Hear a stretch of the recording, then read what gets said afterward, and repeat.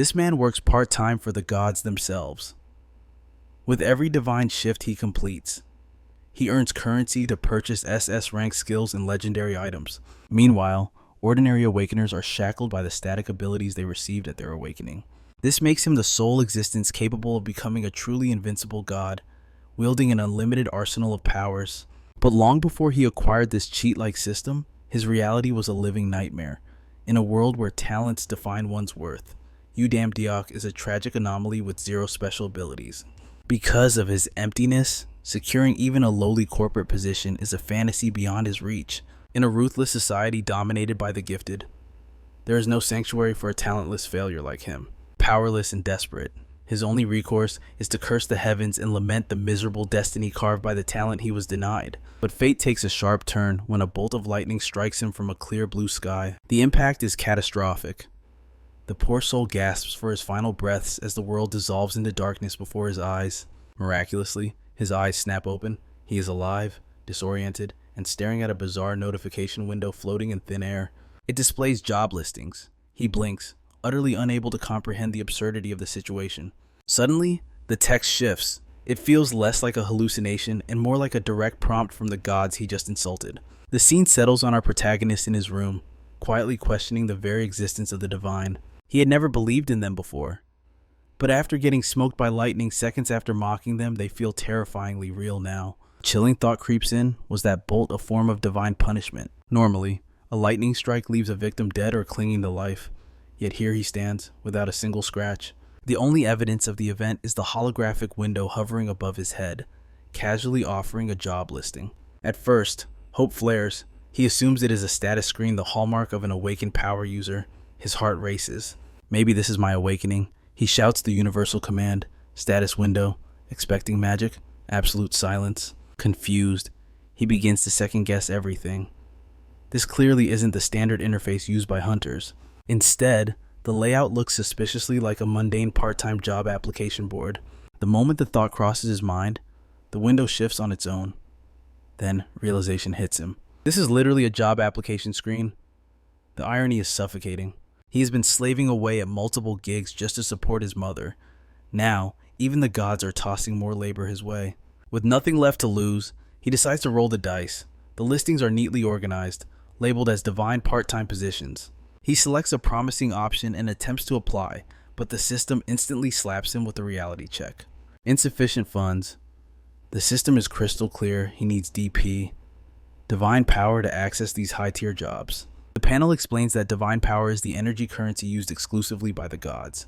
Since he lacks even basic abilities, his balance is naturally a flat zero. Still, the potential for a life-altering reward keeps him hooked. He finds an entry-level task assist in the construction of Midgard dungeons, pure manual labor. The only requirement is passion. The pay is 12-2. Seeing the word dungeon, his mind races to the portals plaguing Earth. The truth strikes like lightning. The gods themselves are the masterminds behind the dungeon outbreaks. Curiosity piqued, he eyes the salary again, frantically calculating how to convert this divine currency into real-world cash. Before he can spiral into financial theories, he impulsively hits the accept button. Instantly, reality warps. He is ripped from his room and hurled into an unknown dimension. Disoriented by the alien environment, he has zero time to adjust before a colossal monster charges straight for him. Death seems imminent, but suddenly a massive hand clamps around the beast's neck. He has been spared. Towering over him is a mountain of muscle. The stranger asks if he is the part-timer before casually introducing himself Thor, the god of thunder. Thor hoists our protagonist up and strides forward, treating this surreal encounter like a mundane shift briefing. Udamdiok stares in awe, the thick beard, the hulking frame, and the legendary hammer, Mjolnir, in his grip. There is no mistake. This is Thor, yet the absurdity of the moment makes it impossible to fully process. Thor glances at the human's complexion and drops a bombshell question. Are you a god from the Asian pantheon? Our boy freezes, confused. Then it clicks. Thor assumes he is a fellow deity. Scanning the area, he realizes every worker here is a divine being. As the only fragile human in a den of gods, panic sets in. He gambles everything on a lie. I manage a small local mountain, he stammers. Shockingly, the god of thunder buys it. Thor swallows the lie hook, line, and sinker. He nods sagely, claiming he is well acquainted with the lore of mountain spirits. They are known for their fiery passion, Thor muses, but then his eyes narrow. A heavy pause hangs in the air. However, you look suspiciously human. Cold sweat slicks Damdiok's palms. He is on the brink of exposure, but he forces a confident smile, spinning a new web of lies. I dwell among mortals to better understand and save them. The tension snaps instantly. Thor beams, thoroughly impressed by such noble dedication to the cause. That is the spirit of a true god, Thor booms. It is exactly the mentality needed for the grand trials they are currently constructing. The scene shifts abruptly. Thor turns serious, his gaze piercing. Tell me, are you familiar with the Minotaur labyrinth? Damdiok nods. Thor gestures toward a sprawling schematic. Good, because that is exactly what you will be helping to build today. Damdiok stares up at the colossal dungeon gate, struck silent by its majesty, but a gruff voice snaps him back to reality. Keep moving. We are on a schedule here. We cut to the grind.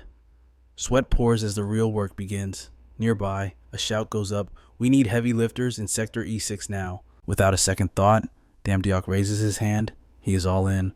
His relentless pace catches the god's attention. One calls out, impressed but cautious. Easy there. Rookie, watch your footing, or you will end up buried in a ditch. Damdiok maintains his cheerful persona, flashing a bright grin. If I fall, I will count on you to save me. Time passes. Standing beside a crimson-skinned deity, Damdiok wipes his brow. Is the shift over? The red god nods confirmation. How does the work suit you? The deity asks. Damdiok shrugs, playing it cool. It is honest sweat, just manual labor. Relax. The red god chuckles. We are nearly finished here. A carriage awaits to take us to the next site. Inside the rattling carriage, the red god studies him curiously. Are all you gods from the east this energetic? It varies by the individual. Damdiok replies smoothly. The red god nods, impressed. Well, you are making quite a name for yourself already. Damdiok mentally pats himself on the back. He knows exactly how charming he can be when the situation calls for it. His mind races with schemes. These divine connections are not just for show, they are tools he will exploit to their full potential later. They arrive at the new zone. The red god's expression hardens. From here on out, the real heavy lifting begins. We are installing lethal traps. Damdiok's ears perk up instantly. This is crucial intel. Lost in thought, he wanders too far. Freeze, the red god screams. One more step and you are dead. Damdiok halts. The deity points to a nearly invisible trigger right under his boot. Eyes open. We do not need accidents. The red god proceeds to map out every hidden death trap in the sector. Damdiok realizes this gig is far more lethal than he anticipated. Memorize this, the deity warns. I know this is your first time setting up a dungeon. He sighs, explaining the harsh reality. The high gods love tossing humans into the grinder. We lower deities, we just follow orders. We do the grunt work to keep the lights on. Dungeon construction is an endless industry, so the jobs never dry up. He gestures to a massive chamber nearby. That sector is finished. Go take a look. Damdiok steps inside and gasps. The scale is impossible, intricate architecture raised in mere minutes. It defies all logic. He stands dwarfed by the hall, imagining the horrors destined to fill this space. Set that crate down, the red god commands. This room will serve as the first true trial for the humans. The lid creaks open. Inside sit harmless-looking round stones, or so Damdiok thinks. Not rocks, the deity corrects grimly. Venomous spider eggs. By the time the dungeon opens, these will have hatched into full-grown nightmares. Damdiok's gaze drifts deeper into the shadows. Another massive container sits nearby, housing a hulking silhouette. Lizard men, the red god explains. Intrigued, Damdiok leans closer, spotting a strange, translucent patch on the creature's neck. He reaches out to probe it, but the red god's hand snaps out, grabbing his wrist. Don't! They aren't fully manifested yet. That spot is a critical weakness. One touch could kill it. Moving on, the deity leads him to a darkened corridor. This is the goblin ambush zone. Survivors who reach this point are near the end, he explains. Damdiok eyes the terrain. It is a perfect kill box. Suddenly, a shadow shifts. A goblin lunges from the void. Screeching, Damdiok nearly jumps out of his skin. Laughter erupts. The goblin cackles alongside the red god. Relax, rookie. Just a little hazing. Damdiok forces a laugh, but his eyes remain cold. When this dungeon opens, there will be no jokes. These creatures will be cunning executioners. He knows this better than anyone. Finally, they reach the deepest point of the maze. The air grows heavy. Damdiok stares at the massive doors. There is no mistake, this is the boss room. As he surveys the realm, a massive shadow looms over him. It's none other than Thor, the thunder god himself. Casually swinging his hammer, he greets our guy with the lofty title God of Mountains, mentioning that the grapevine is already buzzing about his stellar performance. Damdiok bows in gratitude, a reaction that catches the thunder god off guard. Thor chuckles, noting how bizarrely polite this guy is for a deity. He asks for final confirmation on the job, and the red-maned god gives a thumbs up. Every single monster is locked, loaded, and right where it belongs. Quitting time, Thor decides, with zero warning, he winds up Mjolnir and smacks Damdiok right out of the dimension, sending our boy screaming into the void. Blink. Just like that, Damdiok is standing in his shabby apartment, brain frying as he tries to comprehend the interdimensional travel he just survived. For a split second during Thor's hammer stunt, he thought his cover as a human was blown, but miraculously, his disguise held up. It wasn't a hallucination. It was all real. Damdiok is practically vibrating with adrenaline. He is officially an awakened ability user now. Right on cue, a holographic system window materializes, paycheck deposited. His eyes go wide. He scrambles to open the notification, desperate to see just how fat this divine cash injection actually is. The interface loads, and his jaw hits the floor. It's not a bank account, it's the Emporium of Gods, a celestial marketplace displaying weapons with power levels that defy logic.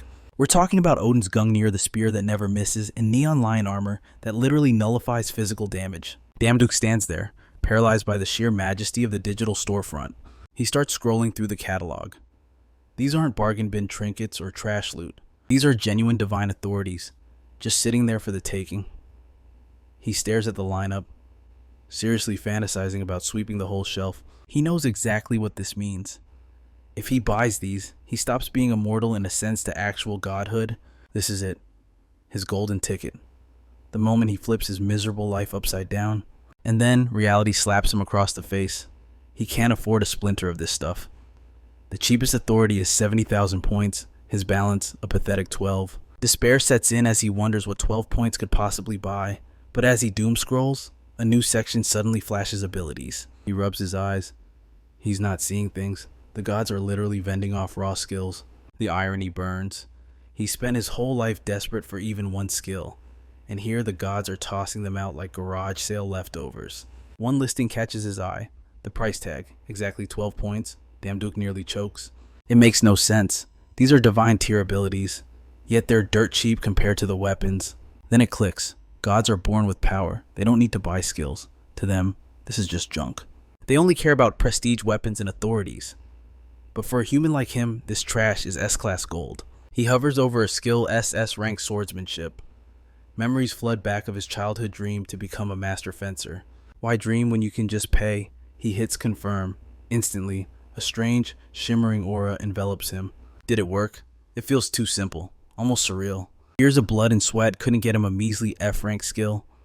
Now, he just punched in a cheat code for ultimate power. But the Emporium isn't done blowing his mind. System alert first purchase bonus. It's a literal buy one, get one free deal for a matching rank skill. Damdiok is trembling, vision blurring with emotion. He's not crying from sadness, he's in shock. He selects a high combat ability to pair with the sword skill. He didn't just win the lottery, he robbed the casino. He's no longer just a swordsman, he's a walking weapon of mass destruction. But the celebration is cut short. A wave of violent nausea slams into him. His bones feel like they're grinding together. System alert, body reconstruction initiated. He collapses as his anatomy rewrites itself to handle the god tier power. Lungs stretch, stamina surges every second is pure, distilled agony. Finally, the notification chimes upgrade complete. Darkness creeps in. In his fading consciousness, he sees a vision of his mother, weeping and apologizing for his suffering. Don't cry, Mom, he tries to say. I have power now. You don't have to carry that guilt anymore. Snap. He jolts awake. His head is throbbing like he went 12 rounds with a semi-truck. Was that vision of his mom real? Was any of it real? Panic rising, he summons his status window. It's there. The swordsmanship. The combat mastery. It wasn't a dream. His classification has shifted to lowest rank god. That explains how he snagged the part-time gig in the celestial realm. He wants to celebrate, but the absurdity hits him.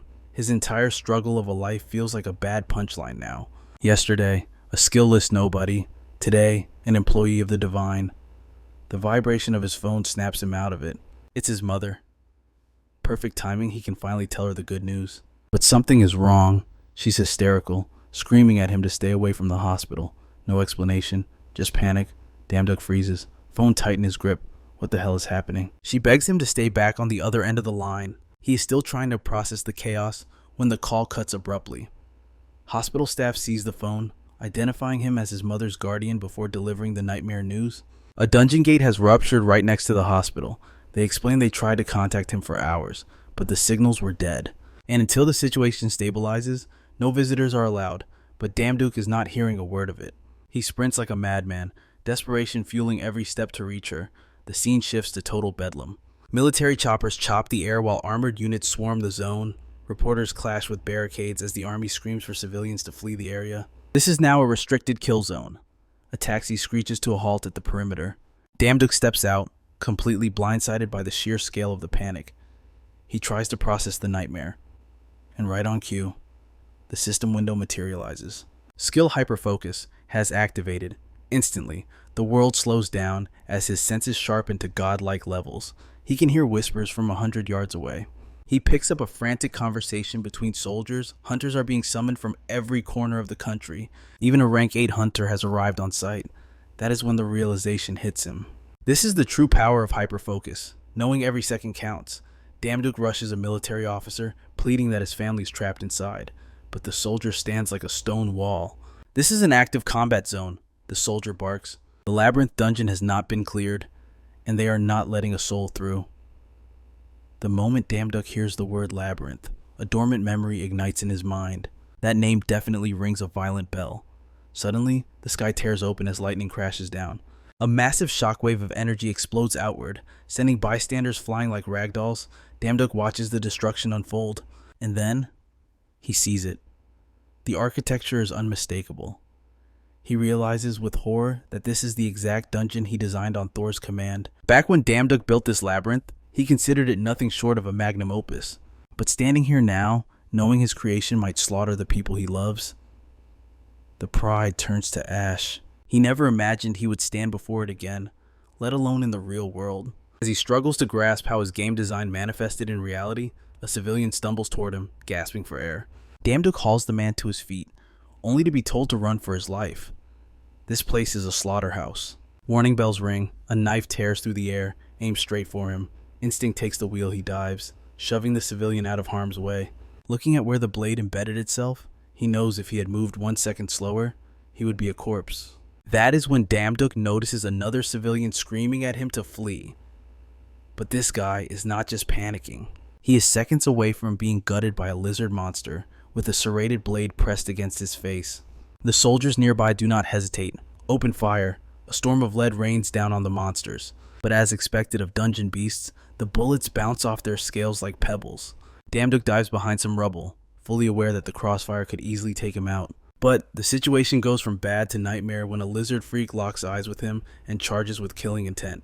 Just then, hyperfocus triggers again to save his life. Focus. Damduck snatches the monster's knife out of the air barehanded. For 2 seconds, he looks like a legendary martial artist, until he starts whining about the paper cut on his palm. His focus snaps back to the civilian from before, who is now being targeted by another beast. Before the monster can land the killing blow, Damduck yanks the creature back with superhuman strength, saving the man in the nick of time. The soldiers witness the impossible feat and scream for an immediate ceasefire. Watching in awe, they wonder what kind of brain-dead hunter would dive into a dungeon break without a weapon. They are not wrong. Damduck definitely leaped before he looked. Now, he is encircled by a pack of lizard monsters. He has no plan. One of the lizards lunges, and even though Damduck apologizes like a coward, his body refuses to yield. Hyperfocus dominates his nervous system. He weaves through the attacks as if they were moving in slow motion. He predicts every strike before it happens. Then, from the depths of his soul, his combat ability flares to life. Boom! Damduck throws a punch with the force of a cannonball, launching the monster across the battlefield. He stands there stunned, staring at his own fist. But the battle is not over. Two more beasts are closing in fast. The first one charges Damduk sidesteps with ease and lands a clean counter. The second one rushes him, but Damduk leaps into the air and crashes down with a devastating dropkick. The onlookers are paralyzed with shock.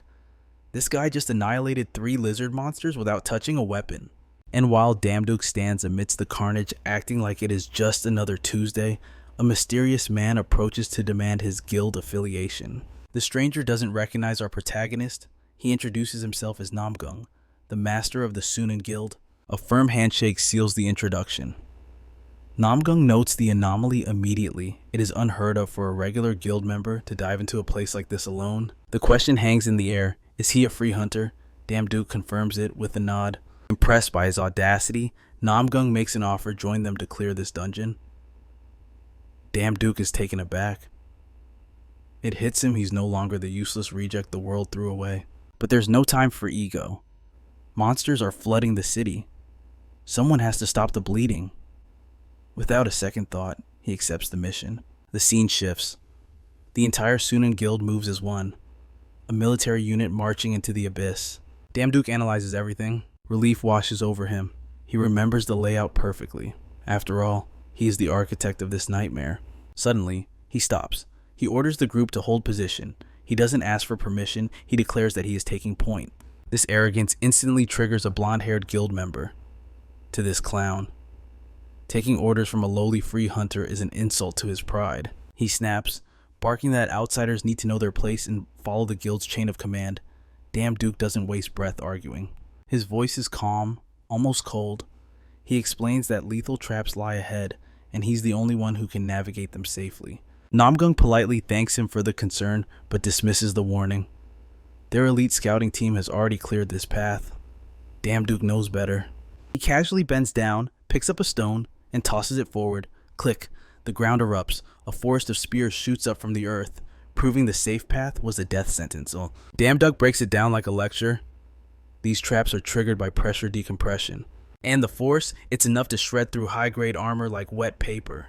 Simple, yet absolutely catastrophic. Namgung stares, stunned. This stranger knows the dungeon's anatomy better than his own scouts. Panic flares in Damduk's chest. He almost revealed too much.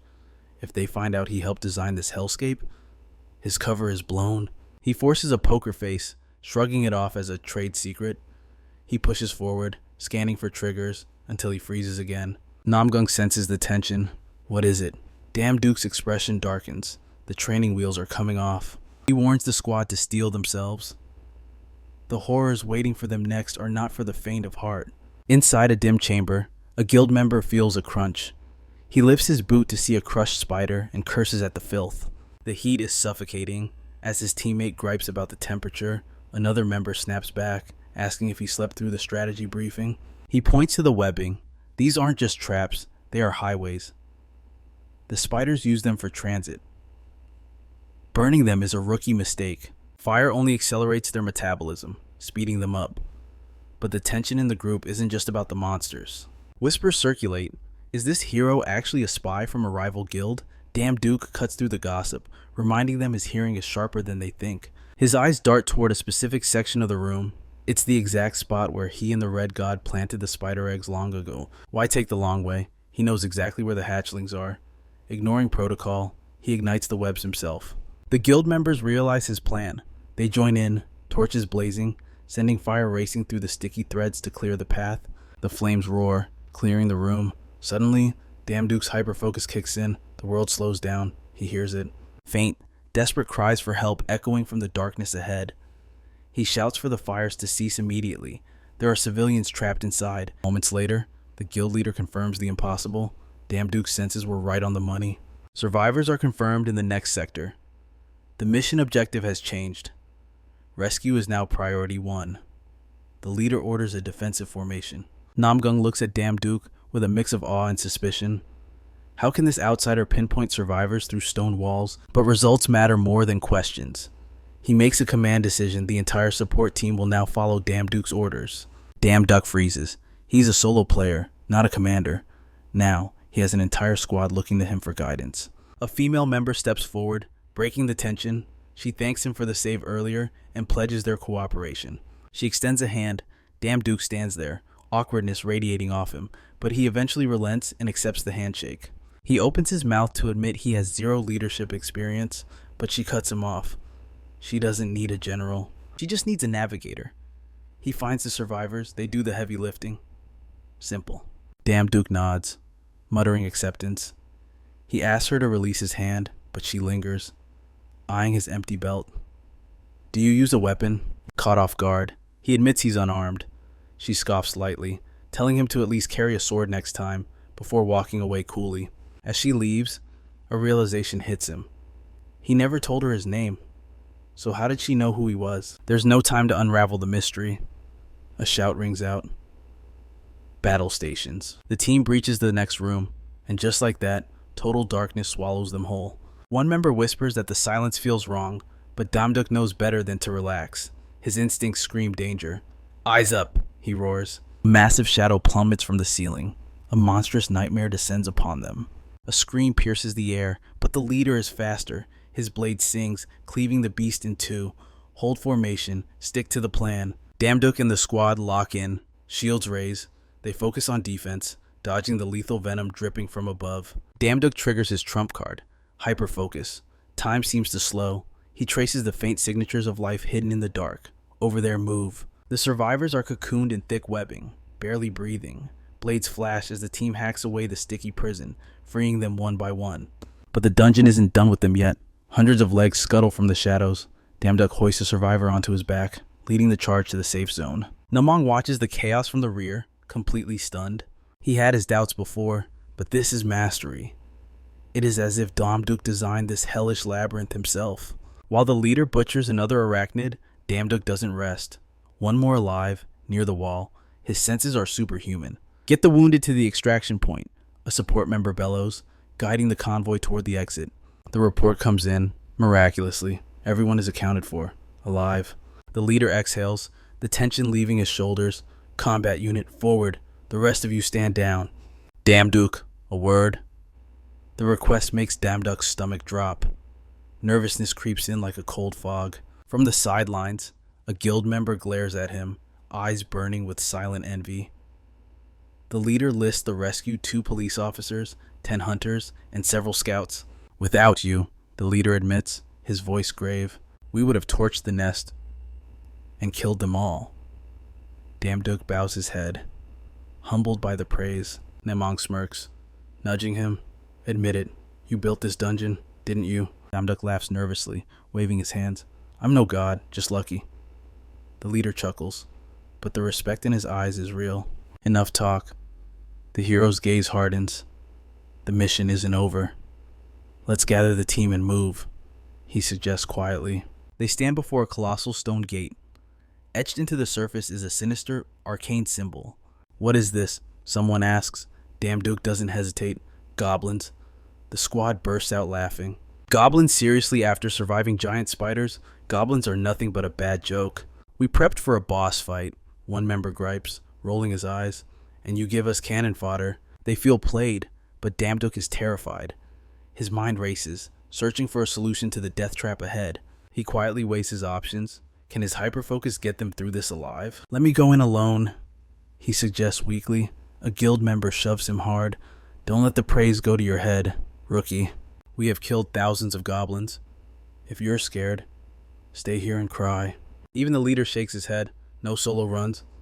Damduk nods grimly. Fine, but inside that room, everyone follows my lead. The leader agrees, sensing that their chaotic strategist has a plan.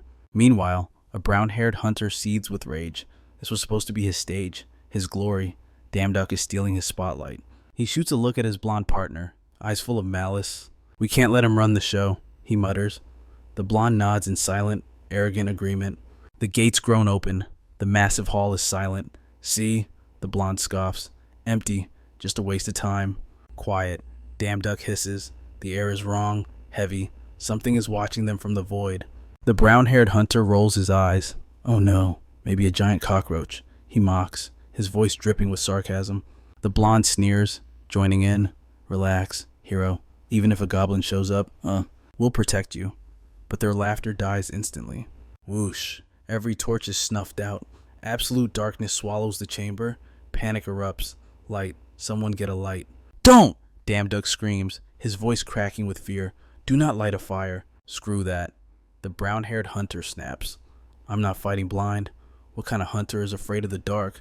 Coward. He strikes a flare. The flame erupts and reveals Damduck's face, twisted in pure horror. Get down! Damduck roars. The leader's instincts scream danger. He tackles his students to the floor instantly. The arrogant duo freezes. They hear the terror in Damduck's voice, but it is already too late.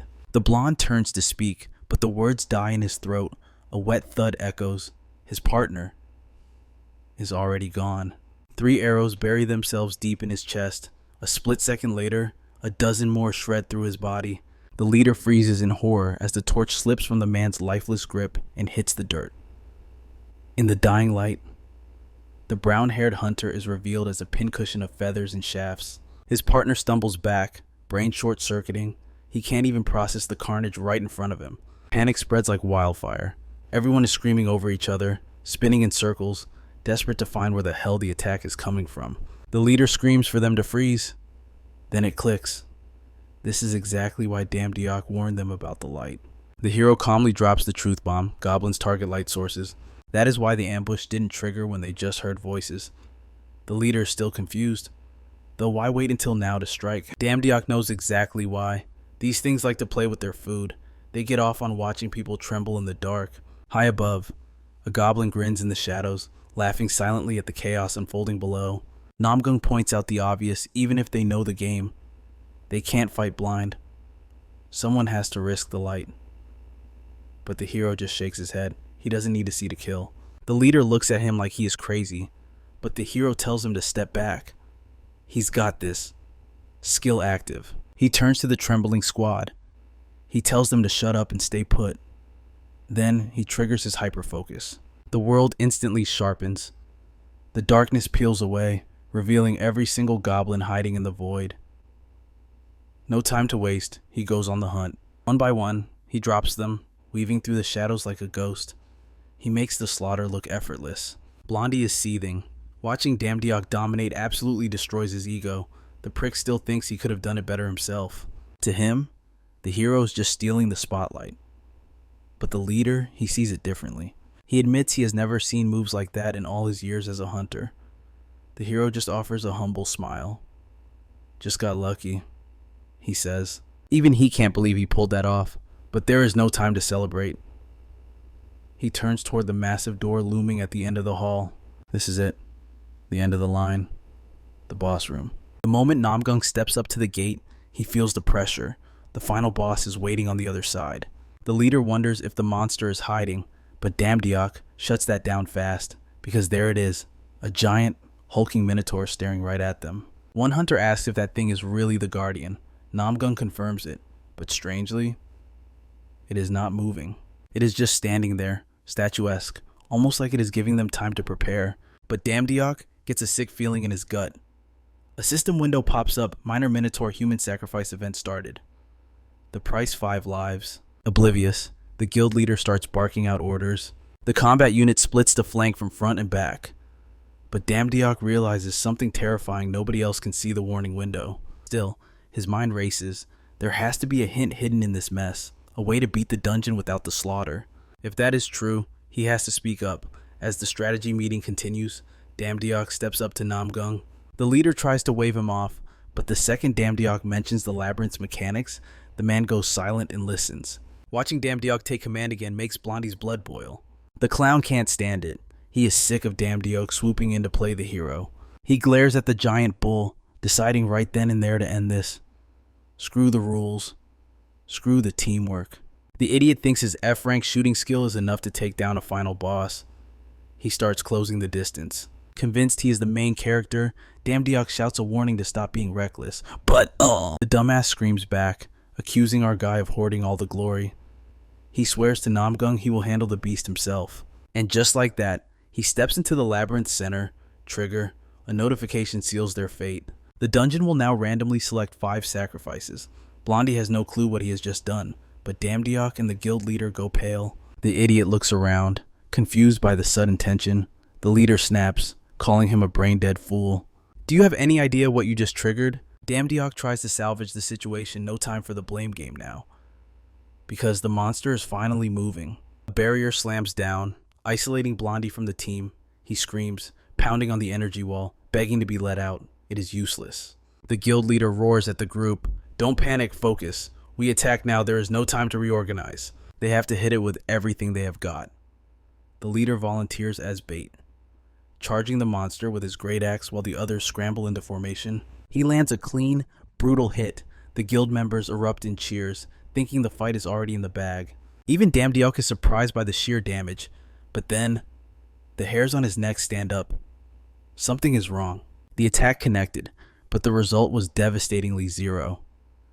The leader felt the recoil vibrate through his bones. It was like striking a wall of impenetrable solid metal. Before he could even process the failure, Damdiok screamed for him to evade, but in that split second, our protagonist realized the terrifying truth. The monster hadn't failed to dodge. It simply didn't need to.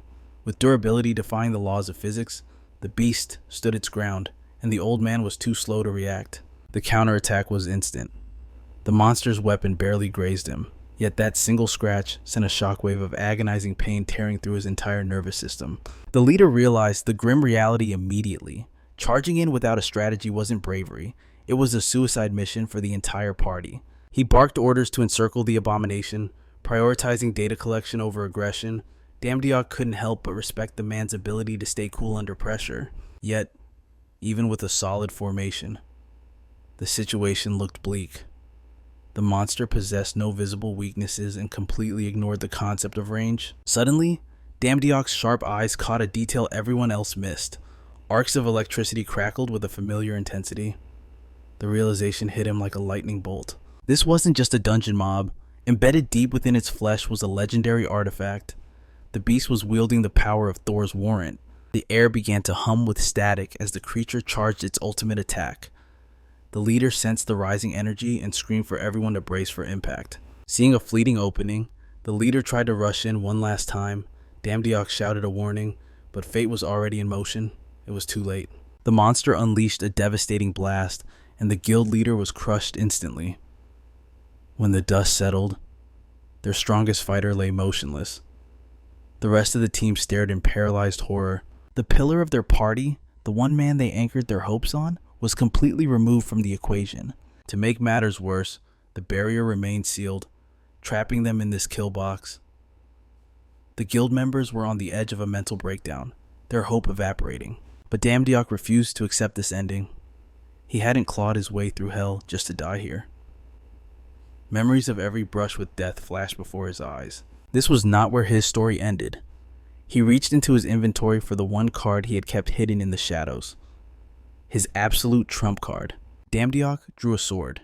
He had been saving it for a desperate moment, and that moment was now. Instantly, he triggered his dormant skill. Our boy activated his SS grade swordsmanship. His aura shifted completely as he pointed the blade at the beast, daring it to make a move. The monster charged without hesitation, intent on crushing this insect. On the ground. The defeated leader watched through fading vision, barely able to lift his head. He felt a surge of despair. If his massive axe couldn't scratch the beast's hide, a flimsy sword in Damdiok's hands wouldn't make a dent. He wanted to scream at him to run, to flee while he still could, but his body refused to obey. Then, the impossible happened. Damdiok sliced through one of the beast's iron-hard horns as if it were a paper prop. The entire battlefield fell silent. The guild members couldn't comprehend what they just saw, but Damdiok understood perfectly. It wasn't about strength, it was about having the right tool for the job. With the hilt in his palm, clarity washed over him. The strangest part was that he had never formally trained with a blade in his life. Yet, the weapon felt like an extension of his own soul, waiting for him since the day he was born. The beast roared in fury and charged, shaking the earth with every step. But our hero was already gone, moving faster than the eye could follow. He slipped through the monster's defenses, landing a flurry of clean, precise strikes. His movements were so cracked, so technically perfect, that the leader's brain couldn't even register the speed. The truth settled in with the weight of a mountain. Damdiok was never meant to be a brawler. Fate had forged him to be a sword saint. Although the beast was taking damage, its natural armor kept it standing. In the corner, the blonde mage was still spiraling, shivering like it was his first raid. The leader ignored the coward. His eyes were locked on the fight. He realized our guy wasn't just surviving against an impossible enemy. He was fighting with the grace of the world's greatest grandmaster. But the leader also spotted the fatal flaw. It wasn't Damdiok's skill that was lacking. It was the garbage weapon he was forced to use. The rusted blade was screaming under the pressure, cracks forming along the steel. It wouldn't last much longer. It was a piece of junk, a tragedy that such a divine talent was wasted on such a brittle tool. Damdiok felt it too. The damage output was pathetic compared to his technique.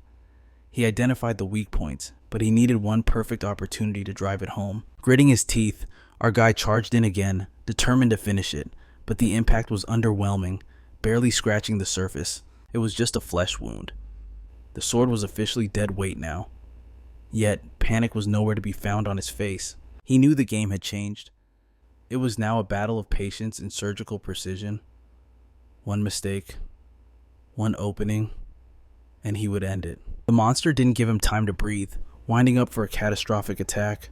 The leader, still slumped on the sidelines, recognized the stance immediately. It was the same devastation skill the beast had used to wipe him out earlier.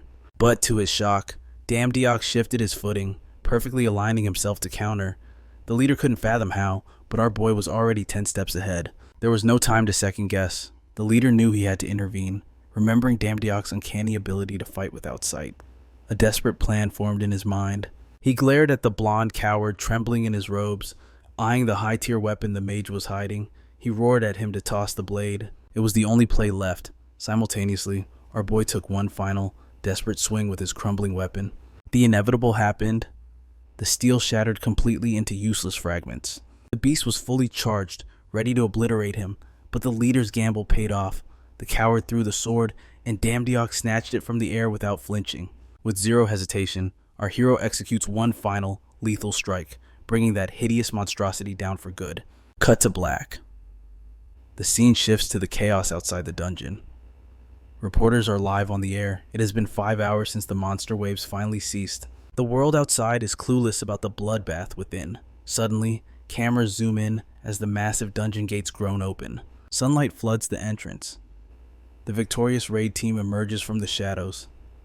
Front and center is Damdiok, face stoic, energy drained, but very much alive. The moment they clear the threshold, he turns to the party leader. How did the old man know he would catch that sword? The old veteran shrugs. Damdiok fights without looking. It was a calculated risk. Damdiok laughs, admitting that if the math had been off, he would have been absolute toast. He tries to thank the leader for the save, but the old man shuts him down. He points right back at Damdiok. He is the one who saved this city. Coming from a veteran, that praise hits different. Our boy thinks back to the dark days. No abilities, no support. Not a single soul who believed in him. Look at him now, stronger, sharper, and commanding respect. That crushing weight of inferiority gone, vaporized. So yeah, he throws his hands up, soaking it in. He earned every damn bit of this victory. Scene shifts Salem University Hospital. He rushed over to check on his mother, heart pounding. Thankfully, the doctors give the all clear. She is doing just fine. Finally, our boy lets out a breath he has been holding for hours. As he leans back to chill, his eyes drift up to the hospital TV. And there he is, plastered across every news channel, on screen. He is getting swarmed by reporters, looking a mix of ecstatic and absolutely terrified. The spotlight is definitely not his vibe. They are hurling questions from every angle. What happened in there? Who is he? Did he almost die? What is his name? Where did he learn those sword skills? Is he guild affiliated? It is total chaos. On screen, he begs them to slow the hell down. He gives it to them straight no. He is not with a guild. Yes, death was knocking, but he fought like a demon to protect the people he cares about. The vultures twist his words immediately. So, are you saying guilds are useless? Damdiok does not flinch. He claps back with heat, throwing massive shade at the Hunters Association. That is a bold strategy. Cotton. Let's see if it pays off.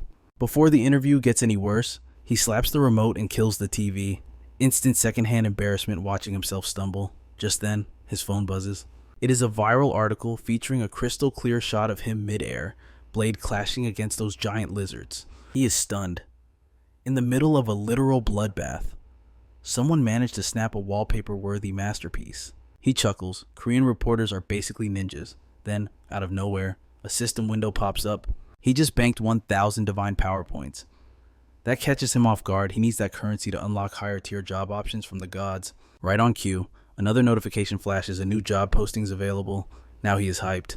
Without wasting a second, he taps confirm.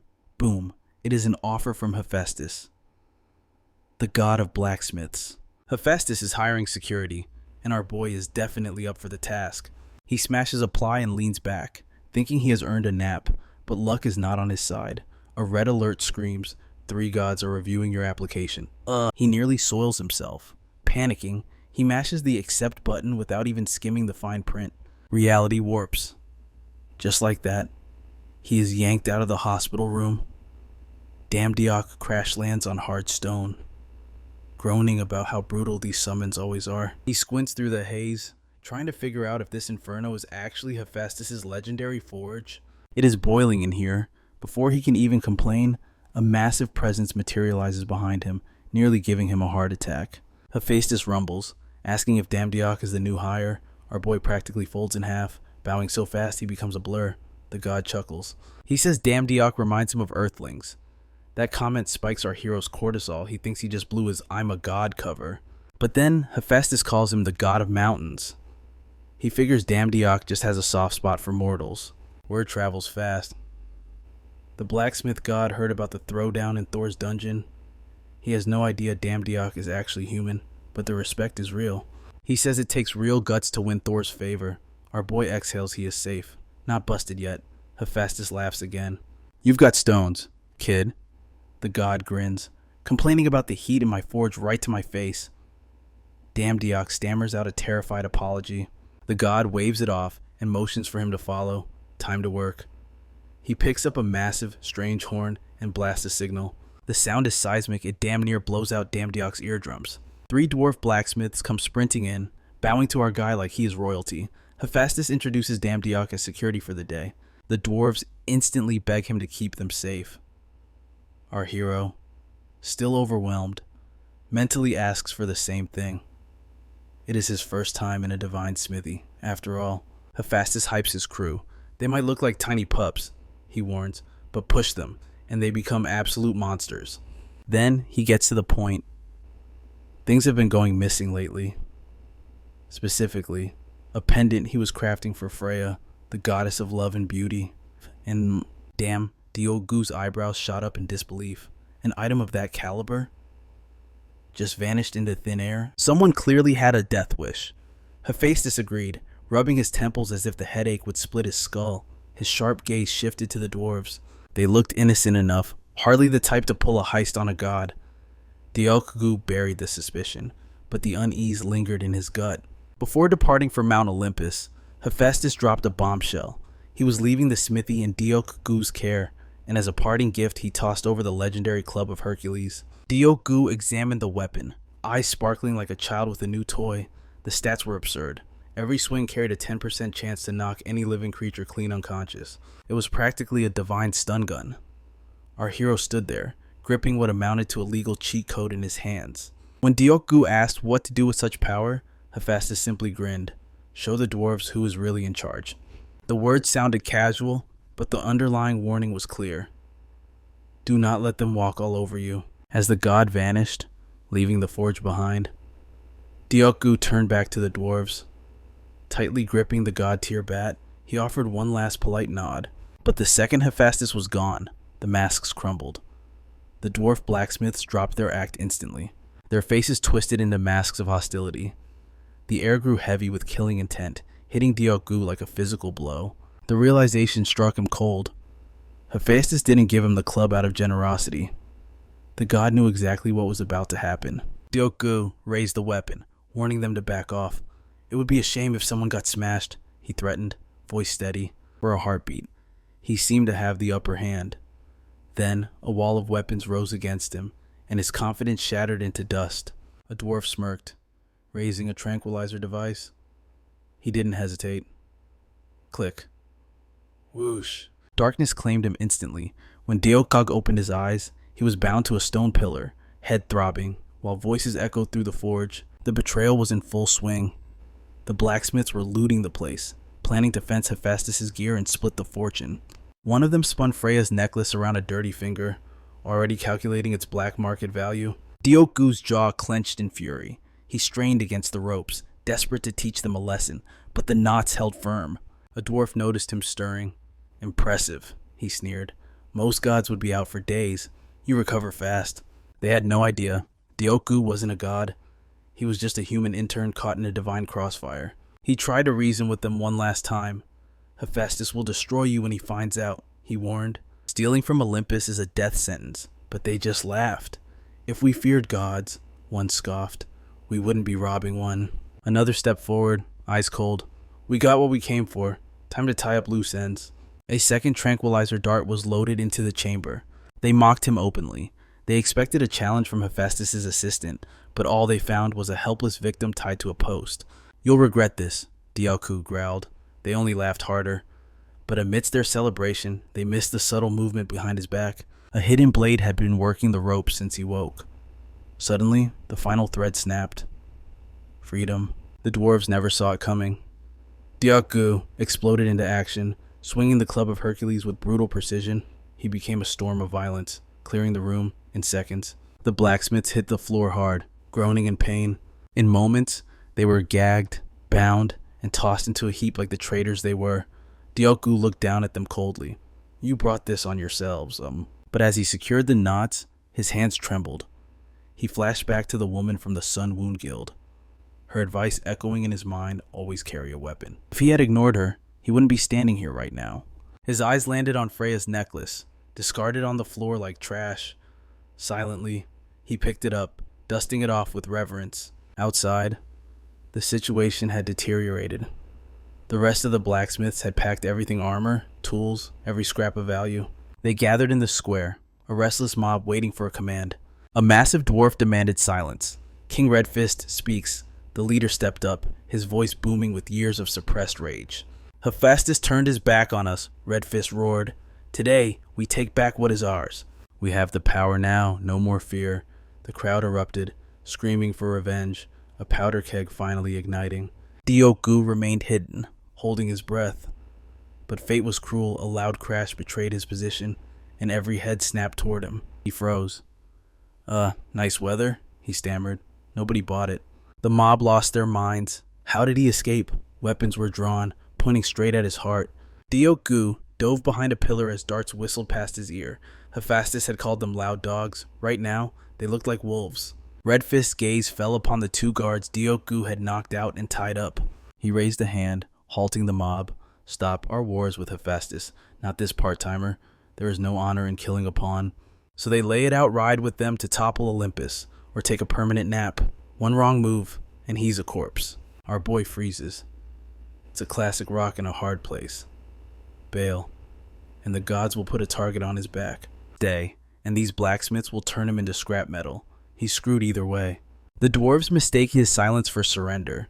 Redfist smirks, patting him on the back for smartening up while sneaking in a dig about his low-tier god status.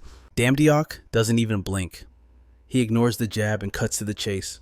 Why betray Hephaestus? He warns them they're poking a dragon they can't control. He reminds them who they're dealing with. Hephaestus, one of the 12 major Olympians, the god of the forge. Once he catches wind of this betrayal, there won't be a single dwarf left standing. That's when one of the grunts snaps. He draws his weapon, ready to end it, but Redfist barks a command to halt. The smirk vanishes. Redfist's voice drops to absolute zero.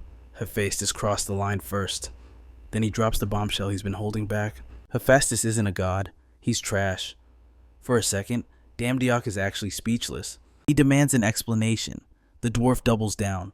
Trash isn't strong enough. Let's go with con artist. Then the truth pours out. Hephaestus didn't just hire them. He seduced them with promises shinier than any gemstone. He promised the world tools from the heavens, a workshop fit for divinity, and a future paved in molten gold. They took the bait, eager to forge alongside a god. Huge mistake. Sure, it started like a dream. Paychecks hit on time, hot meals, scheduled breaks, smooth sailing. It was perfect. But comfort is a slow poison. Without realizing it, their passion bled out. The hunger to create masterpieces was replaced by the safety of routine. The fire in their souls didn't just fade, it was extinguished. Red Fist's voice trembles with rage. He knows it wasn't an accident. Hephaestus played them like a fiddle. He didn't want legendary smiths. He wanted an assembly line. He took wild, brilliant artisans and broke them into obedient workers. He traded their legacy for compliance. Damdiok listens, totally unmoved. He still doesn't see the crime, but Red Fist explodes. Without that god, their names would be etched in history by now. They would have been myths. Instead, they were silenced, replaced. Hephaestus orchestrated their obsolescence. So yeah, crook is too polite. Red Fist needs a nastier word. Damdiok mutters under his breath, trash fits. But he's not talking about the god. He looks at the dwarves. Chasing revenge over lost potential, it's pathetic. Clinging to that bitterness doesn't make them noble. It makes them weak. The dwarf bristles, ready to strike. But Damdiok raises a hand. Hear me out. If you go through with this petty heist, nobody sees legendary craftsmen reclaiming their honor. They'll see common thieves. Just another desperate gang clawing for attention. Their names won't echo in eternity. They'll vanish like smoke. Then, Damdiok drops a counteroffer. You want to prove you're the best aim higher? Fight the guy carrying Hephaestus' legacy? If you can crush the wielder of the god's weapon, then and only then do you earn your respect back. He smirks. But if you can't even handle one guy with one weapon, then maybe you really do belong beneath Hephaestus' boot. That does it. A high-ranking dwarf snaps, hefting a massive tranquilizer gun. Enough talk. Let's put this kid to sleep permanently. Not exactly the diplomatic outcome Damdiok wanted, but Red Fist's pride has been scorched. Shaking with fury, the leader steps up. There's no turning back now. Challenge accepted. Whatever happens next is on Damdiok's head. Red Fist hoists his hammer, swearing to prove his steel beats any god-forged toy. He calls Damdiok a fool and promises to flatten him. He charges like a bull. Damdiok dodges by a hair, and the hammer slams into the earth, shaking the entire forge. It's a clean miss, but the stone floor cracks like an eggshell. Red Fist isn't bluffing. He's a monster. He glares at Damdiok, making it clear that cheap tricks and borrowed gear won't save him today. But Damdiok isn't trembling. He's grinning. He didn't pick this fight to lose. Red Fist swings again, deadly fast, but Damdiok is faster. The hammer tears through nothing but an afterimage. Damdiok laughs, pointing out the whiff. You just killed a ghost. Tough guy.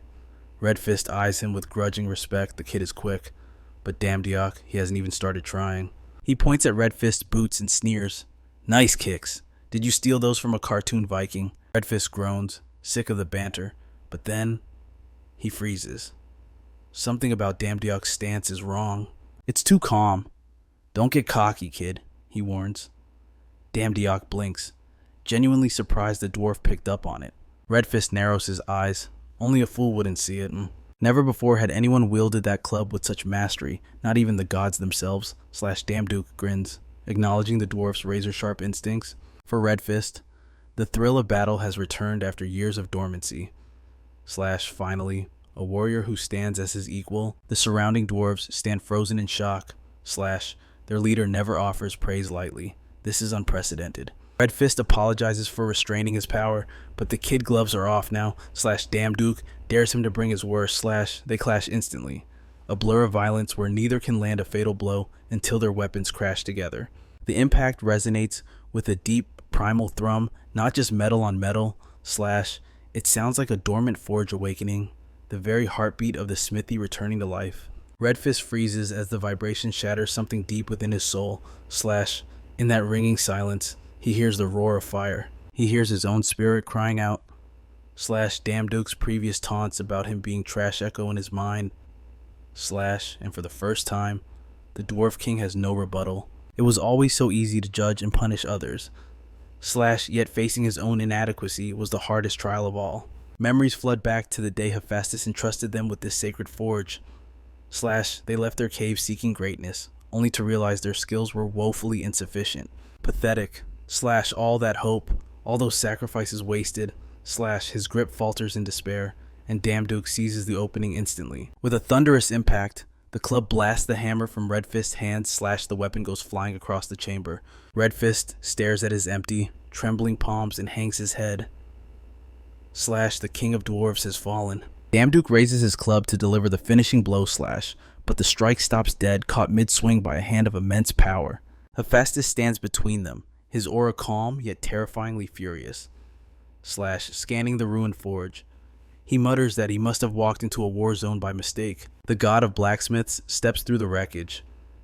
He expected minor scuffles, not total devastation. Maybe a broken chair or two, not a battlefield. His gaze sharpens as he spots a pile of stolen divine artifacts in the corner. His voice booms through the hall. He demands an explanation for this catastrophe immediately. Before anyone breathes, Red Fist steps forward to take the blame. He claims sole responsibility, insisting his kin are innocent bystanders. Panic erupts among the dwarves as they beg him to stop. Their loyalty wars with their terror, but they cannot let their king fall alone. Hephaestus silences the chaos with a glare. He demands to know exactly what scheme Red Fist was plotting. The dwarf king accepts this as his final burden. They followed him out of trust. Now, he must shield them from the consequences.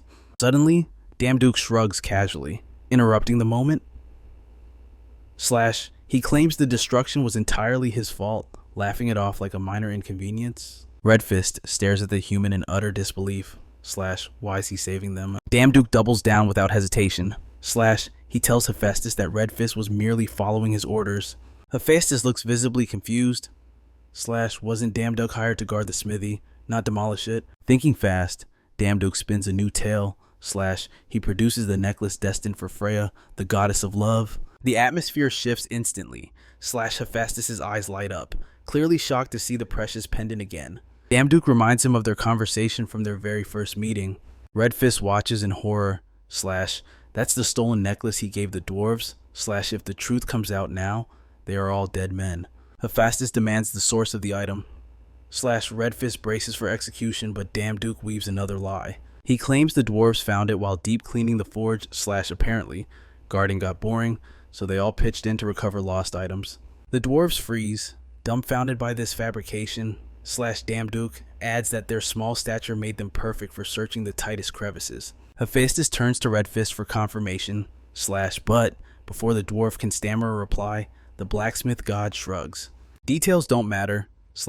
As far as he's concerned, Damduke protected the forge and retrieved a lost relic. That counts as a victory. Damduke exhales a heavy breath, silently thanking every god in the pantheon. Hephaestus ruffles his hair, calling him a good kid. He finally sees why Thor is so fond of this audacious god of mountains. Suddenly, Hephaestus notices Red Fist's fallen hammer. He admits he thought the dwarves had lost their touch until he heard that collision. That impact, it resonated with true passion. He examines the weapon closely. Not a single scratch on the metal, a feat that impresses even the god of blacksmiths. Tears well up in the dwarf king's eyes at the praise. Hephaestus just chuckles warmly. He has always respected such master craftsmanship. He looks forward to their future collaboration, and the dwarves beam with renewed hope. Turning back to Damduke, the god offers his gratitude. For his hard work, a reward is in order. Hephaestus cracks open a chest. Damduke's eyes sparkle, expecting a legendary weapon, and he thanks him prematurely, a mistake he immediately regrets. Inside sits nothing but a puny little fox. Damduke opens his mouth to complain, but the creature suddenly begins to shift. The fox stretches, its form twisting until it becomes a radiant, glowing sword. Hephaestus grins. This is no ordinary animal. Behold the moonlight fox. It's not just a cute face, it's the living essence of weaponry, capable of morphing into any armament imaginable. The god Hephaestus shoots a side eye at Damduke. He looks visibly let down. He expected the kid to be jumping out of his skin, not standing there like a statue. With a smirk, the god teases, maybe I should just toss this to a dwarf instead. That wakes Damduke up. Instantly, he flips the script, gushing over the fox, calling it a legendary masterpiece. Hephaestus raises an eyebrow, noting the sudden change in attitude. Damduke waves it off, claiming his silence was just professional decorum and awe. He was just trying to play it cool. Picking up the fluffy white creature, he decides on a name that fits its appearance perfectly: Snowy. Hephaestus wastes no time. With a quick, glowing ritual, he officially binds the Moonlight Fox's soul to Damduke. Done deal. The fox belongs to him now. But the god isn't finished. He tosses in a little bonus. A heavy sack filled with his old scrap weapons. Hephaestus calls them useless junk, mere clutter in his divine forge. But he figures Damduke might find some way to repurpose the trash. Handing over the loot, Hephaestus mutters about having better things to do and vanishes. Damduke is left standing there, clutching a massive sack of divine scrap metal. Once the god is gone, Redfist steps up. He's confused. He demands to know why Damduke lied to the god earlier. After everything that had happened, why did he still save them? Damduke doesn't hesitate. The answer is simple. He sees his own reflection in them. They are broken, struggling, clawing their way up from rock bottom just like he was, stunned. Redfist asks if that really is the only reason. Damduke nods. He doesn't want a reward or a favor. It just felt like the human thing to do. He heads toward the glowing portal back to Earth, then drops a truth bomb over his shoulder. He's pretty sure Hephaestus knew the truth the whole time and just played along. Redfist bows low to Damduke. He vows that on behalf of his entire clan, they will strive to rise from the ashes and be better than before. He offers a sincere thank you as our protagonist steps through the rift and vanishes. Back on Earth, Damduke stands outside a hunter department store. He's hauling that giant sack of divine scrap, mind already racing with calculations on how much cash he can wring out of this god-tier junk. The grind never stops. Cut to Bei Ng, the newly appointed CEO of the hunter department store. At 37, he's just snagged the top spot, strutting around like he was born into the country's elite circle. Only 1 week on the job, and he already thinks the world is beneath his feet. While he's busy basking in his own ego, a figure approaches. He turns to see Damduke. The sight alone ruins his mood. To Bei Ng, this guy looks like a total nobody, definitely not a proper hunter. Even the summon trailing behind him looks unimpressive, reinforcing his low opinion. No visible weapons, no high-end gear, just an unremarkable man who looks like he survives by scavenging leftovers from real hunters' dungeon runs. Suppressing a scoff, Bei Ng guides him to the appraisal center. An elderly expert greets them as Damduke dumps a pile of weapons onto the table. The moment the old appraiser lays eyes on the metal, the atmosphere shifts. His eyes go wide. He stammers, asking where these came from. Damduke shrugs, casually mentioning odd jobs. Bei Ng immediately cries foul, accusing him of peddling fakes and demanding the appraiser verify the fraud. But the response floors him. The old man whispers that in 40 years of experience, he has never seen craftsmanship like this. Every single piece is 4-star grade, authentic, high quality. Bei Ng stands there, stunned. It doesn't compute. How could a scrub like Damduke get his hands on legendary gear? Bei Ng's mind races through every unlikely scenario. Black market deals, secret inheritance, whatever it is, the math has changed. He instantly shifts gears. Putting on his best fake smile, he invites Damduke to the VIP lounge. Once seated, the appraiser drops the number. The total value is close to 3 billion won. Damduke tries not to choke. These were just Hephaestus' literal trash, yet they're worth a fortune. The appraiser adds that with the right auction, the price could easily double. Bei Ng starts to panic internally. This isn't just a transaction anymore, it's a career-making jackpot. He tells himself he must secure this deal at all costs. He attempts to look professional, offering to manage the negotiations exclusively, but before he can finish his pitch, Damduke cuts him off. I'm ready to sell everything. Bei Ng freezes, asking him to repeat that. Damduke confirms. Relief floods the CEO until Damduke finishes the sentence, but I won't be selling to this store. I'm taking my business elsewhere. In an instant, Bei Ng's hopes crumble into dust. The fallout is swift and brutal. Within days, Bei Ng is fired, kicked out of his CEO chair just a week after sitting in it. Meanwhile, Damduke takes his goods to a competitor. The final payout, a staggering 3.8 billion won. The staff can barely keep their jaws off the floor. He might look the same on the outside, but his bank account is heavy. He knows exactly where to go first. Laden with gifts, he heads straight to the hospital to see his mother. She looks up, surprised not just by the unexpected visit, but by the aura of change surrounding her son. Another patient points frantically at the TV. The news is blasting a report on Damduke's recent dungeon run, with the anchor confirming the impossible he cleared it solo. His mother turns to him, eyes wide. He explains that he recently awakened, and things are moving fast. Overwhelmed, tears stream down her face. Down. Years of guilt and worry melt away in that moment. On the screen, Nam Gung from the Sangon Guild speaks to the press, giving Damduke full credit for the miracle. Damduke feels unworthy of the praise, but seeing his mother smile makes every struggle worth it. He checks his system interface. The more people talk about him, the more faith points he racks up. His inbox is already exploding with guild offers.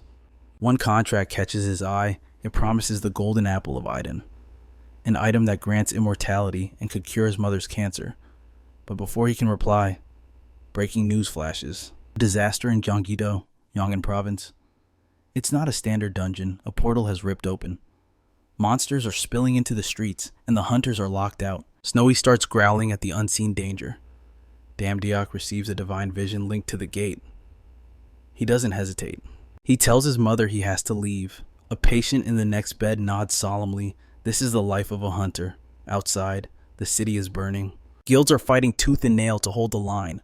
And then, stepping into the chaos, Damdiok arrives, Snowy perched on his shoulder, the setting sun framing them like legends. The battlefield falls silent for a heartbeat. A hunter drives his blade into the last monster, watching it twitch and die. He scans the perimeter. Was that the last one? The confirmation comes through sector clear.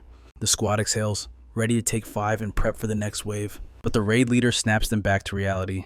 Tighten up. We are professionals, not tourists. Act like it. Cameras are rolling everywhere. The last thing they need is to look sloppy and end up as a meme on the evening news. Down in the restricted zone, a scout spots something that definitely isn't on the manifest. A civilian standing in the kill box. He calls for the boss, but the leader grabs him by the collar like he just caught him slacking off. The scout panics.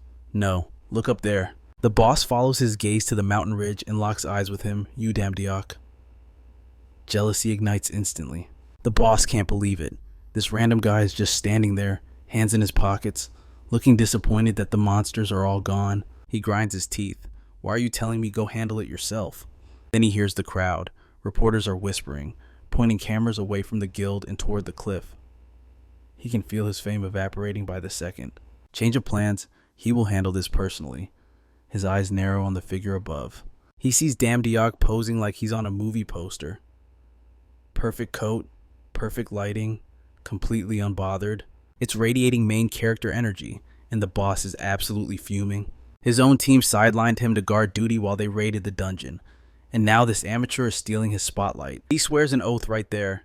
He is hitting rank 4 no matter what, and step 1 is making an example out of this wannabe influencer.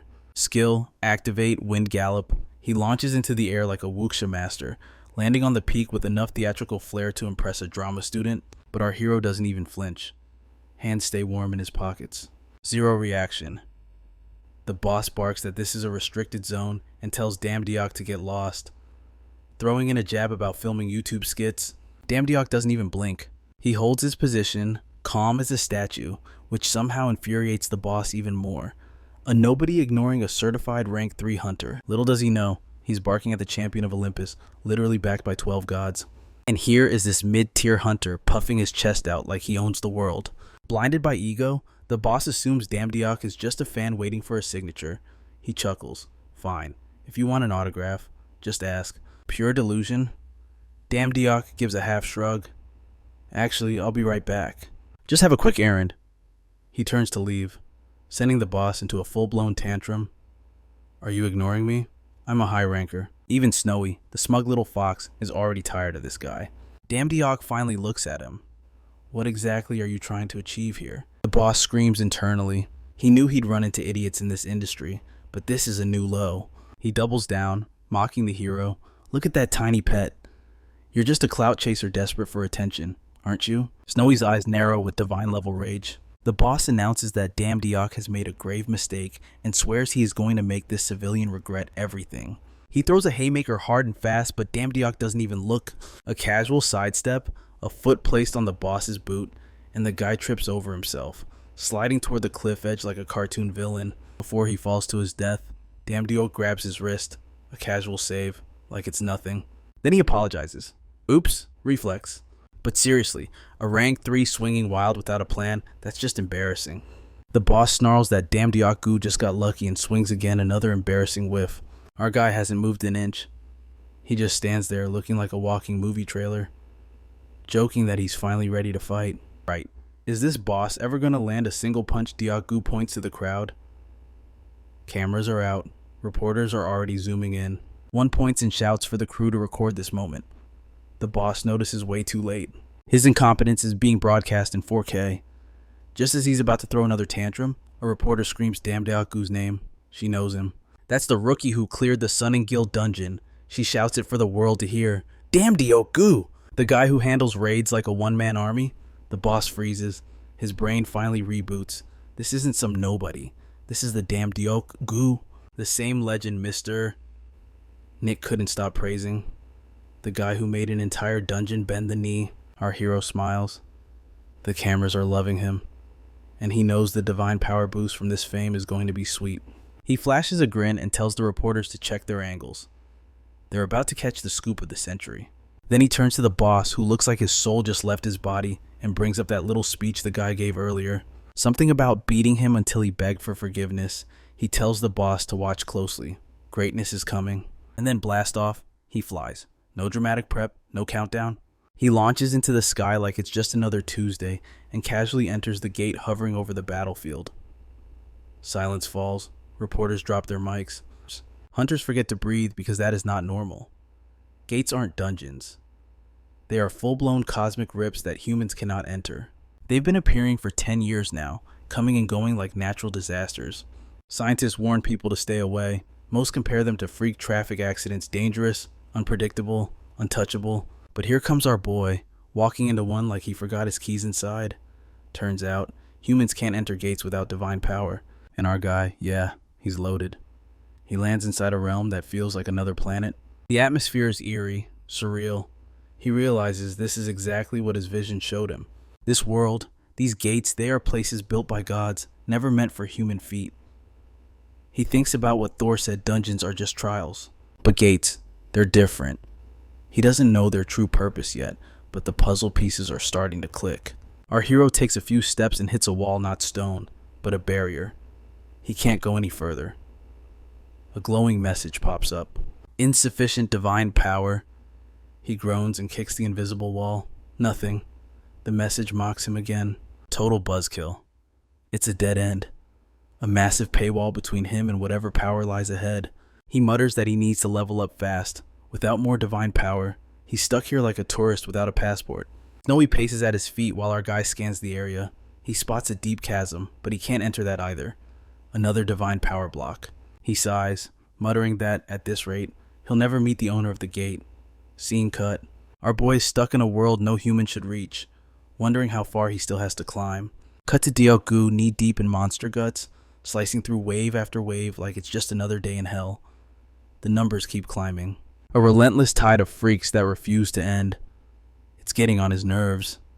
He thought taking down the boss would shut the server down, like in the dungeons. But there is no final boss in sight. Just more of these twisted creatures crawling in from every direction. Something feels off. These monsters don't move like the ones in dungeons. Those things behave like NPCs running a script. But this bunch, they have quirks. One even flees the moment it spots him, looking absolutely terrified. These things aren't just programs. They're reacting. They feel alive, which makes this place fundamentally different. Still, our guy stays focused. He figures every kill stacks his divine power. And since the outside world is probably crawling with reporters, he might as well turn this slaughter into a public power boost. He keeps his pace, measuring his moves, until the sky darkens under the shadow of something enormous stomping into view. It's massive, roaring, charging straight at him like it's supposed to be the main event. For a second, our hero gets his hopes up. Finally, a real challenge.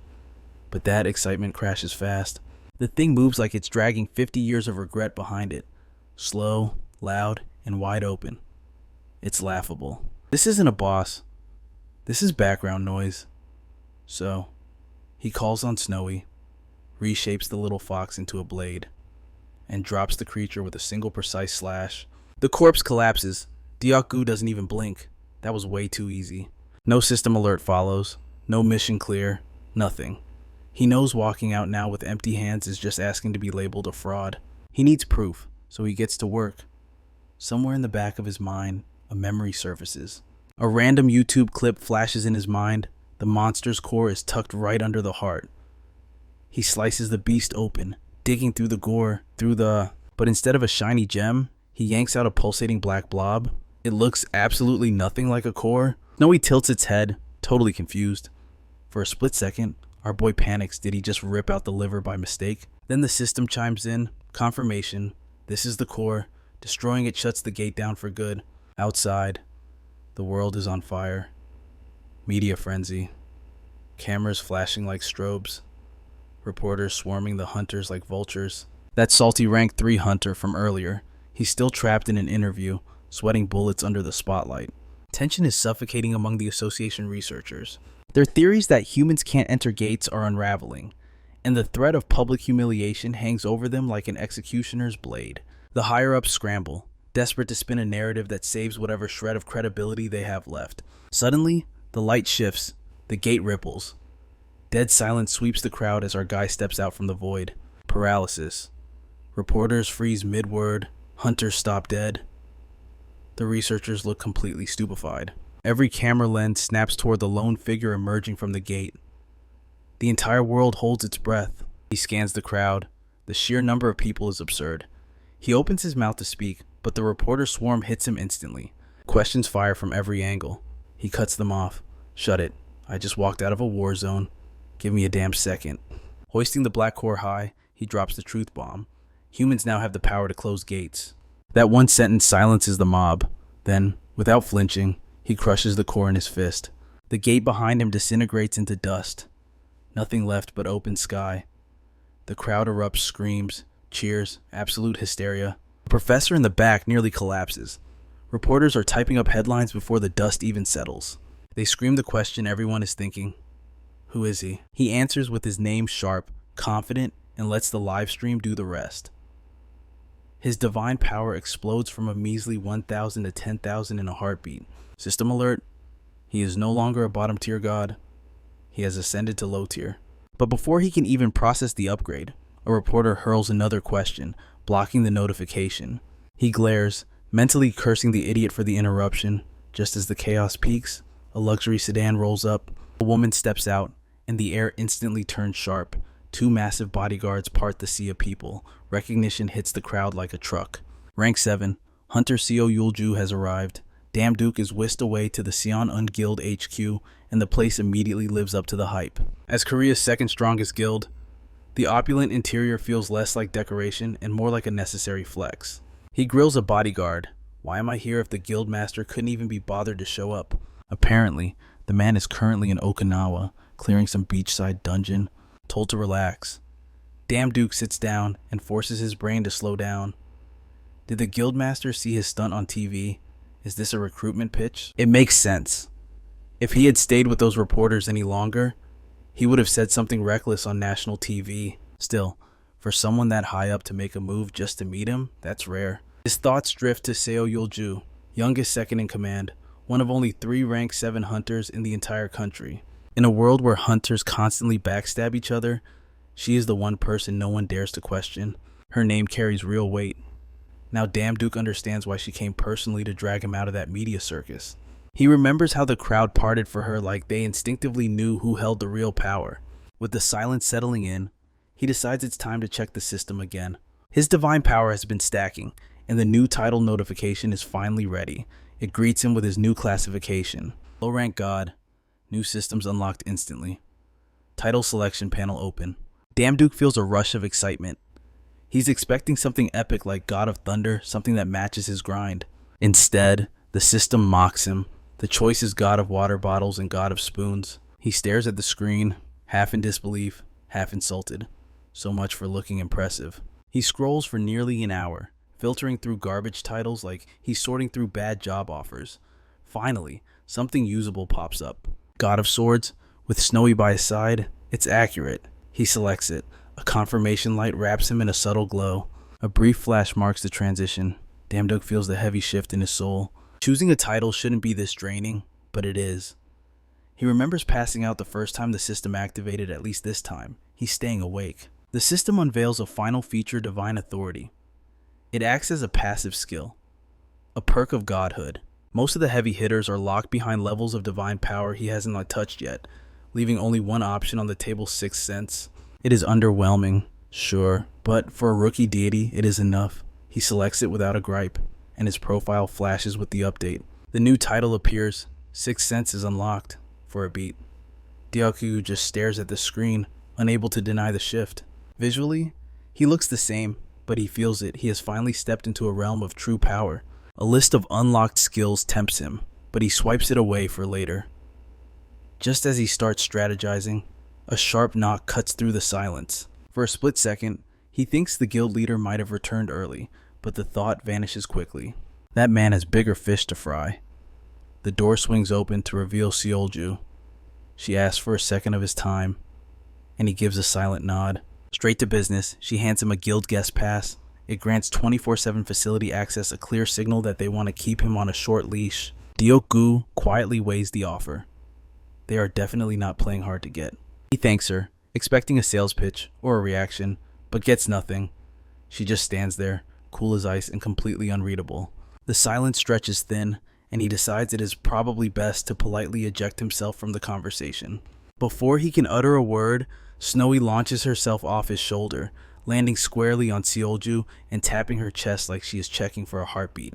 Deok-gu freezes. His summoned beast just groped a guild official. He braces for the explosion eviction, blacklisting, maybe a lawsuit, but Seolju just laughs. She asks if she can give the fox a treat. Still reeling from the near heart attack. He agrees. Surprisingly, Snowy takes the offering and wolfs it down without a second thought. That is new. Snowy didn't even eat when they visited his mother.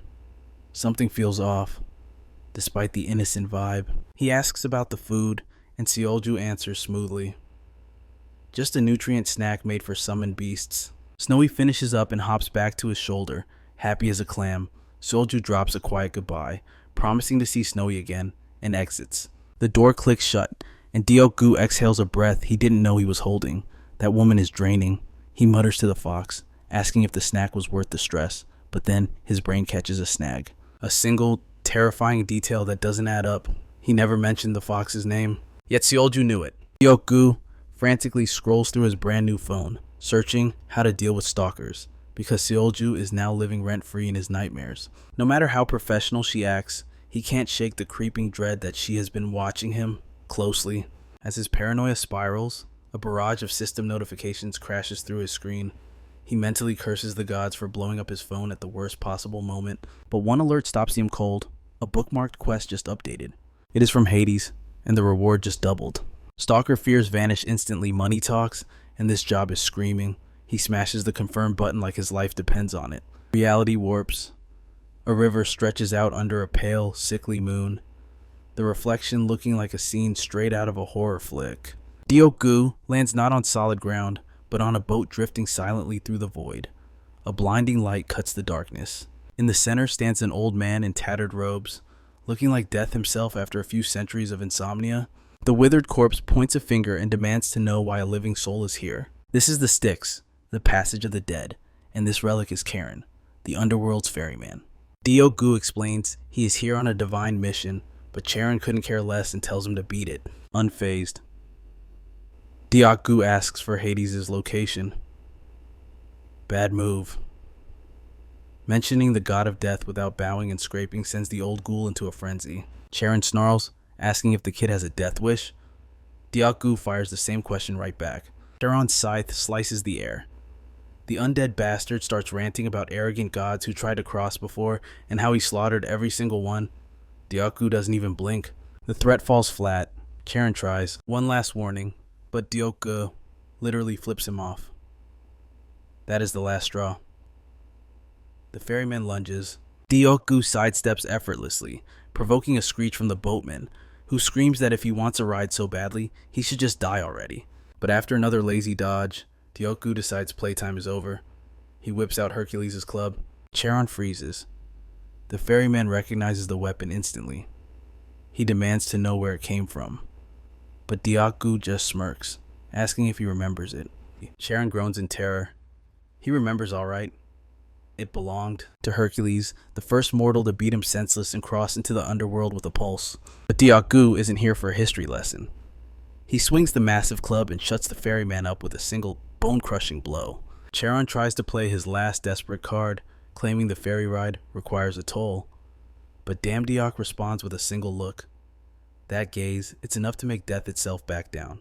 Silently, Charon guides the boat forward, seething with rage while Damn Deok lounges like a VIP guest. The old man mutters under his breath, convinced this rookie won't last 5 minutes anyway. But even halfway across the river, Charon can't resist. He snaps, launching one last cheap shot at his passenger. This time, Damdiok doesn't even need to think. His sixth sense kicks in before his brain can catch up, slipping past the attack like it was in slow motion. Even he is shocked by how sharp his instincts have become. He spins around, locking eyes with the ferryman. The glare he delivers is so cold it could freeze the fires of hell. Instant regret washes over Charon. The old boatman stumbles back, flailing right off the edge and into the dark water. The river spirits swallow him whole while Damdiok watches, stone-faced, just another waste of time. Then, a voice cuts through the gloom, calling out to our protagonist. A woman stands on the shore, cool and composed. She skips the fanfare, simply asking if he's the one who took the job. Persephone, goddess of spring, queen of the underworld. Her tone is warm, almost relieved. If he hadn't accepted the request, she would have been stuck doing the dirty work herself. Damdiok nearly mistakes her for Aphrodite, but then it clicks. This is Hades' wife, definitely Persephone. She signals him to follow. The target, Cerberus, the legendary three-headed nightmare of the underworld. She explains that they used to teleport part-timers directly to the beast. The problem? It never worked, because most of them spent their shifts screaming and running for their lives. Eventually, Hades just gave up. And honestly, Damdiok can't blame him. Cerberus isn't exactly a golden retriever. Still, he's not sweating it. One oversized mutt. He figures he can handle that. Persephone stops walking. They've arrived. He looks up and immediately regrets being born. Standing before him is a towering wall of terror, and he knows without a shred of doubt he is absolutely screwed. The gravity of the situation hits him like a truck. His confident mask cracks. He knows it's over. And Persephone, she spots the panic instantly. She asks if he's all right. Sensing the fear, Damdiok tries to play it cool, brushing her concern aside, so she hands him a thick stack of papers. It's a pile of precautionary notes from Hades, left for the next fool assigned to handle Cerberus. Damdiok looks confused at first, but then the reality begins to sink in. Of course, the King of Hell would leave an instruction manual. You don't walk into a death trap like this without a strategy. He hopes for a tactical breakdown, maybe a cheat sheet. But the second Damdiok starts flipping through the pages, that hope dies on the spot. There's no strategy here, just warning after warning. This isn't a guide on how to manage Cerberus, it's a farewell letter. Hades didn't leave behind guidance. He left a brochure on how to die painfully. As Damdiok processes the text, it becomes clear this is less of a manual and more of a checklist for getting ripped to shreds by a three-headed monster. Persephone, completely unfazed, mentions there's a daily schedule on the back. She assures him it's reliable since Hades wrote it himself, and the itinerary, brutally simple. Breakfast, walk, lunch, walk, dinner, walk, all inside the literal underworld. That's when Damdiok snaps. He's screaming internally. He signed up to toss some kibble, not take a demon dog on 3 hellish strolls a day like a minimum wage pet sitter. None of this was in the original job description. He's been played completely. Persephone offers him a way out, looking genuinely concerned. Then, she casually mentions the fate of the last guy who quit Hades, dragged him to the deepest pit of hell, and tore him apart. The rest of the story, apparently too graphic for YouTube. She instantly winces, realizing she said too much, and offers him another chance to run. But it's too late. The panic has already taken root. He tries to compose himself, only to realize he's already shredded the notes and schedule in a fit of pure frustration. Taking a deep breath, he asks what's first. She points to a squad of hunchbacks loading massive slabs of meat into a storehouse. His orders grab 4 of them. He steps up and realizes these aren't steaks, they're the size of a compact car. He opens his mouth to complain, but Persephone shuts him down fast. The last guy who whined shredded. Message received. He shoulders the meat without a peep and asks for the next step. Persephone tells him to toss the chunks to Cerberus, one by one. 3 massive heads lock onto him, drool pooling on the floor. But then Damdiok notices something odd. A second ago, the beast looked ready to kill. Now its tail is wagging like a giant, happy puppy. The whiplash is real. He flashes back to his days at a dog cafe, realizing even the biggest monsters have that goofy charm. For a split second, he actually thinks Cerberus might be cute. Kind of. He tries a command. Sit. Nothing happens. He's left standing there, ignored like a fool. Persephone bursts out laughing, calling him the densest rookie she's ever seen. Then, she explains the obvious. Cerberus answers to only one master, Hades. Suddenly, it all makes sense. This isn't just a dangerous dog, it's a catastrophe on a leash. Damdiok drops the nice guy act. He winds up and launches the first slab of meat like a fastball, smashing one of the heads right in the face. The other two heads, they actually start laughing. In a bid to keep things fair, Damdiok hurls 2 more steaks at the mocking siblings. Big mistake. Cerberus stops laughing. The playful mood evaporates, replaced by a low, murderous growl that shakes the floor. Running on adrenaline and stupidity, Damdiok taunts the beast, betting on the chains to hold. That confidence expires in about 1 second. Snap. Cerberus shreds the adamantine chains like wet paper. Damdiok stares in horror, wondering why anyone thought a leash would stop a living natural disaster. The beast lunges. Damdiok barely scrambles away, feeling the wind of death brush his neck as the ground where he stood gets obliterated. Persephone stumbles onto the scene, mumbling about the broken chain. Damdiok cuts her off, screaming. Less analysis, more running. He tries to play it cool, yelling that he was just testing the dog's reflexes. Nobody buys it, least of all the monster hunting him down. Persephone asks about his arm. I'm fine, he lies, then immediately snaps, demanding to know why she bought such cheap chains for a hellhound. He's never broken them before, she cries. Congratulations, Damdiok, you are officially the first idiot in history to annoy Cerberus this much. He watches the beast move, stunned by its terrifying speed. We split up, he shouts. Divide and conk. No, Persephone shuts him down instantly. I'm Hades' wife. My aura might calm him if we stay together. Spoiler alert, it doesn't. Cerberus charges straight through her aura, eyes locked entirely on Damdiok. Damdiok grits his teeth. No more running. He calls out to his pet fox. Snowy transformation become the club of Hercules. It's time to fight back. He warns the mutt it's about to get disciplined, then swings the transformed weapon with every ounce of his strength. A solid hit, and it does absolutely nothing. Cerberus shrugs it off and counters with a paw swipe that sends Damdiok flying like a rag doll. Persephone, helpful as ever, screams, Run, if you fall into the river Styx, you'll be erased from existence. But Damdiok can barely hear her. His vision is swimming, and the world is tilting sideways. She yells again, but it's too late. Cerberus is winding up for the kill shot. Through the haze of pain, Damdiok starts questioning his life choices. He came here to feed a dog, and now he's on the menu. No, he thinks. I refuse to die as dog food. He tries to plant his feet, but fate has other plans. He slips, tumbling backward into the dark, swirling waters of the river Styx. As he sinks into the abyss, his final thought is a bitter laugh at how ridiculous his life has become. Damdiok plunges into the dark water. The cold isn't just freezing, it's absolute. It hits him like a punch to the spine, paralyzing him instantly. As if dying wasn't bad enough, he had to slip first. Now he's frozen in the void, wondering if this is where the story ends. His past life flashes before him, running errands for Thor, sweeping floors in Hephaestus' smithy, all of it washing away with the current. His memories begin to dissolve, scattering into the black water. For the first time, he truly understands the horror of the Styx. Then, a splash. Snowy dives into the river after him, loyal to the bitter end. He sees the white fox paddling toward him, but panic sets in. Stupid fox, he thinks. You deserve better than a cold grave in the underworld, and Snowy doesn't care about his pity. She swims up and bites him hard on the nose, shocking him out of his stupor. The sharp pain clears his mind. His eyes snap open, adrenaline flooding back just in time. Because he's not alone. Dozens of pale, spectral hands rise from the depths, clawing at his clothes, dragging him down to hell. His consciousness flickers, the weight becoming unbearable. Then, a memory sparks the image of Red Fist's massive hammer. He reaches out, and Snowy responds instantly, shifting form into that same brutal weapon. Now he's armed, and he is absolutely livid.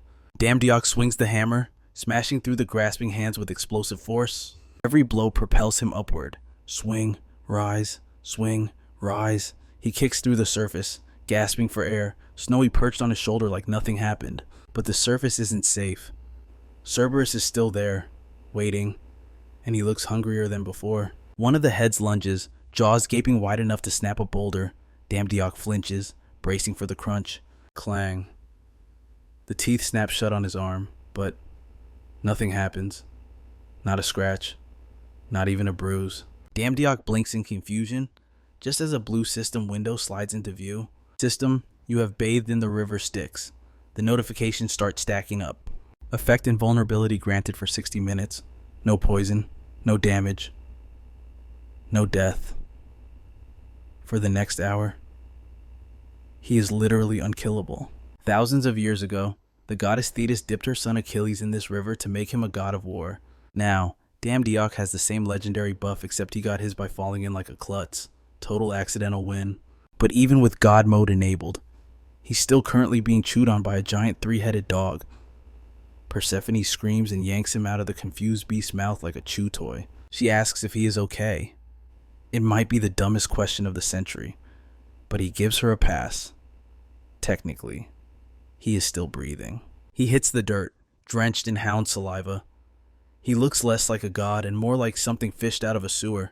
Persephone's face twists in pure disgust. Oh, he's not letting that slide. He calls her out immediately, judging his hygiene while he is literally dodging death for fun. Seriously. She instantly backpedals, stammering that she couldn't help the reaction. The fact that he is alive clearly rattles her. Her eyes go wide when he casually mentions swimming out of the river Styx like it was a heated spa jacuzzi. Her jaw hits the floor when he drops the next bombshell he fought off the soul-snatching hands with nothing but a hammer. There is no time to process that logic. Cerberus is still raging, foaming at the mouth, waiting for round 2. But now that Damn Diok knows he's invincible, he doesn't care. He stares the mutt down, daring it to try again, mocking its lethal bite as a mere tickle. Persephone just stands there, brain short-circuiting. No low-tier god survives a bite from this beast, let alone looks this smug about it. She starts mumbling something about the blessing of perishability, wondering if her eyes are playing tricks on her. Damn Diok grins, locking eyes with the beast. He asks if it wants a walk, wearing the kind of expression that says he is about to make Cerberus his ding. A notification floats into view. 57 minutes remain. The hound growls, a deep rumble, but Damn Diok doesn't even flinch. He stands his ground, telling the beast its intimidation act is a flop. Keep pushing your luck, mutt, and there won't be a walk at all. Somehow, that lands. The 3-headed monster lowers its stance. Suddenly obedient, it even drags its own chains forward, practically begging to be leashed. It throws him off. Cerberus isn't supposed to be this easy to control. Back home, even the cafe dogs were harder to handle than this. But a hellhound acting like your friendly neighborhood puppy, that is just crazy. He shrugs and calls it a good boy. Just to be safe, Damn Diok grabs the chain himself. But Persephone shouts a warning not to get too comfortable. Cerberus hasn't been walked in ages. Once that momentum starts, there is no telling if he can be stopped. Damn Diok brushes off the concern. Back at the dog cafe, he was the self-proclaimed dog president. This is his turf. But before he can even finish that thought, Cerberus launches forward like a ballistic missile, dragging Damn Diok across the underworld terrain without warning. A notification window pops up. Fleetfoot has been acquired. As he is being dragged like a ragdoll through the wasteland, Damn Diok somehow finds the clarity to wonder how getting face-planted unlocked a new skill. Amid the chaos, Persephone catches up, sprinting beside him. She shouts over the madness, asking why he isn't using his divine power to boost his strength. He has absolutely no idea what she's talking about. Even while being dragged, he watches her keep pace with a rampaging hellhound like it is a light jog. She screams at him again to activate his divine power. Cerberus is far beyond human limits. No one survives this ride without a supernatural advantage. That is when the truth hits. Damn Diok never learned how to use divine power. He thought it was just a fancy title for gods, not an actual mechanic. Persephone stares at him, stunned. She can't believe he is walking around the underworld with zero clue how his own powers work. She's completely thrown off. How can a god be this clueless? Just like the others, she doesn't stop to consider that he might not be a god at all. He just yells back the obvious. There is no way to stop this beast without burning out. Persephone tells him to visualize it. Think of it like activating a warrant. She shouts instructions. Close your eyes. Picture the divine power. Feel it like water flowing inside your body and mold it with intention. Our boy tries it. The energy builds, slow at first, then surging. Without warning, the dog stops dead. Damn Diok is stunned. It actually worked. Persephone nods, explaining the mechanics. If he channels divine power into a specific body part, that area becomes enhanced. Cerberus starts to resist again, but Damn Diok pulls the leash tighter. He pours every ounce of power into his arms and yanks back hard. Boom! Cerberus crashes into the ground, shaking the dust loose, stunned by the impact. Persephone watches in disbelief as Damn Diok declares the walk over. The The beast thrashes, but it is finished. He drags Cerberus behind him like the monster weighs nothing. He chats with Persephone without even breaking his stride. She has to give him credit, not bad for someone who didn't know how to use divine power 5 minutes ago. He's doing better than expected. She even calls him a worthy part-timer. Damn, Diok finds that odd. Persephone clearly holds power, yet she hasn't lifted a finger. She just stands there while he, a supposed low-tier god, drags a beast of the underworld across the floor. He brings it up. She pauses. He asks point blank why she's keeping her distance from Cerberus. Her expression tightens, but she finally admits the truth. She is under a restriction. Cerberus is the gatekeeper, sworn to keep the dead in and the living out. And Persephone, turns out, she is one of the living, trying to find her way back. The moment those words reach his ears, silence falls. It turns out Persephone, the goddess of spring, is a prisoner in her own home. She is powerless against Cerberus because only those contracted by Hades himself possess the clearance to command the beast. Damn, Diok searches his memory. The ancient legends speak of Hades, who, upon seeing Persephone, acted on twisted obsession and abducted her straight to the underworld. Our hero had always dismissed it as mere folklore, the kind of exaggerated nonsense people tell to scare children. But looking at her now, he realizes the terrifying truth. The myths were real. A wave of pity washes over him. To be trapped in this sunless abyss, isolated for eternity. The loneliness must be soul-crushing. However, Damn Diok quickly checks his emotions. This is no place for heroics. His opponent is the elder brother of Zeus, the king of gods. Challenging that bloodline is a death sentence. As he wrestles with this dilemma, Snowy suddenly leaps into his arms. He realizes with a start that he almost forgot his companion. As the trio advances, Cerberus shoots him another glare filled with killing intent. Damn Diok demands to know what the beast's problem is. The hellhound only growls, frustrated by its inability to attack. Persephone explains that despite the beast's foul temper, it performs its duties with terrifying efficiency. Cerberus is the ultimate warden, hunting down any soul foolish enough to attempt escape. It is the very reason she can never leave. Someone must always remain to control the beast. She informs Damn Diok that once he secures the hound to the pillar, his morning shift is complete. Damn Diok finds the irony bitter. A mere beast acting as the jailer for a goddess. Hades must be truly paranoid to raise a monster that obeys only him. But as they reach the pillar, a system window flashes before Damn Diok's eyes. His sixth sense activates instantly. A distinct sensation washes over him. There is something hidden inside the stone. It does not feel like a living presence, but rather an object. His curiosity spikes. Just as Persephone dismisses him to prepare for the evening shift, the sound of shattering stone echoes through the hall. Without a word, Damn Diok drives his fist straight into the pillar. Persephone spins around, her eyes wide with shock at his insanity. Debris falls as he retrieves an object from the rubble. He hastily apologizes, claiming his intuition simply told him a treasure lay within. His instincts were flawless. In his hand rests a 4-star item, the collar of Cerberus, the very artifact Hades uses to dominate the beast. Persephone gasps, recognizing it instantly. But confusion clouds her face. Why would such a powerful artifact be hidden here? She pierces him with a suspicious gaze. She has searched the entire underworld for this item, yet he found it in seconds. Damn, Diok laughs nervously, blaming it on pure luck. Internally, however, he wonders if this rusted band is truly the legendary artifact. Persephone confirms his suspicions. Cerberus is not merely a guard dog. He is the living symbol of the underworld's authority. To control the beast is to hold the keys to hell itself. Damn Diok looks down at the item, unimpressed. It looks like cheap junk. He asks if he dare use an item belonging to the king of the dead. By all rights, Persephone should forbid it, but she stays silent. A mischievous glint enters her eyes. She shrugs, telling him to proceed. After all, she wasn't the one who found it, so she bears no responsibility. Hades has tormented her for eons, sending her on wild goose chases for this very collar. This is her perfect opportunity for revenge. The king of the underworld once mocked her, claiming that if she ever found the collar, the beast would be hers to command. She is more than happy to let Damn Diok take the reins. He senses the deep resentment she holds toward her husband, but wisely decides not to pry. This is his chance to turn a nightmare difficulty quest into a walk in the park. He would be a fool to refuse. Damn Diok turns to the massive hellhound. He orders the beast to freeze. He reminds the monster that the hierarchy has shifted. Disobedience will be met with immediate punishment. Fury burns in Cerberus's eyes. but Diok ignores it. He snaps the collar around the beast's neck, eliciting a pathetic whimper. He smirks, noting that the accessory actually suits the monster. Why did it struggle so much when submission is so stylish? Now, the real game begins. With a villainous grin, Diok points a finger dramatically. Cerberus, I choose you. Sit, lie down. To his astonishment, the terrifying guardian of hell obeys every word.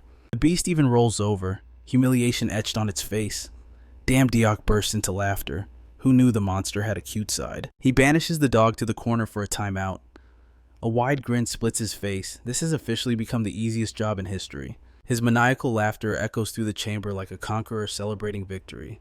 Suddenly, a soft hand touches his shoulder. Diok turns, eager to boast about his absolute mastery over the beast. Persephone gently places a finger against his cheek. Before he can react, his vision blurs. His body begins to dissolve into light. Her voice reaches him from a distance. She explains that Cerberus had 3 absolute commands from Hades: guard the gates, hunt the souls, and watch over her. Because she desires freedom, the dog was her jailer. But now that the dog is tamed, darkness consumes him. He wonders why his energy bar is suddenly tanking to 0. Persephone whispers a quick, good night, vanishing with a promise to return before her husband notices, and just before he blacks out, the realization hits him. Hades' most valuable treasure wasn't the underworld loot. It was his wife. And Diok just let her walk out the door. Big mistake. Everything goes black. Next second, he snaps awake to the sound of Snowy barking like a maniac. He blinks, groggy. Did he seriously just take a nap during a crisis? The memory slams back into him. He is completely screwed. He scans the area. Persephone is gone. Cursing under his breath, he wonders how much time he lost. System window, report. The power of the river Styx buff still has 5 minutes on the clock. Okay, he wasn't out for long. Suddenly, it clicks. Persephone let him use the collar for a reason. With Cerberus occupied, she could slip past the gates unnoticed. Under normal circumstances, nobody exits the underworld alive. But with the hellhound tamed like a confused golden retriever, security is wide open. Damn it. Diok knows the score. If Hades finds out he let the wife escape, he won't just get fired, he'll get buried. He has to catch her, fast. He remembers Fleetfoot, that speed skill he unlocked earlier. He triggers it. Thanks to his boosted stats, the skill levels up instantly. He's tearing across the underworld map. The speed is insane. He pumps divine power into the mix, creating a combo that lets him track her down in seconds. There she is, on a ferry, gliding across the river, halfway to the land of the living. Persephone hears a splash. She thinks she hit a rock. But nope, Diok explodes out of the water like an undead dolphin. She nearly falls overboard from the shock. Damn. Diok glares. Where do you think you're sneaking off to? She tries to play it cool. Relax. Just visiting my mom. That pauses him. But he snaps back. You can't just go AWOL, especially while he's on shift. Persephone shrugs. Hades won't be back for 2 days. It's fine. She tells him to chill, dropping a little secret. This isn't her first prison break. She's never been caught. That does not make him feel better. Before he can lecture her, the ferry starts creaking ominously. His notification window flashes red. Power of the river Styx expires in 15 seconds. Diok weighs his terrible options. He sighs. No time to drag her back. He channels his power and shoves the boat forward straight for the living world. They hit the shore. Sunlight floods the area. Everything feels alive. Persephone inhales the freedom. See, this is exactly why I sneak out. Diok is dead serious. Promise me. Go see your mother. Then get back here before Hades returns. She promises. She claims she's a pro at this game. But Diok makes it clear. If you get caught, I'm the one who dies. She tells him to stop stressing and invites him along if he's so paranoid. She leads him to a cave. Diok wonders if every Greek god has a weird cave phase. Inside, she calls out. Demeter, goddess of harvest, appears. The reunion is instant. Demeter can't believe she's seeing her lovely daughter again. Diok takes the hint. Family moment. He steps outside, recalling the myth Persephone's absence is what causes winter on Earth. He excuses himself, telling Persephone to meet him at the river at 8 sharp. She thanks him, and he heads back. Cut to Diok, waiting by the river that evening. He's fixed the ferry for the return trip. It's 8:03, any second now. A rustle near the flower patch. He turns with a grin. Ready to go. Goddess. The grin dies. It's not Persephone. It's her furious husband. Hades stares him down. You must be a bold little part-timer. Damdiok's sixth sense screams like a siren. Danger warnings flood his vision. System alert, death is imminent. He gulps. He made the worst mistake of his life. Hades asks the ultimate question, where the hell is my wife? The pressure is suffocating. Every word Hades speaks feels like it's crushing Damdiok's insides. Panic mode engage. Why is the boss monster back so early? Hades looms over him, radiating that level 99 final boss energy, and demands to know if the kid has lost his tongue. He stares down Damdiok, utterly baffled as to how a low-level temp managed to secure Cerberus's collar and smuggle Persephone out. The math doesn't add up, but the king of the underworld isn't paid to solve puzzles. In his mind, the solution is simple. He decides to just delete the part-timer and move on. But right before this turns into a full-blown Greek tragedy, a sharp voice cuts through the tension. It is none other than the runaway wife herself, Persephone. She lights into her husband, roasting him for bullying a junior god like some schoolyard tyrant. Hades opens his mouth to interrogate her, but she shuts him down instantly, reminding him exactly who was whining about the missing collar all week. And now that the kid actually retrieved it, Hades wants to murder him. That logic silences the king of the dead immediately. The god exhales, forcing himself to calm down. He admits she has a point, but tries to pivot, claiming that running away from home is still unacceptable. Persephone rolls her eyes so hard they almost make a sound. She didn't run away. She just took a brief vacation to visit her mother. Her tone screams that she is not in the mood for drama, and seeing that she is genuinely annoyed, Hades immediately dials back the aggression. He gently asks if a text message would have been too difficult. Persephone counters that she doesn't owe him an itinerary when he treats her like a toddler. Meanwhile, Damdiok stands there, witnessing the god of death get humbled in 4 distinct dimensions. The same entity that nearly gave him a heart attack 5 seconds ago is now stuttering. Turns out, Hades isn't the villain here. He's just a soft-hearted husband worried sick about his wife. Diokagu quietly notes that the terrifying god is actually a hopeless romantic. Persephone declares they need a serious marital discussion, which means it is time to send the part-timer packing. Our hero doesn't fully grasp it yet, but Persephone just yanked him out of the jaws of death. She tosses him a gift box before his brain can even reboot. Hades looks offended. He blurts out a demand, asking why on earth she's rewarding the temp. Persephone claps back again, calling him cheap and reminding him that the boy executed the mission perfectly. She assures Dioku the payment is legit and he doesn't need to file any paperwork with the job system. Then she leans in, flashes a dazzling smile, and whispers a warning he should never, ever return to the underworld. One blink later, our guy's back on Earth, absolutely drained. He mutters to himself, trying to count how many times he nearly died in the last hour. Out of all his part-time gigs, that was easily the hardest. But there is no time to process the trauma. He focuses on the mysterious package Persephone gave him. He cracks the lid, and a brilliant golden glow spills out. Inside sit 2 legendary items. First is the Fruit of Knowledge, the artifact that grants the ability to distinguish good from evil. The other is a golden apple, rumored to grant immortality. Diokagu freezes. Could one of these actually cure his mother's cancer? He holds up the divine fruit, wondering if it is even safe for a mortal to consume something plucked straight from mythology. Cut to a hospital in Korea. A doctor is practically screaming in the hallway. Something biologically impossible just happened. Inside the room, Damdiok and his mother sit in stunned silence. Her cancer cells have completely vanished. His mother tears up, overwhelmed by the miracle. Our guy softly squeezes her hand, reminding her that he promised good things were coming. It turns out he made her a juice blend using the golden apple. He didn't think it would actually work, but now that it has, the relief is crushing. The doctors discharge them immediately, so he helps her out the door. They hop into a waiting taxi. Dioku gives the driver their address, but the man shakes his head. They will need to take a massive detour. Confused, our guy asks why they can't cut through Yoito Park. The driver glances back like Dioku has been living under a rock. Clearly, the kid hasn't checked his phone. The driver cranks up the radio, and the frantic news anchor explains everything. There is total chaos near the park. A massive cylindrical dungeon has erupted out of nowhere, and authorities are urging civilians to evacuate immediately. Guild affiliates and free hunters are already swarming the scene, turning the traffic into a nightmare. Before Diokagu can even speak, his mother tells him to go. She insists she will be fine and jokes that she wants to see her son on the news. Our guy hesitates, but ultimately nods. She tells him to stay safe, and he tells her not to worry. He steps out, looking toward the madness rising in the distance. It looks like a glitched dungeon tower, as if someone ripped the Leaning Tower of Pisa out of Italy and dropped it on the city. He asks his spirit fox if it is ready. With a sharp grin, our hero sprints toward the chaos, already bracing himself for another long, sleepless night. While running, Diok-gu figures he should check the Emporium of Gods to grab some gear. He opens his account and stares at the balance, 1201, barely enough for a snack. It looks like Hades and Persephone still haven't processed his paycheck. However, his profile has been updated. Somehow, he has equipped the title Tamer of Cerberus.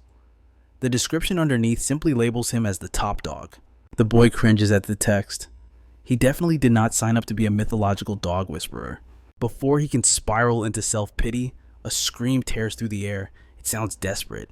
Damn, Diok-gu rolls his eyes, feigning annoyance, but internally his ego is throwing a party. But reality hits hard. The crowd is not losing their minds over him. They are screaming for someone else entirely. It is none other than the famous huntress, Seo-yul. People swarm her like she's royalty descending from the heavens. They beg for just a single minute of her time before she plunges into the dungeon's abyss. She decides to humor them. With practiced indifference, she answers a few questions, barely expending any energy. The boy watches from the sidelines, the cold truth sinking in. No one gives a damn about him. All eyes are glued to her. Once Seo-yul is finished, she brushes them off like dust.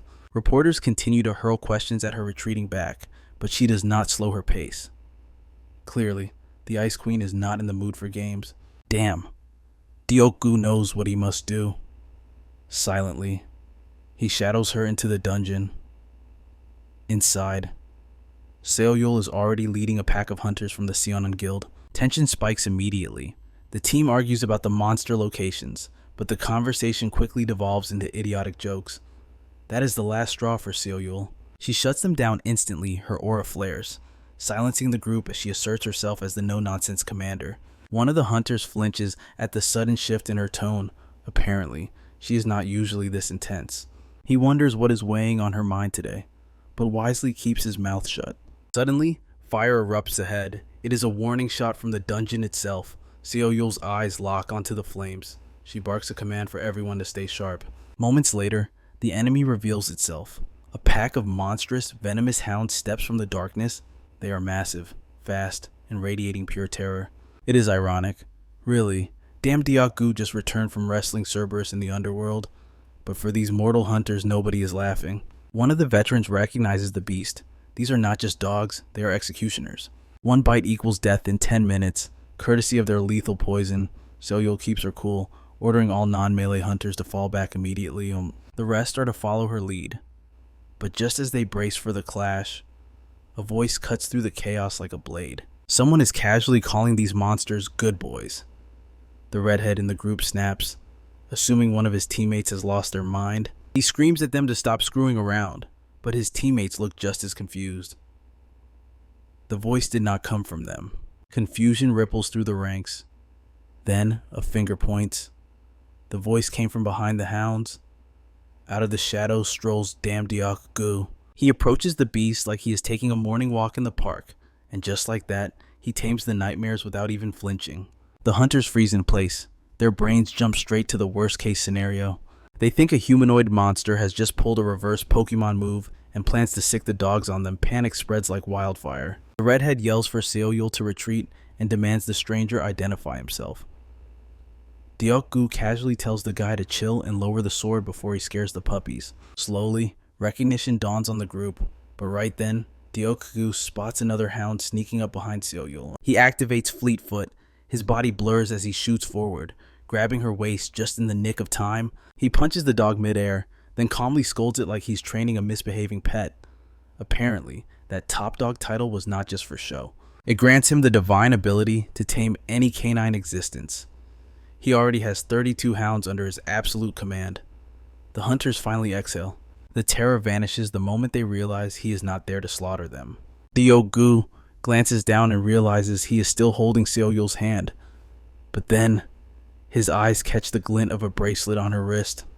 He has definitely seen that artifact before. He stays silent, but a flicker of recognition lights up his eyes. He seems pleased to see her. Our boy stares at the bracelet again to be sure. There is no mistake. It is the exact same one he saw on the wrist of the goddess Persephone. He looks straight into Seoyul's eyes, ready to interrogate her, but she beats him to the punch. She smirks, teasing that she never took him for the bold type. Damn Deok-gu has no clue what she means until he looks down. He is on one knee, holding her hand like he's about to propose marriage. He releases her hand as if it were on fire, fully aware he looks like a desperate, love-struck fool. He starts to stammer a defense, but it is too late. The guild members are already snapping pictures like it is a breaking celebrity scandal. Sighing heavily, he shakes off the embarrassment and turns to the hounds. Sit. Every single beast obeys instantly, disciplined like elite soldiers. He divides his army with tactical precision. Dogs 1 through 10 are on digging duty. The rest pair off to guard the humans. Then, he salutes one of the beasts. Unbelievably, the hound salutes back. The hunters watch, jaws on the floor. The dogs begin to dig, and within seconds, they unearth sparkling gemstones. Deok-gu gives a proud nod, praising his new squad. The guild stands frozen, wondering if they are trapped in an illusion. Even Seoyul, the woman who stays cool in the face of death, looks genuinely stunned. She admits the hero has skills. She asks the million-dollar question, how in the hell did he manage to tame beasts like these? Damn, Deok-gu shrugs, caught off guard. He lies that he was just born with it, silently wondering if this sharp girl has figured out that he is actually a god. Our boy then flips the script. He points to her wrist. He asks if the bracelet is hers. She confirms it.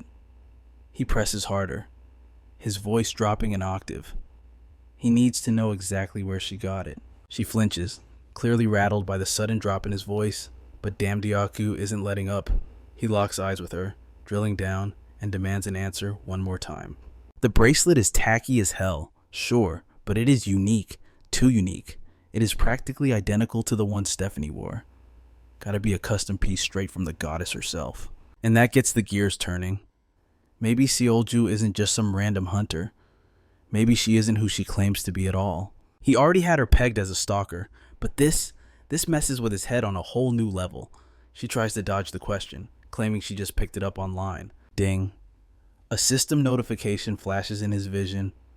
The divine fruit of knowledge lights up, ready to spill the cold, hard truth. She sticks to her story, and the fruit validates it. Her intentions are pure. She even offers to text him the purchase link, and the system confirms it again. Truth. 0 lies detected. Damn Deok-gu can feel the other hunters judging him hard. So he pivots. He forces a smile and lies through his teeth, saying he has just always wanted a bracelet like that. He thanks her for the offer, literally calling it his precious. That is the final straw for the guild members. The roasting begins immediately. He hears every whisper calling him a creep, saying he only approached the boss to stare at her jewelry, mocking him for obsessing over accessories like a delicate flower. Now he is cornered. Everyone thinks he is a perverted loser. If he doesn't flip the script fast, his reputation is toast. Time to drag Seolju down into the mud with him. He raises his voice, demanding to know how she knew his pet fox's name. He laces the question with heavy suspicion, making sure everyone within a 5-mile radius hears it. She doesn't flinch. She simply explains she heard people at headquarters talking about it back when he was calling out for Snowy. The fruit of knowledge chimes in again. She is telling the truth.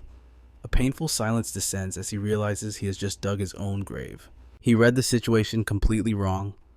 But before he can die of embarrassment, the dungeon boss decides to crash the party. The monster starts barking cliches at the hunters, calling them weaklings and announcing that they have all walked straight into their tombs. It lets out a cackling evil laugh straight out of a discount comic book, then proceeds to call everyone idiots. But before the thing can finish its monologue, damn Deok-gu, still fueled by the rage of his own public humiliation, snaps. He goes berserk and beats the absolute living daylights out of the boss. 0 hesitation. 2 or 3 hits later, the terrifying dungeon boss is folding like a cheap lawn chair. The red-haired guild member just freezes, his brain trying to process how the hell damn Deok-gu just soloed a boss like he was taking out the trash, while the monster is still getting pulped in the background. Damn. Deok-gu walks up to the witness. He casually orders him to keep his arrival a secret. And just to be clear, that silence applies to every embarrassing word he said earlier. 2. The redhead nods furiously, absolutely terrified. Damn Deok-gu even corners a lower-ranked hunter and repeats the threat, just to make sure the entire squad gets the memo. Meanwhile, Seolju glances at him, totally confused. She looks back down at her bracelet, probably wondering what the hell just happened and why this guy is so obsessed with her jewelry. Back outside the dungeon entrance, the crowd is buzzing with chatter. Tension snaps when someone yells that the team is emerging. Hunter Seolju leads the pack, and instantly, she is swarmed by reporters acting like fanatical groupies. They bury her under the usual boring questions, dying to know the difficulty level and the juicy details of the raid. Meanwhile, our protagonist slips out the back in a disguise, praying nobody spots him. Seolju handles the media circus like a pro, announcing 0 injuries and a flawless operation. Watching from the sidelines, Dam Deok-gu suddenly realizes something stupid. Something he never bothered to think about until this exact second. Hunters actually need licenses. He never took the official exam because, well, his powers just manifested out of thin air. Turns out, hunter groups are heavily monitored. Anyone with a badge is registered in a database you can search in a heartbeat.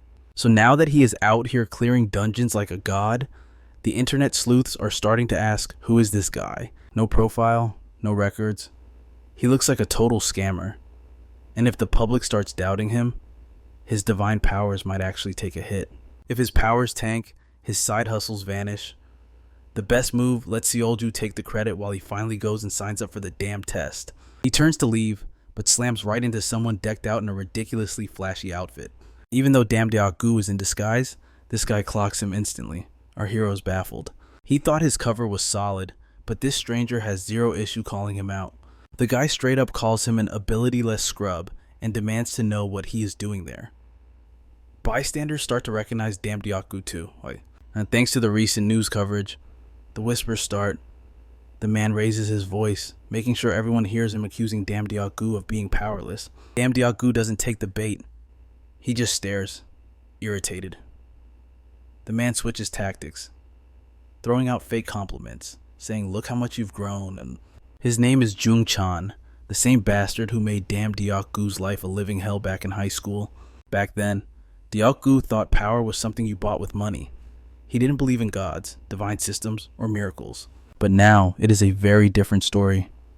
The tables have turned. Deok-gu grabs Jung Chan's hand, crushing it. He is definitely not in the mood for a reunion. The protagonist realizes instantly some things never change. Jung Ah-chan is still rich, still entitled, and still demanding the world's attention. Dam Deok-gu swears a silent oath he will crush everyone who uses wealth as a weapon. Jung Ah-chan recoils, clearly startled by the burning intensity in Deok-gu's voice. He sneers, claiming Deok-gu is arrogant over a little fleeting fame. Even after seeing the news of Deok-gu slaying the dungeon boss and shattering the gate, he refuses to accept reality, calling it pure lies. In a fit of disrespect, he snatches the hat right off our hero's head and brands him a fraud. He mocks him, laughing that if he is going to lie, he should at least make it believable. As he continues berating Deok-gu as a powerless fake, the surrounding crowd begins to murmur. Doubt spreads through the onlookers like a plague. But before the situation can spiral, So Yeju makes her entrance. She snatches the hat directly from Jung Ah-chan's grip and gently returns it to its rightful owner. Jung Ah-chan glares, demanding to know why she defends powerless trash. Unfazed, Yeju stares him down and challenges him to prove his claims. She asserts that Deok-gu possesses real strength, but the arrogant heir swears on his life that the man is a zero. Our hero catches Yeju's gaze and understands the silent signal. It is time to demonstrate his power, and he does not hesitate. He launches himself skyward, landing gracefully on a rooftop, yet Jung Ah-chan remains in denial, screaming that it is impossible for a nobody to have such power. Dam Deok-gu sighs, realizing this argument is a waste of precious time, but the encounter serves as a grim reminder. He needs to secure his hunter license immediately before more pests like Jung Ah-chan interfere. Recalling a nearby exam site, he decides to head there at once. A sleek car pulls up alongside him with So Yeju behind the wheel. Having anticipated his destination, she offers him a ride. The scene shifts to the exam center, where our protagonist offers his gratitude. The hall is packed with hopeful candidates, but Deok-gu instantly notices the mysterious vice leader following him inside, casually petting Snowy. He feels a spark of annoyance. He questions how a guild vice leader has so much free time. Yeju simply claims her schedule is empty and she felt like tagging along. Deok-gu presses her on this sudden friendliness, but she shrugs, suggesting that since they are the same age, they might as well be friends. That is definitely some top-tier charisma at work. The fruit of knowledge activates, confirming her intentions are pure. Since divine wisdom approves, Diokagu decides to let it slide. A booming announcement cuts through the noise. Candidate 117 is summoned to Zone H for the physical assessment. He hands Snowy over to Yiju, realizing she likely came just to babysit his divine fox while he's occupied. She has practically taken over Snowy's feeding schedule anyway, with her intentions constantly verified as good. There is no reason to stress. The intercom crackles again, signaling that the test is about to commence. Personal gear is banned, only exam-issued equipment is permitted. The lower body strength test begins, and our protagonist drops into a perfect squat. Suddenly, the atmosphere shifts. Jung-Ah-chan has appeared once again. He followed Dialkuk here and orders the difficulty cranked to the absolute maximum. The panel confirms the command, setting the hero's test to the deadliest level. It appears this entitled brat is somehow one of the supervisors in charge of the exam. The fruit of knowledge manifests, confirming what was already obvious. Jung-Ah-chan's intentions are purely malicious. The weight bar is set to 110 kilos. No average human could lift that without awakened strength. Jung-Ah-chan leans in with a smug grin, sneering that Deok-gu better lift it at least once or face immediate disqualification. Our hero has had enough. The voice is grating, and this entire scenario is clearly a rigged setup. Yet, damn Deok-gu refuses to back down. He has divine power on his side, even if he just wanted to quietly snag a hunter license and leave. That was the plan. But now he is trapped dealing with his high school tormentor once again. The same man who made his past a living hell has managed to haunt him even here. The hero is completely done with this. He stomps the ground, muttering under his breath, if this man wants to play games, then they will play. Damn Deok-gu is no longer the weakling he used to be. Ancient power courses through his veins, and he is not afraid to unleash it. Meanwhile, the bigot with a god complex attempts to drop another venomous insult.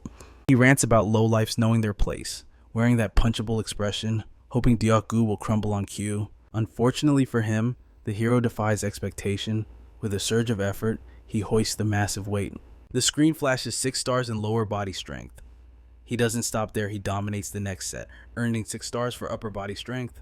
Core strength hits 5 stars. Reaction speed clocks in at a perfect 6. Damn Deok-gu continues to shatter every expectation, leaving his tormentor staring in disbelief. Consumed by pure spite, Jung-Ah-chan grabs the trembling administrator by the collar and screams for the test to be stopped immediately. The administrator looks mildly terrified, but he holds the line, explaining that they absolutely cannot interrupt an exam without a valid reason. The loser screams that damn Deok's numbers are mathematically impossible and claims the system is clearly glitched, but nobody's listening to his insecure rambling. More stats roll in. Next up is coordination, and the numbers are insane 6 stars for both upper and lower body control. Flexibility lands at a solid 4 stars. The hero finally exhales, just relieved that this nightmare of a physical test is officially over. Cut to a massive warehouse where all the remaining candidates gather for round 2. The administrator congratulates the survivors before dropping the bomb. The second stage focuses on the one thing most solo players absolutely despise. It is a teamwork-based exam. He reiterates the rules: take down a monster for a different team, and it will not count toward your score. That condition is unfortunate for Damn Deok, who simply cannot help but save people because that is just how he is built. Right on cue, a monster shrieks and stomps into the warehouse, instantly triggering the chaos alarm. One hunter screams as he gets targeted, and the hero immediately leaps into action. With a weapon that is barely functional, he intercepts the beast and knocks it out with a clean hit. He asks the guy if he is okay, then promises to handle the rest. Another swing, another monster down. A hunter screams from the far side of the warehouse, and the hero responds instantly. The monster gets dropped in seconds. His team stares at him, fully aware that if it were not for this guy, they would be completely overwhelmed right now. Thanks to him, they clear the round effortlessly. Meanwhile, Jung Ha-kyeon, the guy with the most fragile ego in the building, is watching this all unfold, and he is not enjoying the show. Watching the hero outperform everyone sends him spiraling into a rage. So, naturally, he does something that confirms he is completely messed up in the head. He injects one of the monsters with a glowing steroid. The protagonist gets a notification. Some kind of enhanced being is headed his way. Sure enough, the enhanced monster appears from nowhere and actually manages to land a hit. It does not hurt Damn Deok much, but one of his teammates recoils in fear upon seeing that the beast is still standing. That beast does not waste time. Within seconds, it wipes out every other contestant who is not Damn Deok. It plays out exactly as Jung Ha-kyeon planned. He figured that if he could eliminate all of Damn Deok's teammates, the hero would lose his shot at earning any teamwork points. The bully grins and asks how it feels to finally face someone at his level. Though to be honest, even he knows he is not in the hero's league. The hero has always found the bully's obsession with him strange, but now it is starting to feel like full-blown stalker behavior. The bully tells him to quit while he still can. If Damdiok does not take out the monster with the team, he will not earn any points. But the hero does not care about the score. He just wants to test himself. And maybe, just maybe, the administrator will recognize his skill anyway. He focuses. With a clean set of swings, he slices through the remaining monsters without hesitation. He notes afterward that while he did not rack up any teamwork points, his solo score is stacked. It sits around 200 points, and he only needed 100 to pass. He checks in with Young Hak Yan and the administrator to confirm, and both of them know he is right.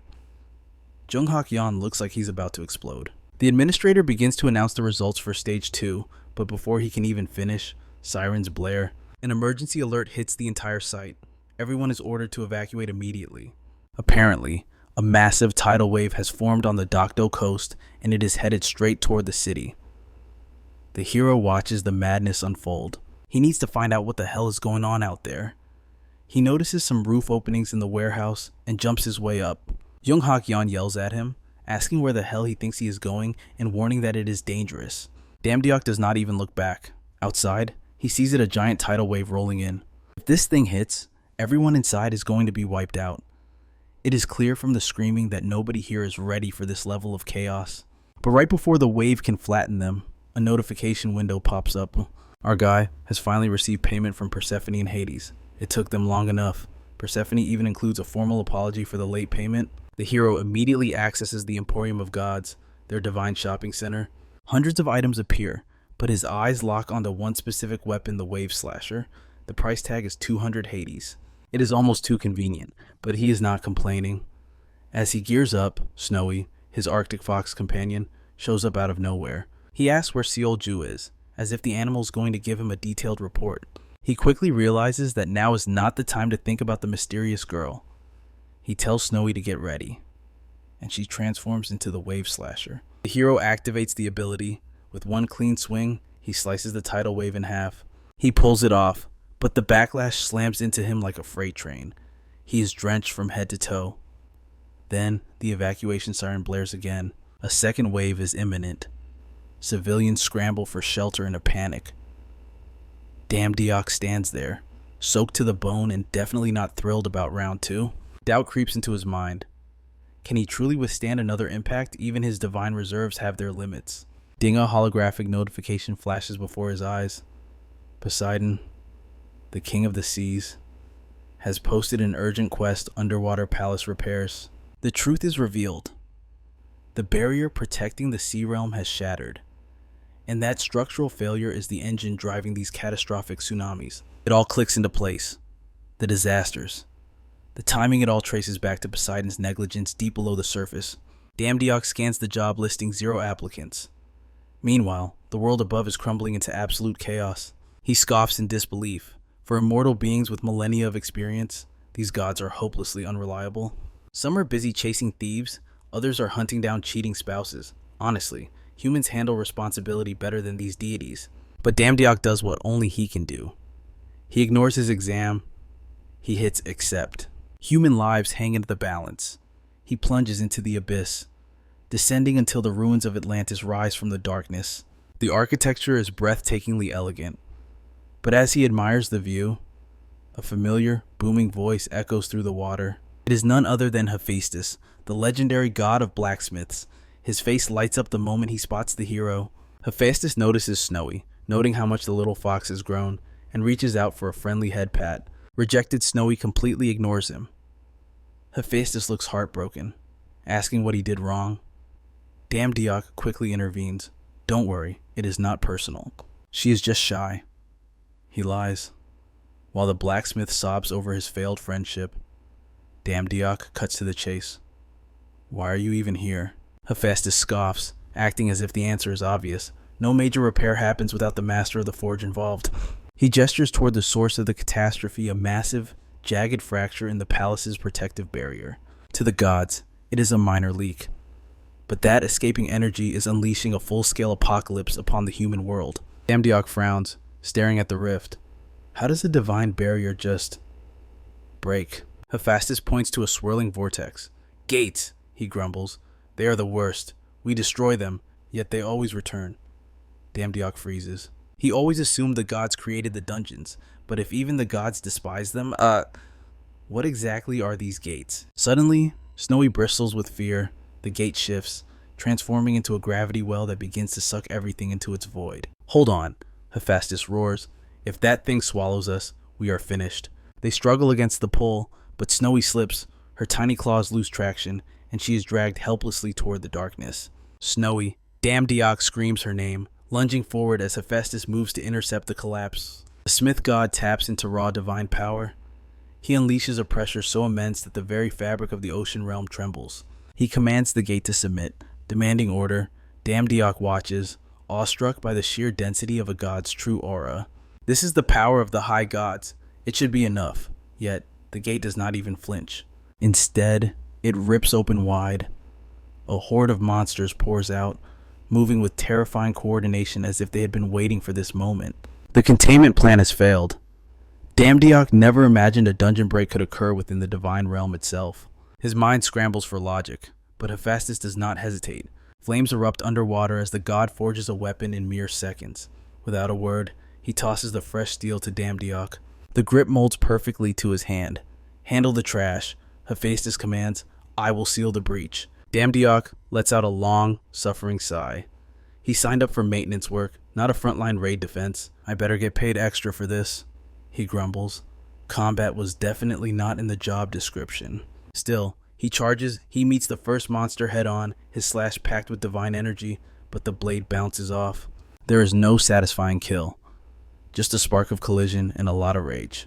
Instinct screams. Damdiok ducks just as a claw sweeps the space where his head was. The monster is still alive and furious. He knows he put lethal force into that hit. The creature glares, its voice dripping with malice. I will tear every filth of Olympus limb from limb. It speaks. Damdiok blinks in surprise. Hey, buddy, I am not even an Olympian. The monster does not care for technicalities. It clicks. These are not mindless beasts. They are soldiers. Damdiok always viewed dungeon creatures as XP fodder, weak and predictable, but now he's forced to reevaluate everything. This is a different breed of darkness.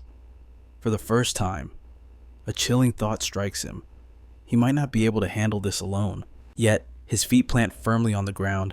His mind screams danger, but his warrior spirit refuses to retreat. If something wants to take him out, it is going to have to earn it. The monsters circle him, snarling, eyes burning with hunger. Then, suddenly chaos. They turn on each other. A fist flies here. A kick lands there. Total mutiny. Atlantis descends into madness, and Damdiok stands there, stunned. For a second, he actually thinks Poseidon sent reinforcements. Turns out, he is right. Some of these beasts are on his team. He lets out a breath, relieved that he doesn't have to solo the entire horde after all. But he drops his guard too soon. A monster lunges from his blind spot, going for a cheap shot.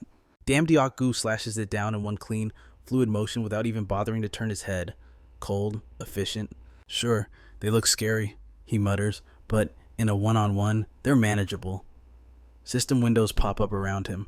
Horizontal slice, vertical cleave. He builds a rhythm, blades flying. But there is a problem. The monsters aren't staying down. He flashes back to the first kill. Even after his strongest swing, that thing was still standing. Divine energy burns through every strike, yet nothing happens. Not a scratch. The hits land, but the damage just isn't sticking. Our hero realizes these things are no joke. The monster growls that it is done playing and tells Damdiok to quit resisting and just die already. Damdiok plants his feet. You want me dead? Try surviving this next hit first. He draws the wave slasher. The moment the blade flashes, the atmosphere shifts. He carves through the enemy, cutting them down again and again. Finally, the momentum turns. He raises his blade, adrenaline pumping. All right, who's next? He decides not to wait for volunteers. He picks a target and threatens it directly. He is about to bring the pain, but a notification window ruins the moment. Insufficient divine power. He can't use the wave slasher. He freezes. Empty tank. His face drops instantly. Of course. Just when things were going too well. He knew it was only a matter of time before the universe flipped the script on him. The monster charges, screaming that damn Diaku's life is over. It looks like our guy has given up. Even he has limits, but he doesn't get the chance to surrender. The monster explodes mid-charge. Beams, bullets, and bursts of energy tear it apart from all sides. Then, a furious voice booms out. What kind of filth thinks it can raise a hand against a god? Standing there is none other than Redfist the dwarf, the legend, and the prideful menace with the divine hands. Redfist glares at the monsters. Creatures like this are best served deep-fried. Damn Diaku nearly collapses in relief. Redfist throws him a nod. Sorry I'm late. It feels like the heavy cavalry has finally arrived. And just like that, our boy's back in the fight. That was close without the dwarfs. He would have been cooked for sure. He watches the blacksmith dwarfs roll up like a tactical squad. The fish monster completely loses control. The bastard promises to rip everyone apart and charges. One of the dwarfs steps up. Bring it on, fish face. He pulls out a gun, ready to end it, but freezes when he sees the monster holding a rock. That rock throws him off completely. Before he can react, the fish is already in his face. The gun gets slapped away, and the poor dwarf is sent flying. So much for that plan. Redfist grabs his hammer and smashes the fish monster into the ground. Our guy sees the hammer in action and instantly recognizes that power. He remembers using a similar weapon when he was dunked in the river Styx. Was that survival skill? Or just the luck of the hammer? He opens his skill list. There it is, Dwarf's hammer. It only costs 5 divine power. That is cheap and perfect for this mess. Meanwhile, one of the dwarfs is getting strangled, seconds away from a snapped neck. That is enough. Damn Diaku jumps behind the fish, ready to drop the skill and save the day. Taking you out, he yells, but the attack flops. The dwarf's hammer skill doesn't activate. Apparently, it only works with blunt weapons, and damn Diaku is holding a sword. The hit does absolutely nothing. The monster doesn't waste time. It backhands him hard, sending him flying across the room. Lying there, damn Diaku grumbles. Blunt weapon only, seriously. He checks around for Snowy, but she is nowhere to be found. Not that she could help anyway. Then it hits him. He looks at his own fist. That should be blunt enough, right? If he is rocking an SS rank combat stat, maybe that is all he needs. He hears the dwarf gasping for air. No time to think. He rushes the monster and throws a full force punch. It lands. At first, nothing happens. The fish grips his arm like it's a joke. Then, a beat later, the dwarf's hammer skill finally kicks in. The fish monster is wrecked instantly, obliterated. The skill levels up right then and there. Dwarf's hammer B evolves into dwarf's hammer punch A. Damn Dioku lets out a breath. Finally, something is going his way. As the victory cheers erupt, Snowy leaps into his arms. Safe and sound. That simple reunion sends his spirit soaring to the max level. But playtime is over. Snowy shifts form, transforming into gauntlets that fuse with his fists. Perfect balance. Lethal force. He whispers a silent vow he is counting on her. With that, he becomes a blur of destruction. Fist meets flesh in a rhythmic symphony of violence. 1 punch, 2. Every strike lands with bone-shattering impact. The monsters don't even process their own deaths. One moment they stand, the next, they are erased from existence. After a whirlwind of carnage, silence falls. Is it finally over? Suddenly, the gate convulses. Corrupt, pitch-black energy begins to hemorrhage from the rift. The hero tries to analyze the anomaly, but the pressure is suffocating. Hephaestus roars over the din, commanding everyone to brace for impact. Panic sets in. Hephaestus strains against the collapsing energies, but his divine strength is failing. He grits his teeth. He cannot hold the line much longer. Damdiok glances at the swirling vortex. At this rate, they will all be devoured. He scans the chaos and freezes Hestia's already gone, vanished into the void. Even the god of blacksmiths cannot resist the gravitational maw. He is dragged in, leaving the hero standing alone.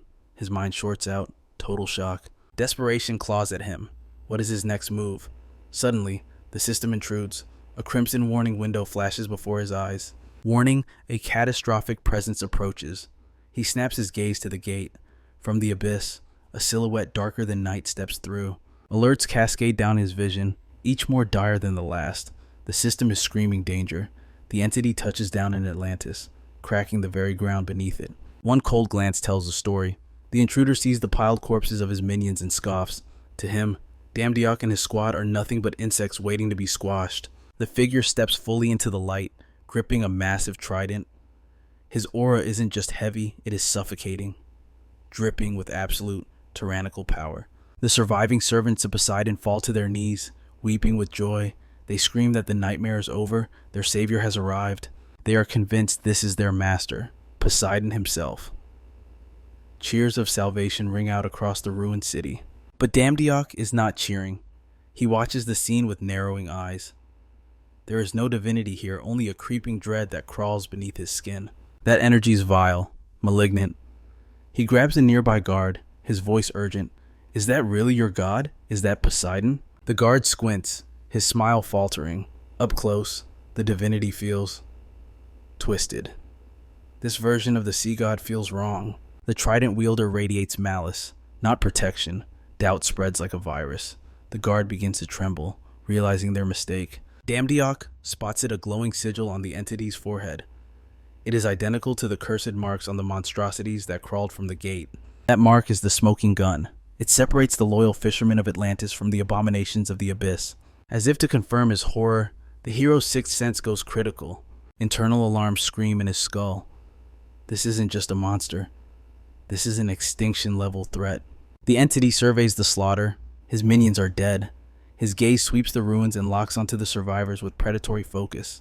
Damdiok roars, "Everyone back incoming." The warning comes too late. The entity merely flicks his trident. No incantation, no motion, just instant death. Every fisherman in the vicinity bursts into mist. A low, sinister laugh echoes over the silence. He steps over the fresh corpses, sneering, "Filthy worms." Damdiok's instincts scream a single command, run. Fighting is suicide. He tenses to flee, but the monster's eyes snap directly to him. Mercy is not an option. The godlike being tilts his head, genuinely puzzled. Why is there still one breathing? Damdiok dives for cover, but stealth is useless against a god. The being pinpoints him instantly and unleashes a devastating blast. His mind reels as the ground explodes around him. How he was perfectly concealed. No time for logic. Survival is the only objective. He activates Fleetfoot. It is do or die. He pushes his speed to the limit, a streak of light trying to outrun death. But it is not enough. In a blink, the entity materializes right in his face. The monster smirks, blocking the path. Going somewhere every last Olympian is destined for the grave. Damdiok isn't even an Olympian, but the entity doesn't care for details. The trident rises. The tip hovers inches from his heart.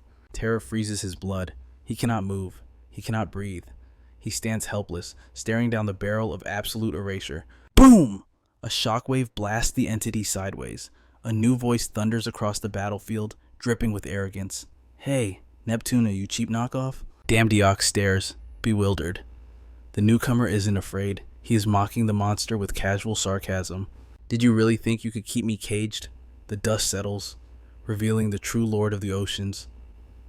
The real Poseidon has entered the chat. Neptune's smug mask shatters into rage. He roars back, "I am also a god of the sea." Poseidon's answer, a fist to the face, "Shut up, trash." The truth comes out.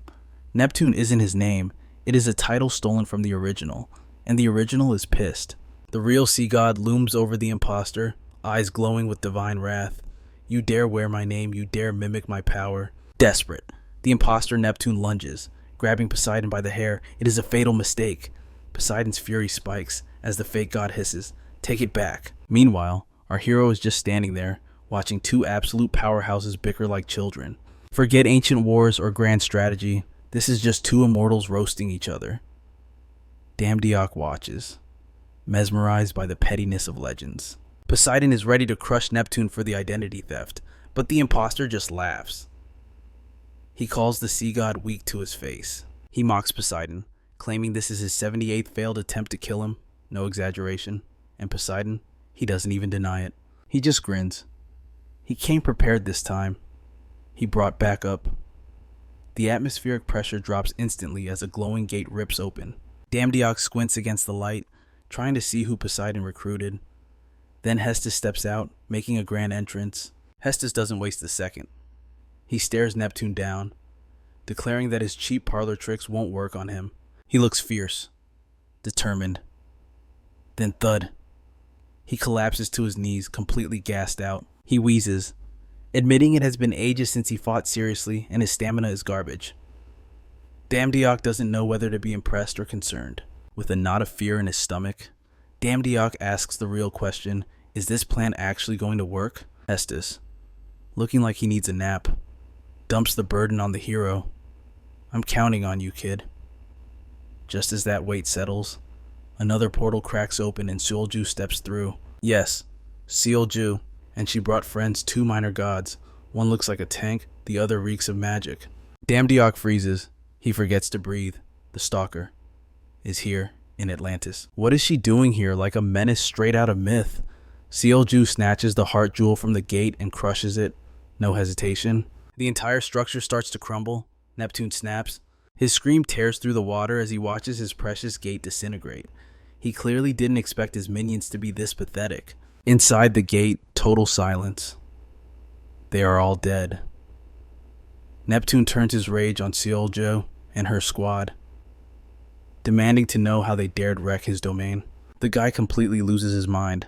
Diplomacy is over. He charges up an attack designed to erase her from existence. Damdiok sees it coming. He screams a warning. This isn't just flashy, it is an extinction-level event. Who do you think you are? Neptune roars, but Seolju doesn't flinch. She tilts her head just enough to let the blast miss by an inch, like she has done this 1,000 times. Calm, sharp, absolutely terrifying. Absolutely. She draws her weapon and rushes him. Clean hits connect, but they barely scratch him. Neptune lunges for her skull, ready to crush it like a grape, but Damdiok steps in. His weapon intercepts the grab just in time. His sixth sense screams, forcing his body to move before his brain can even process the danger. For a split second, he feels invincible. He has got this, but that high crashes fast.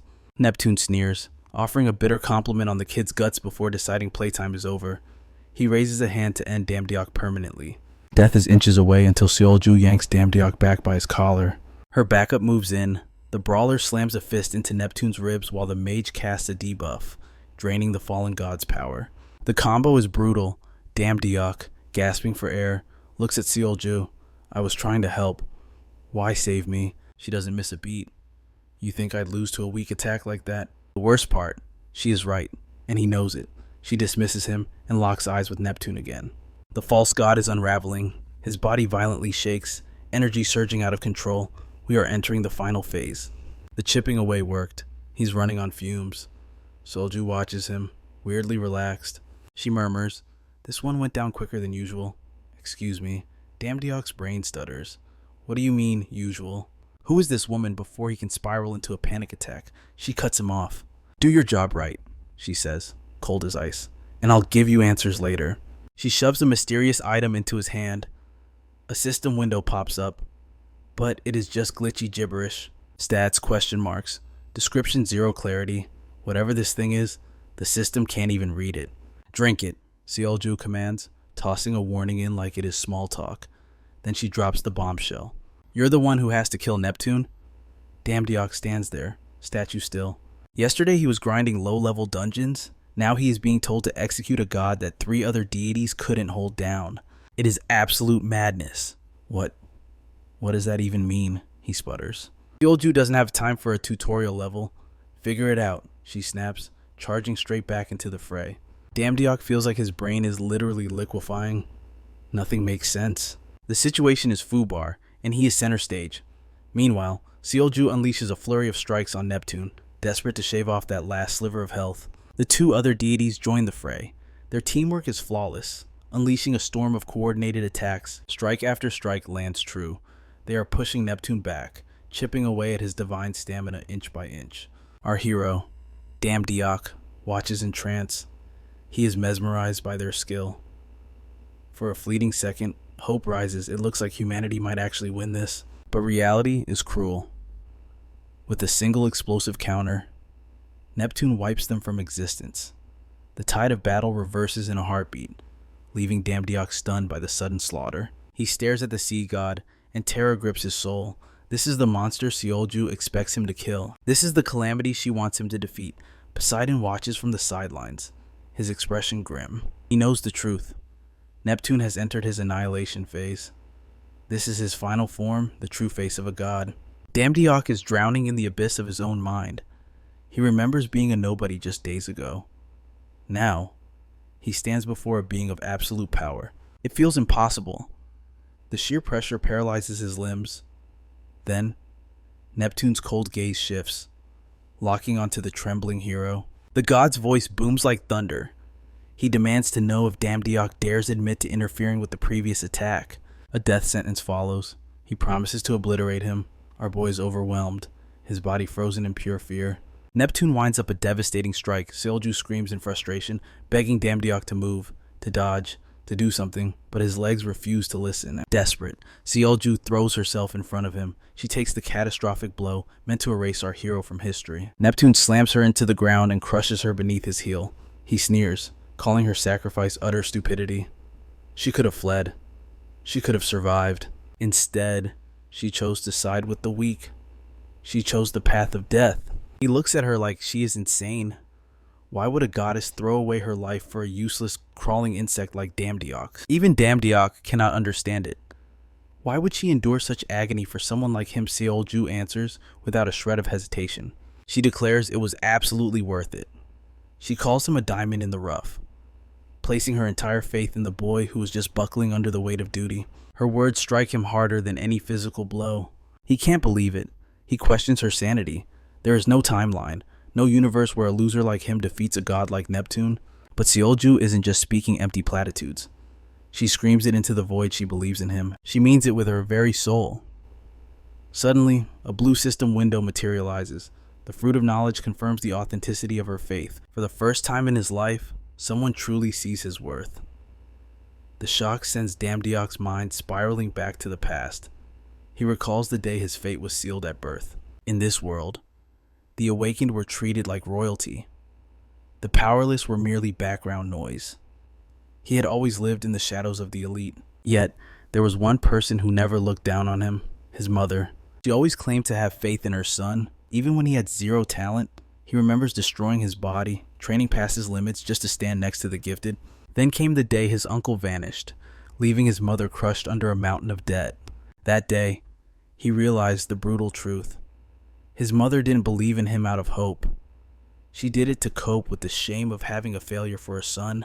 The revelation shattered his spirit, but strangely, he felt no anger or sorrow, only a twisted sense of relief. He realized that if nobody truly believed in him, then he couldn't disappoint anyone.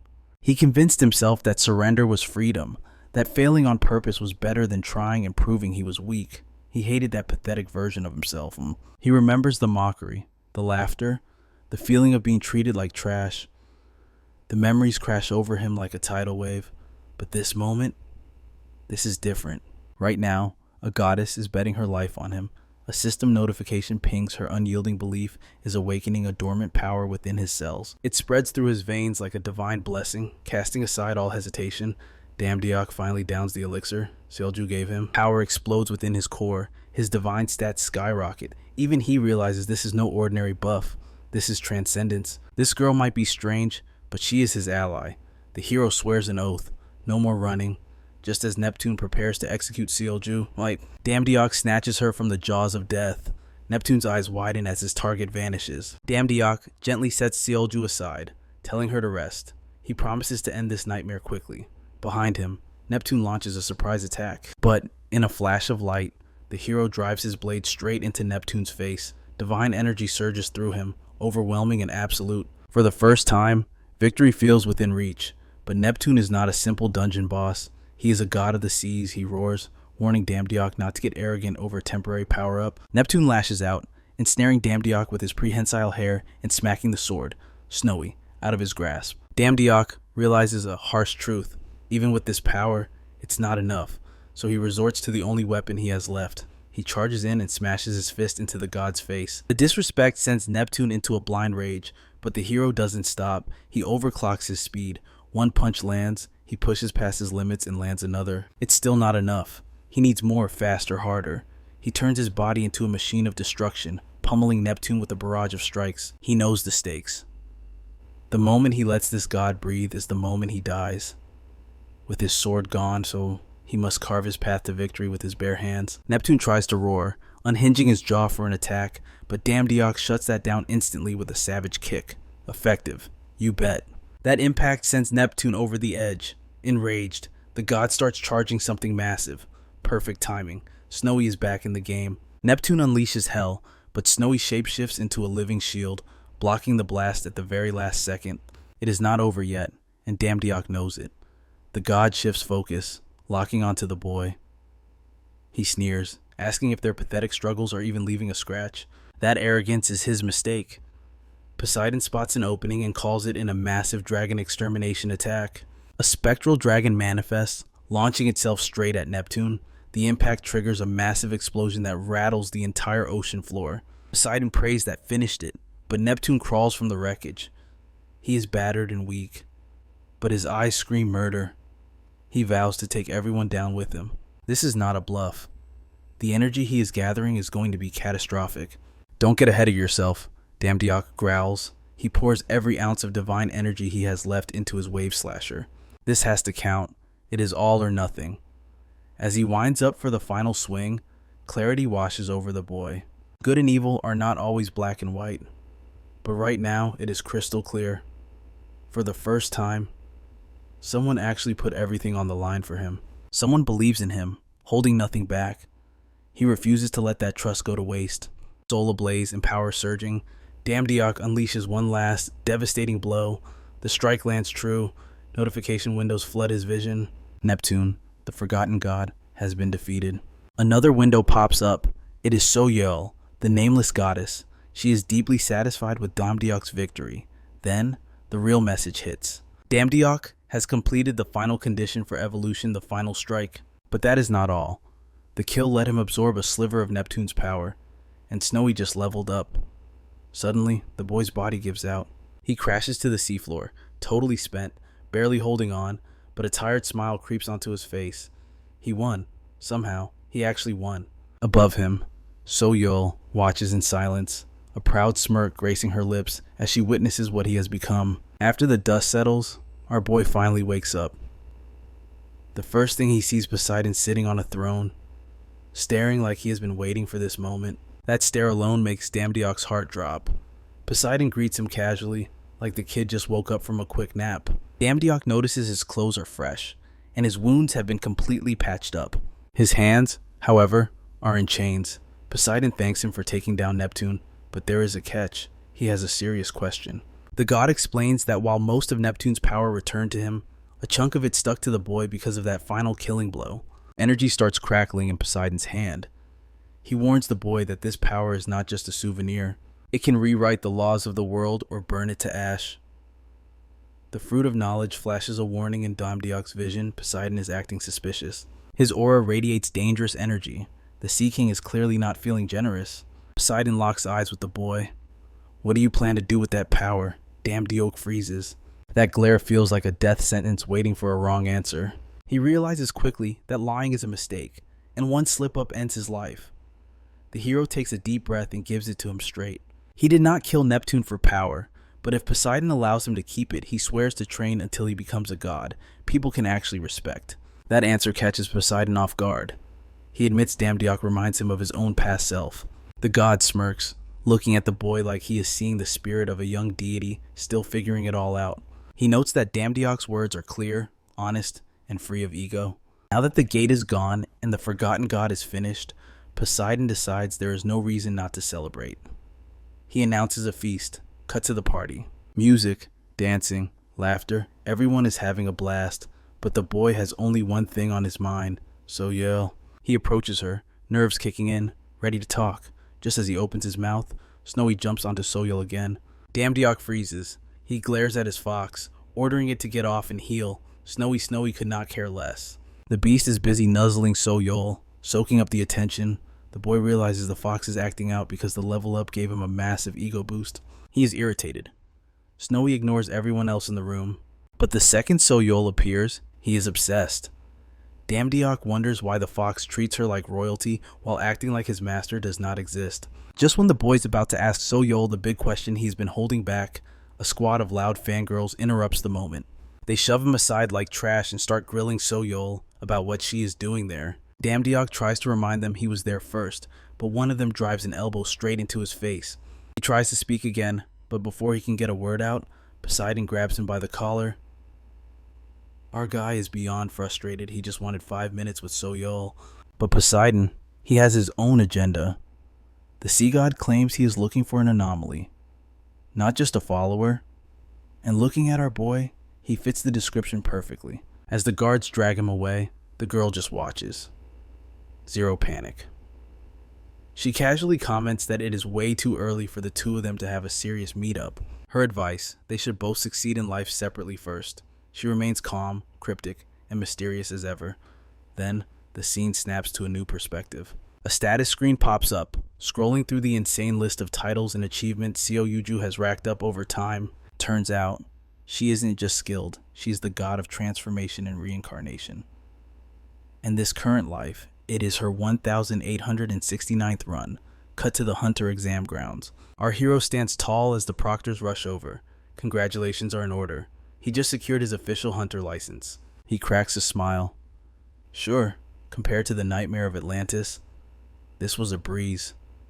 But he is proud. He earned this. And the best part, he is officially ranked as a 6-star Hunter. That is a massive flex. The Hunter Association scales from 0 all the way to 9. So starting at 6, it is a solid achievement. 9-star Hunters are basically myths. And so far, not a single person from Korea has ever touched that level. Only 13 Hunters on the entire planet hold a rank of 5 stars or higher. And now, Dam Deok-gu is one of them. It is a heavy title, and he feels the weight of it. While he processes everything, a pathetic wail shatters the mood. It is Jong-uk Cheon, crying his eyes out as guards drag him away. Even as they haul him off, the guy won't quit screaming. He is snitching, yelling that Dam Deok-gu cleared dungeons and gates without a license. He is desperate to paint our hero as a criminal, yelling that letting Deok-gu go is a massive mistake. Dam Deok-gu watches the tantrum and just sighs. Why is this guy still acting like a toddler? It is honestly pathetic. The man is shouting threats at the guards while being carried off. Suddenly, Snowy swoops back in, landing gracefully on Deok-gu's shoulder. Immediately, he notices the difference. The fox is heavier, larger. He wonders, is this a side effect of leveling up for magical beasts? A dark thought creeps in. If Snowy keeps getting stronger, will she eventually leave him? He shakes his head. No way. He shuts that down fast. Just look at her. Snowy snuggles into his neck, soft, warm, and loyal. He convinces himself she definitely loves him more than that mystery girl. Yeah, keep telling yourself that, buddy. But before he can relax, Seo Yuju drags him back to reality. She steps up with a cold reality check. Even if things look calm, the easy days are officially behind him. She wants him to follow her. She promises answers. Everything about what is coming, what actually matters, and what the future holds. Then she drops the bombshell, a warning about the apocalypse. Something massive is on the horizon. A little event called Ragnarok. The scene jumps to the reincarnator's car. Our duo is officially on the road, and knowing her, they are definitely pushing the speed limit. Deok-gu leans back, eyes locked on Seo Yuju. He finally voices the thought that has been nagging him. She has always seemed a little shady. He asks her point blank, "Who the hell are you, really?" The mysterious girl glances over, checking if he's actually serious. When Dam Deok-gu nods, she shrugs. Fine. She might as well spill the beans. She explains that about a year ago, a divine job listing materialized in front of her, basically the exact same way it happened for him. Since that day, she has been grinding non-stop. Every cent from her side gigs dumped straight into upgrading her godly stats. That hustle paid off. Right now, she is sitting pretty at the power level of a mid-rank god. Our boy listens, stunned, but she isn't done yet. Somewhere along that grind, she unlocks something rare, a warrant of insight. The name alone throws him off. He asks what that even does. She admits she doesn't know everything, but that warrant showed her something absolutely wild. Through it, she caught a glimpse of the future, and it is not pretty. A massive war is coming.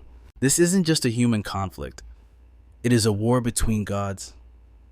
She explains that divine names aren't just translations, they vary between mythologies for a reason. Zeus and Jupiter, Poseidon and Neptune, Eros and Cupid.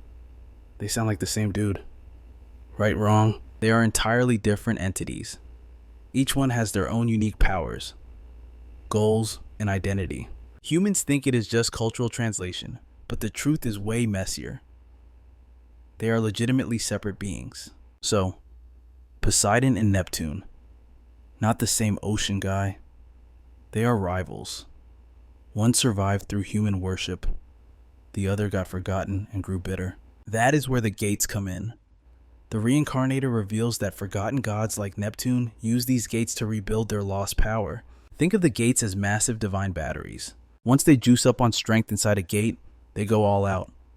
They launch a comeback war against the famous gods to reclaim their titles. It is a cosmic power grab. Suddenly, it all clicks for our hero. The gates aren't random. They are steroids for forgotten deities. And when they are strong enough, they come swinging to take back what they lost. At the end of that chaos, Seo Yuju says the 6th Ragnarok will trigger. Our boy looks over, stunned, and blurts out the obvious question, do gates exist in the human world too? Seo Yuju doesn't hesitate. Yeah, they do. She explains that dungeons were engineered by the gods for one specific purpose, to train humanity for the incoming disaster. That explains why dungeons and gates feel so eerily similar. Dungeons, they're just practice arenas. Suddenly, Thor's words echo in Damdiaku's mind. Something about constructing a crucible where humanity could face ultimate trials. It all tracks. Dungeons are literally divine boot camps. But that revelation doesn't exactly sit right with our boy. Actually, it pisses him off. Ever since these hellholes popped up, people have been maimed and slaughtered trying to clear them. Yet to the gods, it's just a morning workout. Dioku snaps.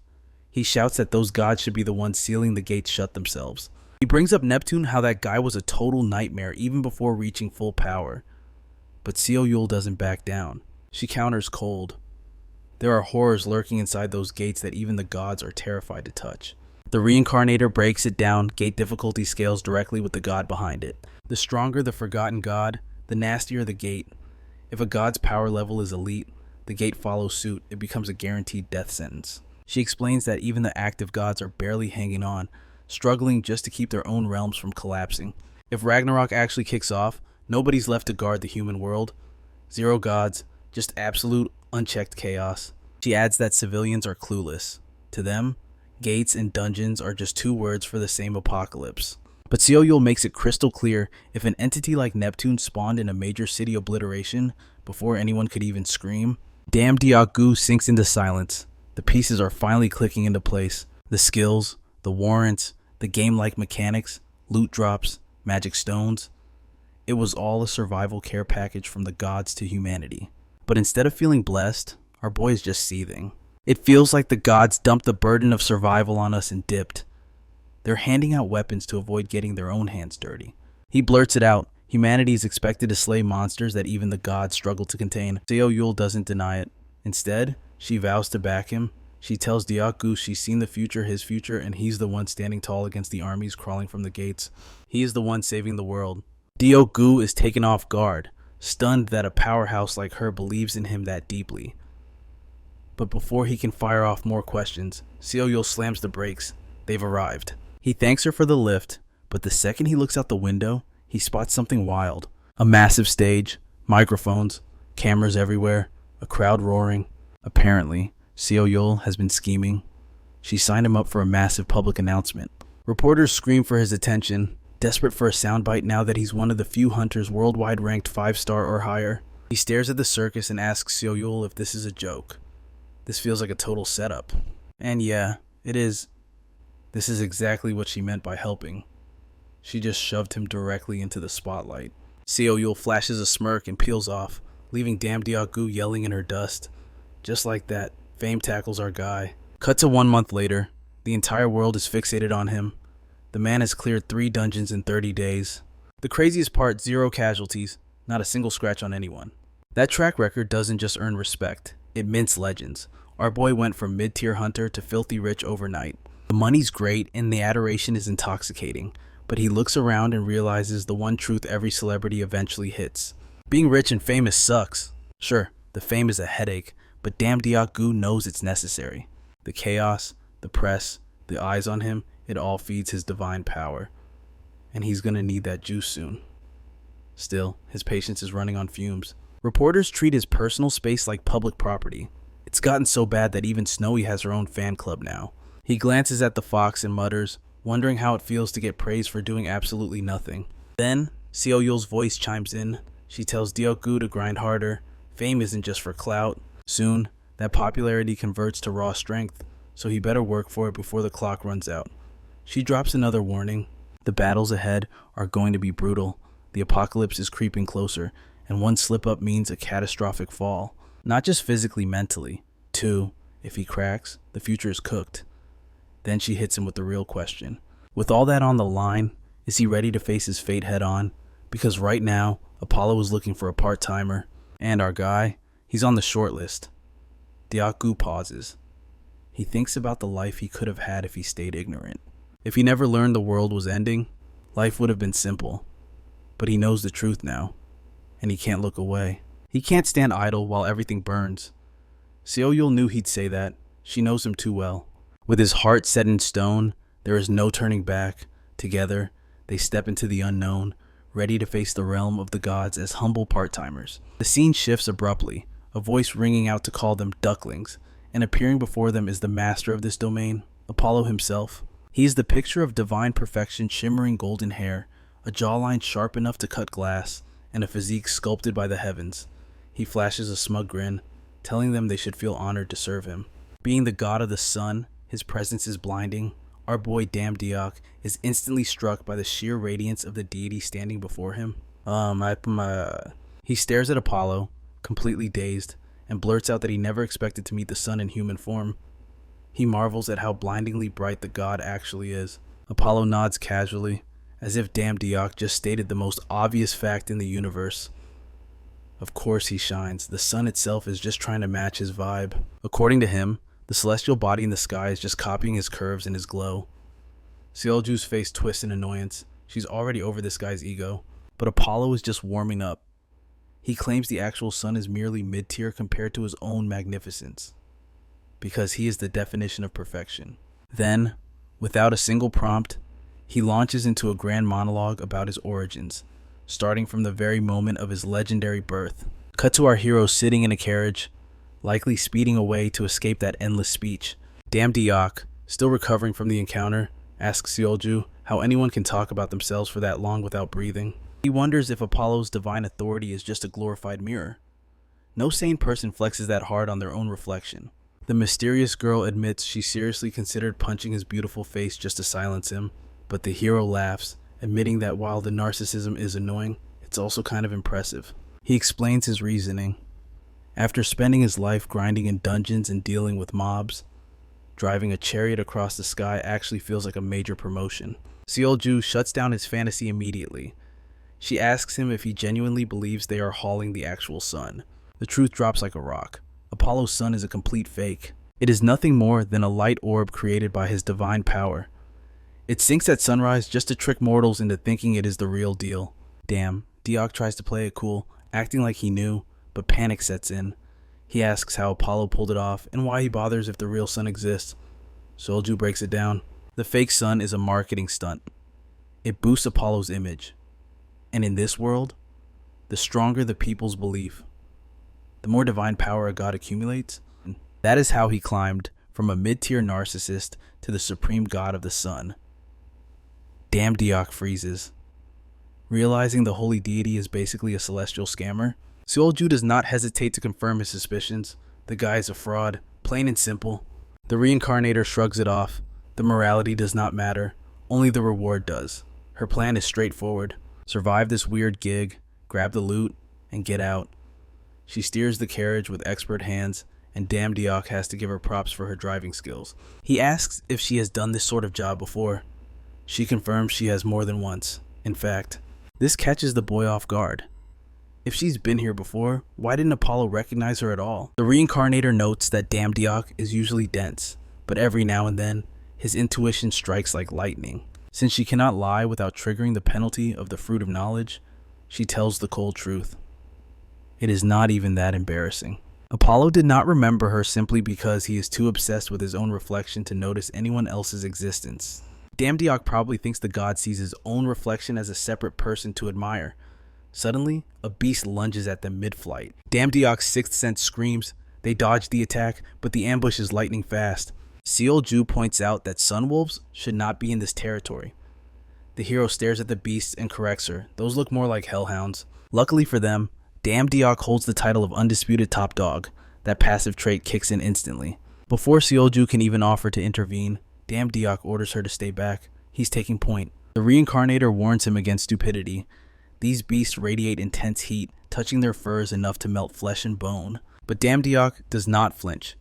If he is going to live up to the legendary version of himself from the prophecy, he cannot hide behind anyone. He leaps from the carriage, weapon in hand, eyes locked on the fiery beast with deadly focus. A plan forms in his mind. His blade slices into one of the wolves, but the creature refuses to go down. He yells back to Seolju, telling her to watch closely. It is time to debut a new technique. He activates Wave Slasher. Water energy explodes, sizzling the flames on the beast. He grabs the wolf, but even dampened, the heat is searing. Suddenly, a system notification pops up. Neptune's power awakens within him. The blessing of the waves wraps around his body like invisible armor.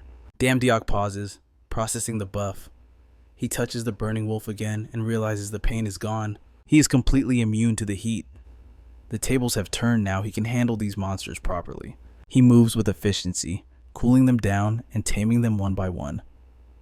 Seolju watches him work, and for the first time, a genuine smile touches her lips. She recalls the version of Deok she first met, a helpless guy who couldn't even defend himself when people called him incompetent. But no matter how brutal the world became, he kept pushing forward. Even when his progress seemed invisible to others, he never once gave up. Twice, thrice, over and over again, 1,869 returns later, he has evolved into something else entirely. She looks at him now and sees the terrifying result of that endless cycle. And it matters, because he might be the only anomaly in this world capable of slaughtering the nightmares she saw in her visions. That is why she keeps coming back to him. He is not just a man, he is a full-on gamble. It is like betting her entire soul on a god of risk. Deok orders his tamed wolves to take point, driving the wild pack into a panic. Now that our protagonist has 2 loyal sun wolves flanking him, he is ready to crush the rest of these rebellious mutts. He gives his newest pets the kill order. They launch straight at their own kin, and the untamed wolves never even see the betrayal coming. Deok smirks, throwing a sharp verbal jab at the confused pack. He asks if betrayal tastes bitter, but then his expression shifts. Watching these sun wolves tear each other apart for his sake feels wasteful, grim. So he pivots. With a dark grin, he decides to tame them all, too. Why spill blood when he can seize control? He targets the next beast and dominates its will cleanly. Then he snatches a few more. In seconds, his pack swells to a formidable 40 dogs. The hero is clearly having way too much fun. He is steadily building the foundation of a canine army. Riding the momentum, he decides to subjugate every last one of them. But as he pushes forward, a notification chimes. His top dog trait suddenly evolves. A new ability has been unlocked. Deok can now summon every beast he has ever tamed while holding this title. That detail catches him completely off guard. He has collected a lot of creatures over his lifetimes. Not all of them are combat ready. Some were just for aesthetics. Others were definitely not. One name flashes in his mind like a warning siren. Cerberus.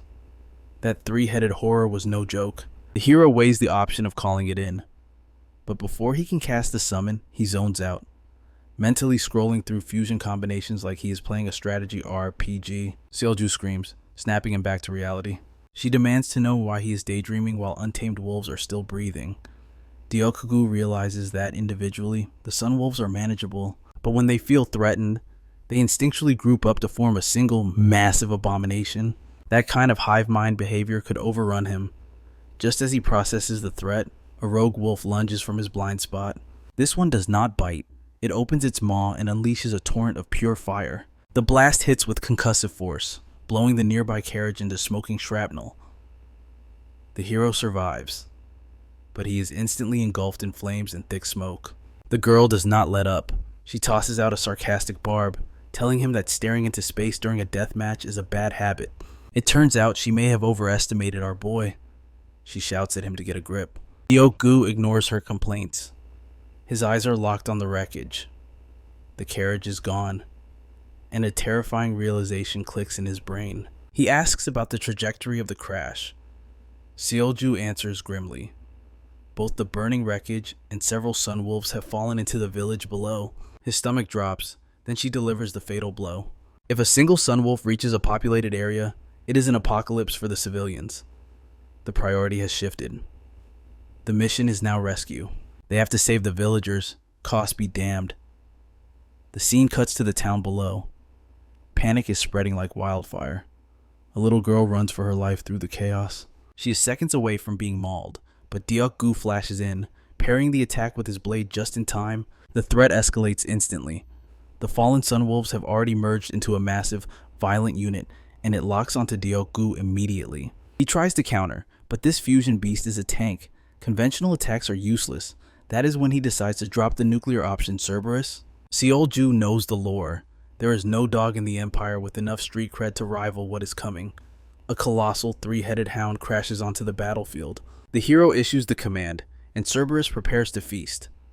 A nearby villager stares at Deok-gu, paralyzed by the spectacle. The man points a trembling finger at the sky, eyes wide, asking, "What kind of being descends from the heavens to slay a monster like that?"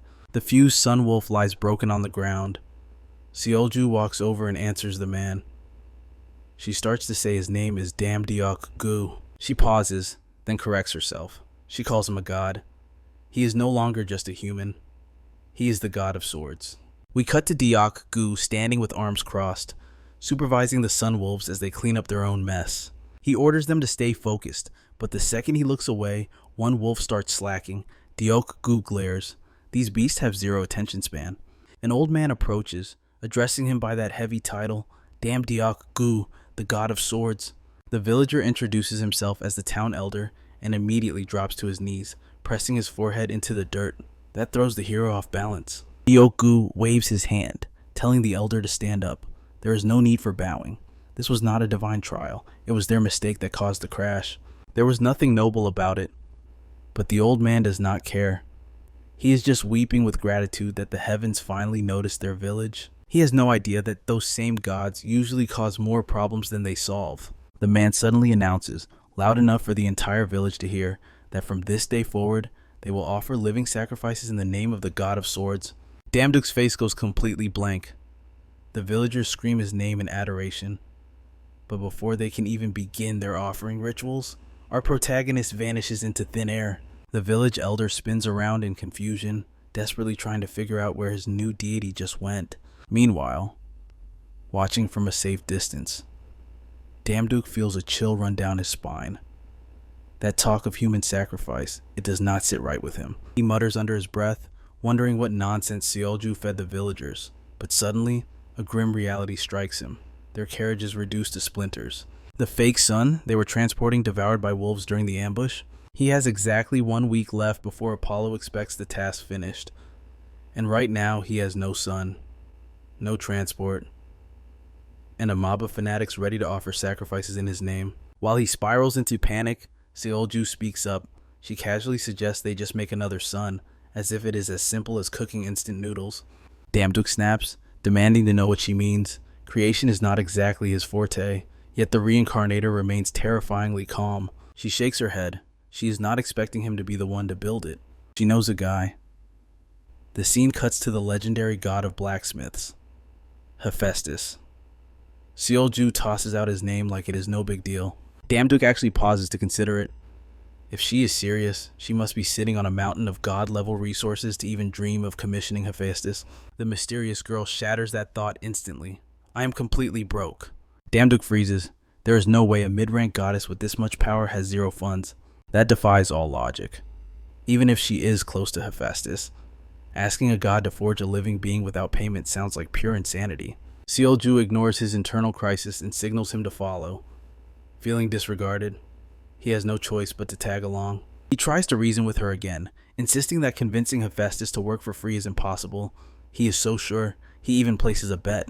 The loser has to do whatever the winner commands. Cut to Hephaestus agreeing immediately. There is no argument, no negotiation. He says he owes Seol-ju a life debt. So this task is child's play. He is even willing to pull an all-nighter to finish it. Damduk just stands there, jaw on the floor, wondering just what kind of favors Seol-ju handed out to earn that level of absolute loyalty. Later, she guides him to a secluded wasteland. Damduk is completely in the dark about her next move. The girl smirks, reminding him that he lost their bet. He is obligated to do whatever she asks. But before that, there is urgent business to attend to. Namduk asks what the catch is. Seolju drops the bomb he needs to start gathering priests if he plans to stop the coming God War. Confusion washes over him. What is a priest in this context? Seolju explains the mechanics. When a low-ranking god hits 50,000 divine power, they unlock a warrant called the Calling of Gods. With that, they can recruit followers to boost their strength in battle. Damduk looks at her in total disbelief. He points out the glaring flaw: it makes no sense to tell people he is a god when he is not one in the first place. Seolju remains unfazed. Details do not matter. He cannot halt the apocalypse alone. He needs priests drawn from other dimensions to stand a fighting chance. The prophecy demands 12. Damduk is completely overwhelmed, and frankly, that reaction is understandable. He tries to wrap his head around the mission. The number alone is daunting, so he asks what she means by different dimensions. The reincarnator explains that, right now, he only has access to basic missions on their own continent, but once his divine power spikes, the gateway to interdimensional jobs will fly open. This is not exactly comforting news. The great gods are already a nightmare to handle. Now he is expected to take on threats across the multiverse. Yet, Seolju does not blink. She tells him to relax. Their first priest is already in this world, and they will be a game changer. Then, she reminds him again that he agreed to do anything she wanted.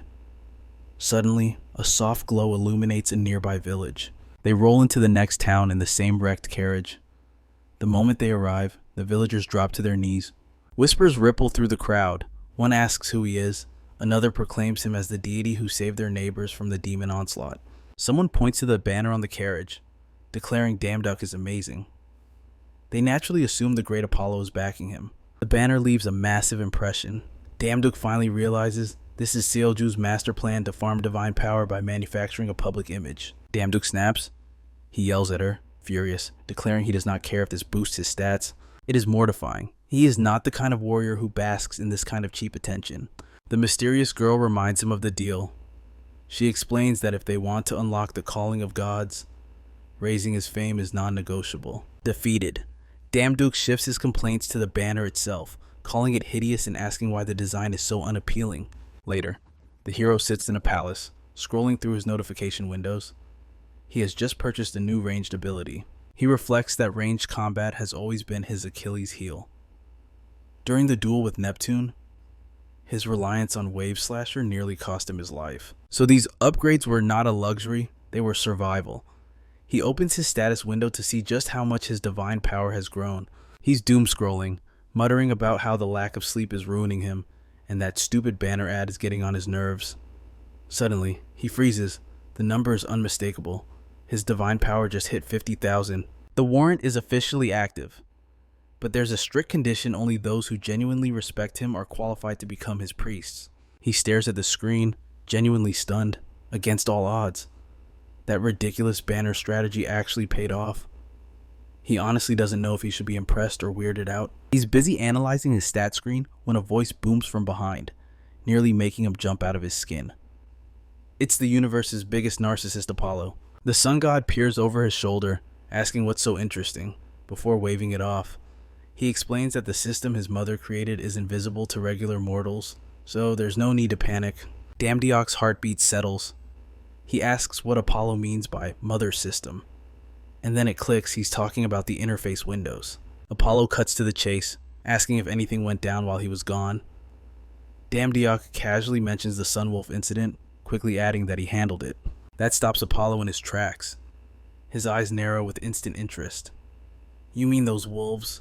A pause, then a nod of approval. Impressed. Apollo announces that since the hero went above and beyond, he's getting a bonus on top of his standard paycheck. A golden aura erupts around Damdiok as Apollo transfers the warrant of self-healing directly to him. His hand begins to glow with a warm light. Damdiok stares at his own palm. Fascinated by the hum of this new power, Apollo puffs out his chest, explaining that half the world would kill for this warrant, but he only bestows it upon those who truly serve him. He starts rambling about the endless lines of people begging for a chance, eventually cracking himself up with a loud, boisterous laugh. The noise wakes Snowy, who had been sawing logs peacefully. The little spirit glares at them, clearly ticked off about the rude awakening. At this point, the thing looks exactly like Seolju in fluff mode. Seeing Snowy is awake, Damdiok asks the spirit to lend him a hand. Apollo shoots him a skeptical look, asking what he's plotting. Damdiok shrugs, saying he just wants to take this new healing toy for a test drive. He transforms Snowy into weapon form and slices a small cut on his finger. Immediately, a soft light pulses from the wound. The warrant of self-healing is live. The skin knits together slowly but surely. Damdiok watches the glow, thinking it's actually kinda cute. Snowy leans in, licking the tiny cut like it feels personally responsible. Apollo watches the interaction, raising a suspicious eyebrow at the spirit. Spirits that can shapeshift into weapons are incredibly rare. Meanwhile, Snowy practically sweats, refusing to make eye contact with the sun god. Apollo's gaze shifts to Damdiok. He asks how he manages to tame creatures so effortlessly. Damdiok admits he has a taming skill, then flips the script. Why are you so obsessed with that? Anyway, Apollo sighs. Lately, something has been damaging the sun, and it's driving him crazy. He's been wondering if there's a way to just tame the problem. He points out that the Sunwolf's creatures that notoriously hate everyone seem to genuinely like Damdiok. Apollo has never heard of a god capable of taming them, so seeing a low-tier guy like Damdiok pull it off is frankly baffling. He asks straight up, "How did you do it?" Damdiok thinks for a second, watching the animals gathering around him to play. He agrees to teach Apollo his secrets, but there's a price. He just bought a ranged skill. He wants archery lessons from the best. It's a smart trade, considering he almost got wrecked in his last fight due to a lack of range. The god grins and agrees. After all, he's not just the sun god. He's the god of medicine, poetry, music, and most importantly, archery. Apollo wastes no time. He starts guiding Damdiok through the basics, instructing him on how to manifest an arrow from pure divine energy. The concept is simple: channel energy to the fingertips. Hold your breath. Draw the string back until the tension screams perfection. When the universe aligns, you let it fly. The god steps up to demonstrate. His arrow screams through the air, piercing the target with zero effort. Apollo shrugs like it was nothing. Damdiok isn't shocked, but his respect for the guy definitely ticks up a notch. The guy might be an arrogant show-off, but the skill is real. Damdiok's real training starts now. 1 month flies by. Archery becomes his new religion, and Apollo turns out to be a drill sergeant of a teacher. The guy doesn't play around. Damdiok looses an arrow with perfect form. It hits. He realizes he's actually getting this. He understands the bow now. He reflects on his past. Until now, he survived by watching YouTube tutorials and copying moves mid-fight like a desperate amateur. But this learning directly from a god, it's on a completely different level of effectiveness. A thought crosses his mind. If he can learn this much from Apollo, just imagine what he could gain from training under other gods. Seolju cuts into his daydream. Time's up. She warns him that he's about to meet his very first priest, and the clock is ticking. Damdiok packs up, but he's not leaving without saying goodbye. He looks around for his mentor. He finds Apollo hanging out with the Sunwolves. Looks like both sides of the deal were honored perfectly. Snowy curls up next to Seolju, and Damdiok feels a sense of accomplishment. He definitely leveled up from this trip. He muses that even gods seem to have a soft spot for animals when snacks are involved. That's probably how Apollo and the wolves bonded in the end. Seolju sighs, telling him to just be grateful it worked. If that plan had failed, they would have been in serious trouble. Damn, Dialgu scoffs, claiming he would have simply kept pushing until he succeeded. He speaks with terrifying arrogance, acting as if he wasn't just gambling his life against the literal god of the sun. Seolju sighs, warning him that he needs to plan his moves more carefully, or one day he will make a mistake that cannot be fixed. However, Diokagu does not look even slightly worried. He dismisses her concerns, telling her she overthinks everything, before listing the incredible rewards he reaped from this job. His divine power has skyrocketed. A new warrant has been acquired, and he has even mastered high-level archery skills. In his mind, life could not possibly get any better than this. But the reincarnator is actually right to worry, because things are about to go south fast. Deep in the underworld, amidst ancient ruins in a suffocating atmosphere, trouble is brewing. Hades, the ruler of the underworld, stands in the shadows speaking with a servant. His voice is cold as ice as he asks if the intelligence report has been confirmed. The servant trembles, confirming the truth. Cerberus was summoned to the human world a month ago without approval. and the reckless fool responsible is none other than damn Diok-gu. Hades is absolutely furious. His aura flares as he demands the identity of the mortal who dared interfere with the guardian of the underworld. He does not care about their reasons. Whoever had the audacity to summon Cerberus is about to learn the terrifying definition of consequences. You do not anger the god of the dead and live to tell the tale. This is exactly the kind of disaster Seolju was talking about when she suggested thinking before acting. The scene shifts from the doom of the underworld to the Seon-un headquarters, where the vibe is much less dramatic. Diok-gu is in the middle of a training montage, hacking through massive logs with his blade. His sword proficiency continues to level up, one shattered log at a time. He smiles, glad to feel his strength returning, but a nagging feeling tells him something is off.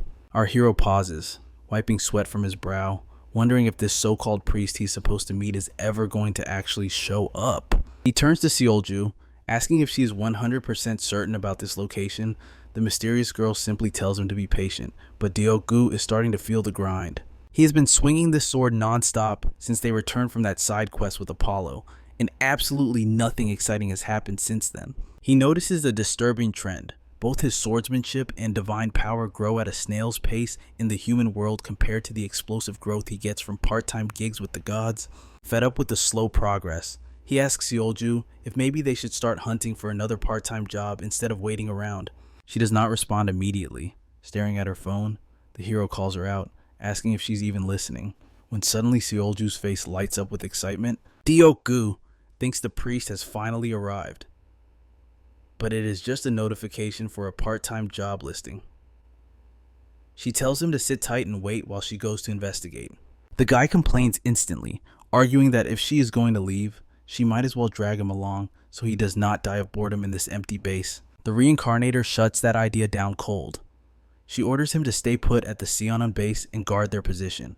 He grumbles about the injustice, complaining that she gets to chase exciting quests while he is stuck here training alone. He asks why she needs to go herself, but she brushes him off, claiming the explanation would take too long. He vents his frustration to the empty air, complaining about how nobody has shown their face at the base in weeks. He questions how he is supposed to keep waiting for a priest when he has no timeline, no clues, and his patience is wearing thinner than a piece of paper. He begs one last time to tag along, but a familiar, irritating voice cuts through the silence. Of all the people on Earth, it is young Acheon.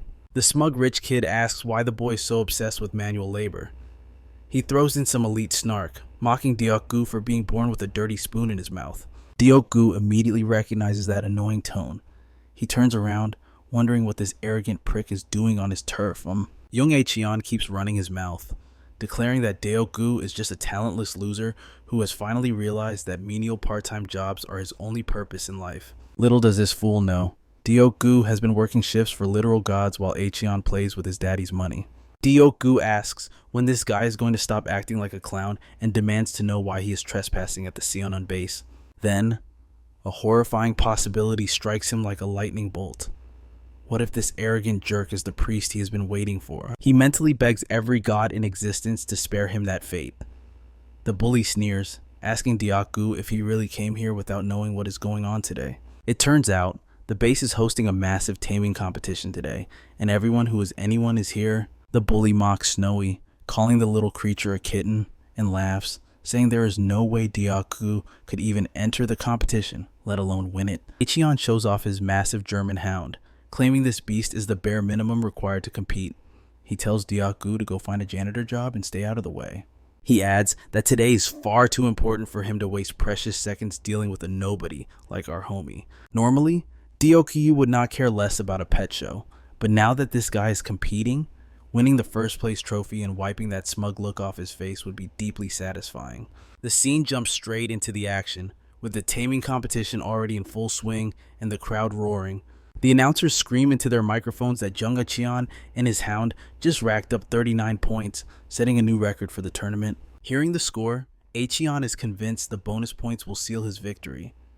This is his big chance to finally prove his worth to his father. It turns out this rich kid has deep-seated daddy issues. His father never gave him the validation or love he desperately craved. And his father is not just anyone, he is Young Nak Cheon, the chairman of Iris, the #1 guild in all of South Korea. The boy is aiming for the stars, dreaming of inheriting the Iris Guild someday, but suddenly, the announcer drops another name that freezes the room. There is one competitor left to perform, and it is none other than Dam Deok Gu, currently the hottest topic in the entire country. The smile instantly drops from the dipshit's face. The camera pans down to reveal a fiery hound standing by the hero. It turns out our guy dragged one of Apollo's sunwolves back to Earth like an absolute madman. The judges take their positions, ready to grade the boy's mastery over the beast. One veteran judge, a woman with 10 years in the seat, just shakes her head. She has never seen a fire-coated monster like this in her life. The second judge is baffled, noting this hound defies every known thesis, while the announcer roars into the mic that a new era of taming has officially begun. Not everyone is celebrating. Damduk catches the sour look on his rival's face and asks if the disappointment stings. He pushes further, saying the bully is all bark and no bite, then nods at the rival's beast and asks if that ancient mutt was really his ticket to victory. Jungkook Cheon looks ready to kill, prompting our hero to casually ask why the guy keeps glaring at him like an obsessed fan. Jungkook snaps, demanding to know why Damduk always has to showboat and block his path, screaming that he is an absolute bastard, which is wild, considering this guy made our boy's life a living hell back in their school days. Jungkook raises a fist to swing, but a deep, commanding voice freezes him in place. His father orders him to stand down if he wants to stay in the tournament. The old man calls him a fool straight to his face, and when Jungkook tries to stutter out an excuse, his father ruthlessly cuts him off. One more word, and he gets shipped overseas immediately. Jungkook stands there, paralyzed by the threat. The chairman turns to Damduk, apologizing for his son's disrespect, and Damduk decides to play the bigger man and let it slide. Internally, he is stunned by this reunion. He never imagined crossing paths with Chairman Cheon again under these circumstances. The chairman praises him, noting he has grown into a reliable young man since they last met, and they exchange proper, respectful greetings. He tells Damduk to ignore Jungkook completely, openly calling his own flesh and blood a failure and a total embarrassment. Cut to Jungkook Cheon, in full meltdown mode, smashing the flower pot he had brought as a gift for his father into a million pieces. He is seething with rage because his dad keeps comparing him to Damduk, an outsider who does not share a single drop of their blood. Ever since that jerk came back, his life has gone down the drain suddenly. A voice pipes up, asking why he is so worked up. Jungkook turns to see a familiar blue-haired figure and demands to know where the hell he has been hiding. The blue-haired guy shrugs, claiming he was busy wrapping up a crucial in-game event. That answer sends Jungkook over the edge, furious that this punk missed a promise to the chairman over a stupid video game. He rants that blue hair gets away with murder just because the Irish chairman favors him over his own biological son. Jungkook insults both of them, but then a twisted idea forms. If he cannot beat them alone, maybe he can trick them into destroying each other.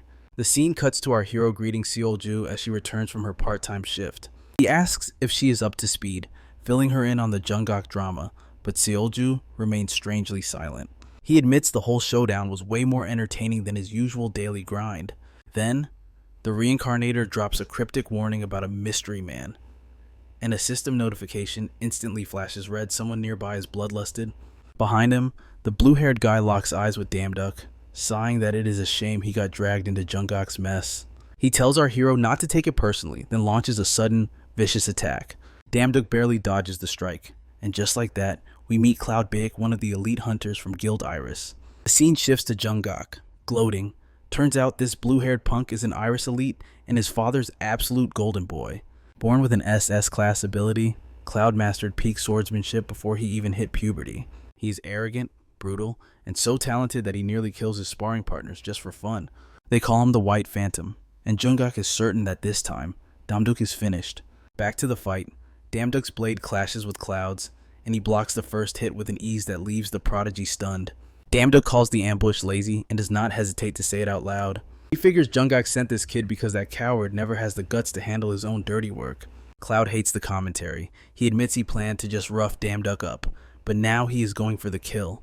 The brat shifts his stance and dives back in with renewed ferocity. This time, Damduk is actually caught off guard. The kid's speed and precision are the real deal, forcing him to get serious. Cloud smirks, asking which arm he should slice off first, and Damduk realizes this is not going to be a walk in the park. Then it hits him like a truck. This kid is destined to be his very first priest. But if the fight continues like this, he will never meet the first condition for recruitment. He recalls Seolju's advice on recruiting priests. The first step is making the target respect you. There are many paths to respect, but raw strength is the quickest and right now. Domduk is not showing enough of it. The battle raged on. Cloud taunted him to stop talking and start fighting, realizing his opponent was finally getting serious.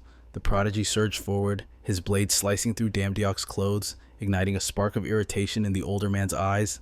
Damdiok cursed under his breath, bewildered. How could this kid wield a blade with more precision than the so-called god of swords himself? That title was self-proclaimed, of course, but Damdiok realized he was in a tight spot. If he couldn't dominate Cloud with swordplay alone, the brat would never respect him. Cloud pressed the offensive, his steel inching closer to a critical hit. Damdiok barely dodged, hanging on by a sheer thread of instinct. He made a split-second decision. If pure swordsmanship wasn't enough, he would have to shatter his own limits. He didn't need to rely solely on the blade. Cloud prepared another devastating swing, anticipating the familiar ring of steel against steel. But then, the prodigy sensed a shift in the air. Damdiok had assumed an attack stance, yet his hands were empty. The sword was gone. In the blink of an eye, Damdiok's weapon transformed into a pair of radiant, magical gauntlets. He caught Cloud's descending slash with a single, open palm. The young prodigy froze, eyes wide with shock. His mind raced, trying to comprehend what kind of monstrous technique this was. Without wasting a heartbeat, Damdiok seized the boy's blade and delivered a counterstrike, a punch so devastating it sent a shockwave ringing through the Sun Guild headquarters. Yet, even after taking a hit that would level a beast, the brat remained standing. Damdiok couldn't help but be impressed. Cloud roared in protest, claiming it was unfair for a swordsman to use his fists. Damdiok shut him down instantly. In a real fight, relying only on a sword is a weakness. True strength lies in versatility. Because Cloud failed to understand that fundamental truth, his defeat was absolute. The boy bitterly blamed his loss on being unprepared. Damdiok laughed in his face, challenging him to go again. The brat, knowing he was completely outmatched, desperately tried to negotiate his way out. The scene shifts to Damdiok's apartment. He and Seol sat in silence, waiting for Cloud to make his move. It turned out Damdiok had given the kid his home address. He wondered aloud if the brat would actually show up, admitting he might have been a little too heavy-handed during their duel. The reincarnator didn't share his doubts. She had seen Cloud's type before. Now that the boy knew where Damdiok lived, his arrival was inevitable. Damdiok grumbled, complaining that waiting for a disciple was more exhausting than his divine part-time jobs, especially with the strict recruitment conditions piling on the pressure. We are reminded of the 3 absolute requirements to recruit a priest. First, you must earn their unwavering respect. Second, you must make them realize their destiny is to serve. And third, the most grueling hurdle of all, the priest must believe in the cause and willingly take the oath of service. Damdiok threw his hands up in frustration, demanding to know why the celestial bureaucracy made the process so unnecessarily complicated. The mysterious girl explained that this complexity was exactly why most gods ignored the warrant. Recruiting a priest wasn't just hard, it was nearly impossible. Damdiok looked at her, a question forming. Why hadn't she used her warrant? She was powerful, intelligent, and lacked nothing. The question caught her off guard. She stammered, vaguely mentioning that she had her own complicated circumstances. Damdiok, never one to read the room, pressed on, asking what kind of circumstances. Seol fell silent. It finally dawned on him that perhaps he had crossed a line. She brushed it off, claiming she was simply too lazy to explain. The answer annoyed him, but before he could retort, the prodigy finally appeared at the door. Damdiok invited him inside, but Cloud responded with cold rudeness, stating he was only there to ask a few questions. He cut straight to the heart of the matter, asking Damdiok what class he truly belonged to. Was he a martial artist or a swordsman? Damdiok reminded him of their battle and answered simply he was both. Cloud, trapped in his rigid worldview, refused to believe it. In Cloud's mind, no human could be a genius in 2 opposing paths. He demanded Damdiok pick a lane, as if the world operated on his rules. Damdiok had no patience for such narrow logic. He casually threatened another duel if Cloud needed physical proof that he had mastered both arts. The kid instantly folded, terror flashing in his eyes. He insisted he wasn't there to fight, he just wanted to understand why he lost. He sought genuine criticism to fuel his growth. Damdiok almost gave him the answer for free. Cloud's face lit up with hope, thinking he was about to receive wisdom, but at the last second, Damdiok refused. The brat's temper flared, demanding to know why he was being stonewalled. Damdiok replied calmly, his voice cold. No master would waste their breath helping someone who spoke with such disrespect. The words humbled the prodigy instantly. Damdiok smirked, laying down his condition. If Cloud wanted the secret to his defeat, he would have to ask as a disciple. Cloud realized he would have to grind his pride into dust to get what he wanted. It wasn't impossible. Deep down, he knew that training under this monster would skyrocket his abilities. But the brat wasn't ready to surrender his ego just yet. He snapped that he would rather die than call Damdiok his teacher. He stormed away, muttering about how long it had taken him just to respect Jong Agon. There was no way he would hand that level of loyalty to Damdiok on their first meeting. The very idea felt ridiculous to him. Damdiok watched the tantrum unfold, casually noting what a shame it was that the brat was walking away empty-handed. He cast one final lure, mentioning loud enough for Cloud to hear that he was just about to teach a martial arts technique too valuable to ignore. It was a move that could have pushed Cloud leagues beyond his competition. And that was all it took to plant the seed. Pride kicked the kid out the door, but the allure of absolute power drags him right back in. Damdiok knows this game. Guys like Cloud always crumble when you dangle strength in front of them. Deep down, Cloud already knows the truth.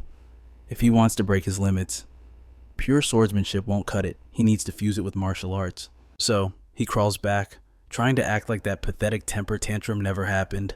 Cloud marches in and tells Damdiok to wipe the slate clean. Our MC watches the brat practically choke on his own ego. But hey, at least he is here. The kid even forces out the word Hyungnim, the ultimate admission that someone is above you in the food chain. Damdiok plays deaf, leaning in and acting like he didn't catch it. Cloud looks ready to detonate, but he squeezes his eyes shut and mutters it one more time. He is running the calculations in his head, learn the moves now, surpass Damdiok later. For now, he just has to play the part. Finally, the blue-haired brat drops the attitude and asks Damdiok to be his master. That gets a sharp, amused laugh out of our guy. He throws Cloud a bone. If the kid is that desperate for power, fine. He is cool with teaching him. He even calls him little brother, which stings the prodigy's massive ego, but Cloud swallows the insult before training starts. Though, Damdiok drops a bomb, they have one more hoop to jump through the priest ritual. Since the hierarchy is officially established, it is time to move to the next phase. Cloud, so Yuju, and Damdiok initiate the ceremony process. As soon as they mention becoming a god's representative, crossing divine gates, stepping into higher realms, and risking your life for a deity, Cloud's eyes light up.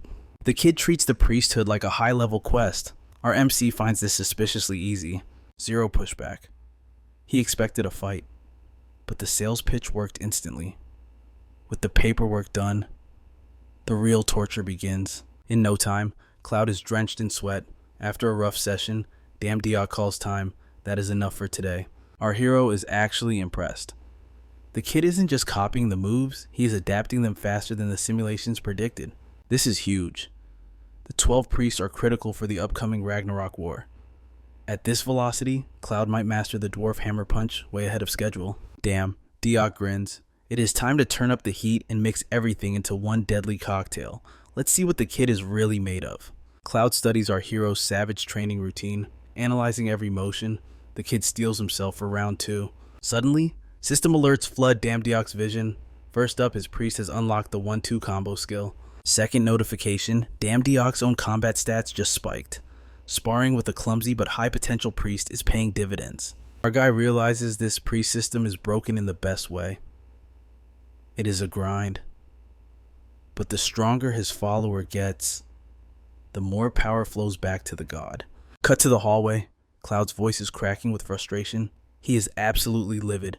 After busting his back to get a dungeon clearance license, he finds out Damdiok isn't even tagging along for the first run. The prodigy whines that there is a guaranteed skill ruin inside loot you can't ignore.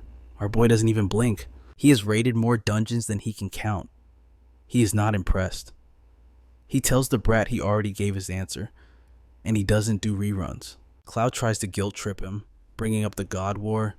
He argues that if Damdiok seriously wants to stop the apocalypse, he needs to hoard power now.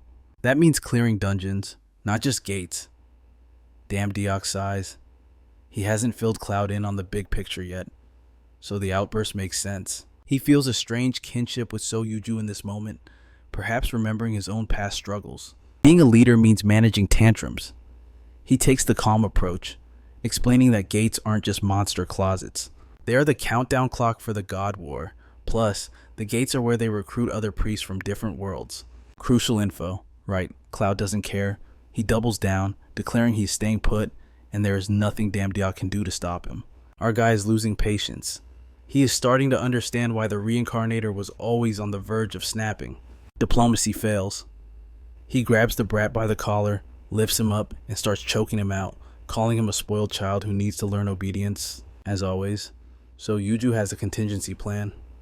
She pulls Damdiok away, whispering that there is a smarter way to handle this mess. Cut to Cloud gaming in his room, but his head isn't in it.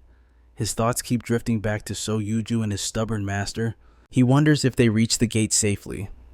A pang of regret hits him. Maybe he should have gone. He is Damdiok's priest, after all. Then he shakes it off. Why should he care? He spent a fortune on that dungeon clearance only for them to tell him dungeons are irrelevant. Screw that. Scene shift. So Yuju and Damdiok are busy setting up a summoning platform. Back to Cloud, still sulking and ranting internally about his dungeon info, but before he can finish that angry thought, yoink, he gets yanked into the void. Instant teleportation. He lands right in front of the gate, with Damdiok and So Yuju standing over him. Damdiok is genuinely surprised the summon priest function actually works from anywhere. Cloud is on the ground, scrambling to figure out how he just glitch teleported across the map. Damdiok explains he used divine power to drag his priest to the battlefield. He points forward, take a breath, now kill that monster. The beast growls. Cloud reacts on instinct, slicing the creature in half with blinding speed. It shocks Damdiok, but he doesn't waste a second on praise. Damdiok issues the final command, finish the job. Now, Cloud tries to act rebellious again, but he forgets who holds the leash. Damdiok smirks, knowing he controls the teleportation power. Realizing resistance is pointless, the brat reluctantly folds. The protagonist annihilates the remaining monsters in a flash. Cloud, despite his attitude, proves he is a prodigy with terrifying potential. Just one martial arts technique and the enemies crumble. Damdiok asks how that 1-2 combo tasted. Cloud just shrugs, muttering that he is already bored. The kid wants to know if they are finally done so they can bail, but Damdiok has a different itinerary in mind. He reveals that the dungeon gate was merely a warm-up. The true objective lies elsewhere. Cloud looks at him with the betrayal of a player dying in a cutscene. With a flash, they teleport again, and Cloud curses Damdiok under his breath. Honestly, working a priest this hard without minimum wage is practically criminal. Bastard sounds about right. The trio touches down, and Cloud immediately recognizes their new coordinates, the magic world. The atmosphere hums with glowing energy. Damdiok scans the horizon, confused. This place looks nothing like the medieval fantasy he expected. Seolju teases him, asking what cliche he thought magic looked like. Our hero brushes off the jab and cuts straight to the real issue. How exactly are they supposed to locate the next priest when they do not even have a face to look for? The reincarnator, cool as ice, tells him to relax. She has it handled. She points to a massive electronic billboard target acquired. The next priest is none other than Adele Sharon, an A-list celebrity and winner of the Best Actress Award at the Magic Movie Festival. Damdiok is floored. A movie star. Why would someone with fame, a mansion, and unlimited luxury want to suffer as his priest? Seolju warns him to snap out of it because recruiting a diva like Adele will not be a walk in the park. Meanwhile, Cloud is vibing with the magic world. He begs Damdiok to tag along for some exploration. Seolju remarks that this priest won't be as simple to handle as that one, gesturing to the brat. Cloud bristles, clearly offended at being called simple. He figures they only disrespect him like this because he has been too lenient with them. Rage flares, and he screams that they should settle this right here and now, but before he can charge, Seolju shuts him down with a crisp slap across the face. Damdiok sighs, reminding the brat that he was warned. Messing with the reincarnator is a one-way ticket to pain. She is the apex predator of their group. Cloud swallows his pride and offers the mysterious woman a formal, terrified apology. Seolju, unfazed, pivots back to the mission. Prophecy dictates that Adele appears at her school every Friday. Damdiok finds that bizarre. She is 27 and still goes to school. He wonders if people in the magic world just study until they die. The reincarnator explains that Adele is a unique case. She suggests Damdiok look into her background later, but for now, they need to move. The scene shifts as they arrive at the prestigious Magic Academy. Damdiok steps up as the new transfer student, asking the class to treat him kindly. Internally, he is already annoyed.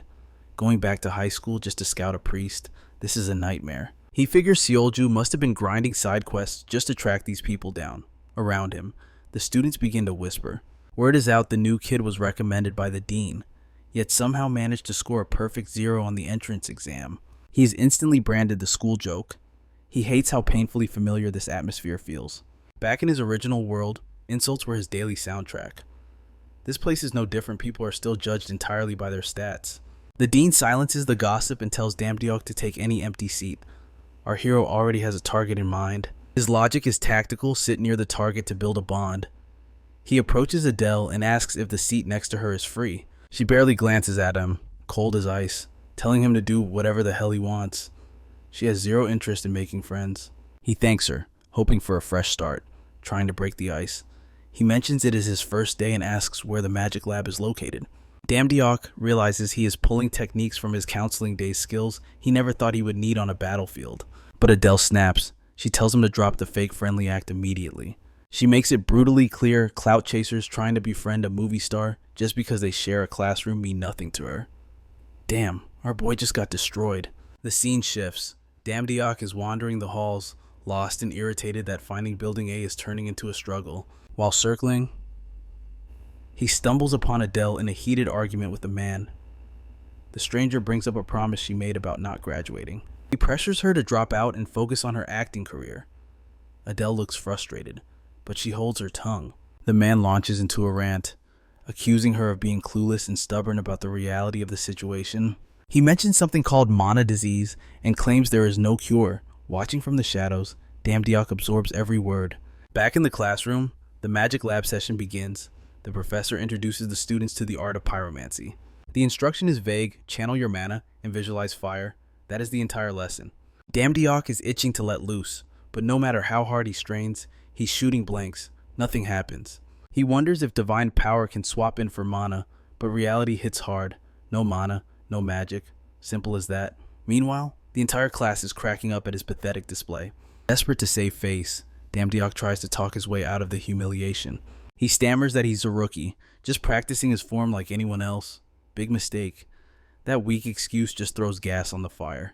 The giggling turns into full-blown roaring laughter. To them, he isn't just a failure, he's the day's best entertainment. One student jeers, telling him to strike that constipated pose again, the one where he failed to spark a single flame. Damdeok grits his teeth, telling the punk to shut up and make himself useful elsewhere. That is when Adele steps up. She locks eyes with Damdeok and tells him to stick around after class. They need a word. Once the room clears, the tension spikes. Adele cuts to the chase. Why is he still embarrassing himself when he clearly has zero mana capacity? She calls his struggle pathetic and tells him to quit. Damdeok goes silent. He stares her down and asks if failing is more embarrassing than projecting your own pain onto strangers. That hit home. Adele freezes, her cold expression cracking. She snaps, demanding to know what the hell he's talking about, but Damdeok doesn't need to guess. He overheard the truth earlier. Adele suffers from mana deficiency syndrome, a cruel, incurable curse that locks away her magic, even with a full tank of mana. Damdeok doesn't say the words, but his eyes tell the whole story. She starts panicking, demanding to know how he found out her secret. Defeated, she opens up. That disease killed her dreams. She admits that watching Damdeok fail in the lab triggered something inside her. She saw her own reflection in his failure. The mockery, the insults, being called immature for chasing a ghost. Everyone told her to stop chasing a fantasy and go back to acting, but she refused to fold. She kept grinding even when it was hopeless. Now she realizes the truth. She was venting her own frustration on him. The only person just as lost as she was. She calls herself pathetic, but Damdeok isn't fazed. He looks her dead in the eye and promises he will help her wield magic. The offer blindsides her. She screams at him to stop living in a fantasy world. She can't cast a cantrip to save her life. How is a guy with zero mana supposed to teach her anything? Damdeok doesn't flinch. He just holds up a finger. 1 week. That is all he needs. Give him 7 days, and he will prove he can use real magic. Adele scoffs, telling him to master a basic spark before writing checks he can't cash. Damdeok just grins, eyes gleaming. He asks if she's willing to put a wager on that. Cut to Seolju, who looks absolutely done with our hero's antics. Damdeok's master magic in a week plan sounds like total lunacy to her. She asks where he's pulling this confidence from. It isn't even doubt anymore. She is genuinely baffled. It is pure concern, like she is checking if he has lost his mind. Damdiok admits it sounds crazy, but his back was against the wall. He figured if he didn't drop a nuclear bomb of a promise, Adele would have just walked away and ignored him forever. Maybe he went overboard, but desperation forced his hand. Seolju thinks it over. It's reckless. Sure, but the logic tracks. Adele is obsessed with magic. Dangling that carrot was the only way to get her attention. Still, the timeline is impossible. 1 week isn't a goal, it is a death sentence. Damdiok chuckles, asking if there is some hidden prophecy about him unlocking his powers in 7 days. The reincarnator is not amused. She tells him straight, magic isn't a microtransaction. You don't buy it, you bleed for it. She recalls his track record. In a past life, it took him 3 months just to spark a flame.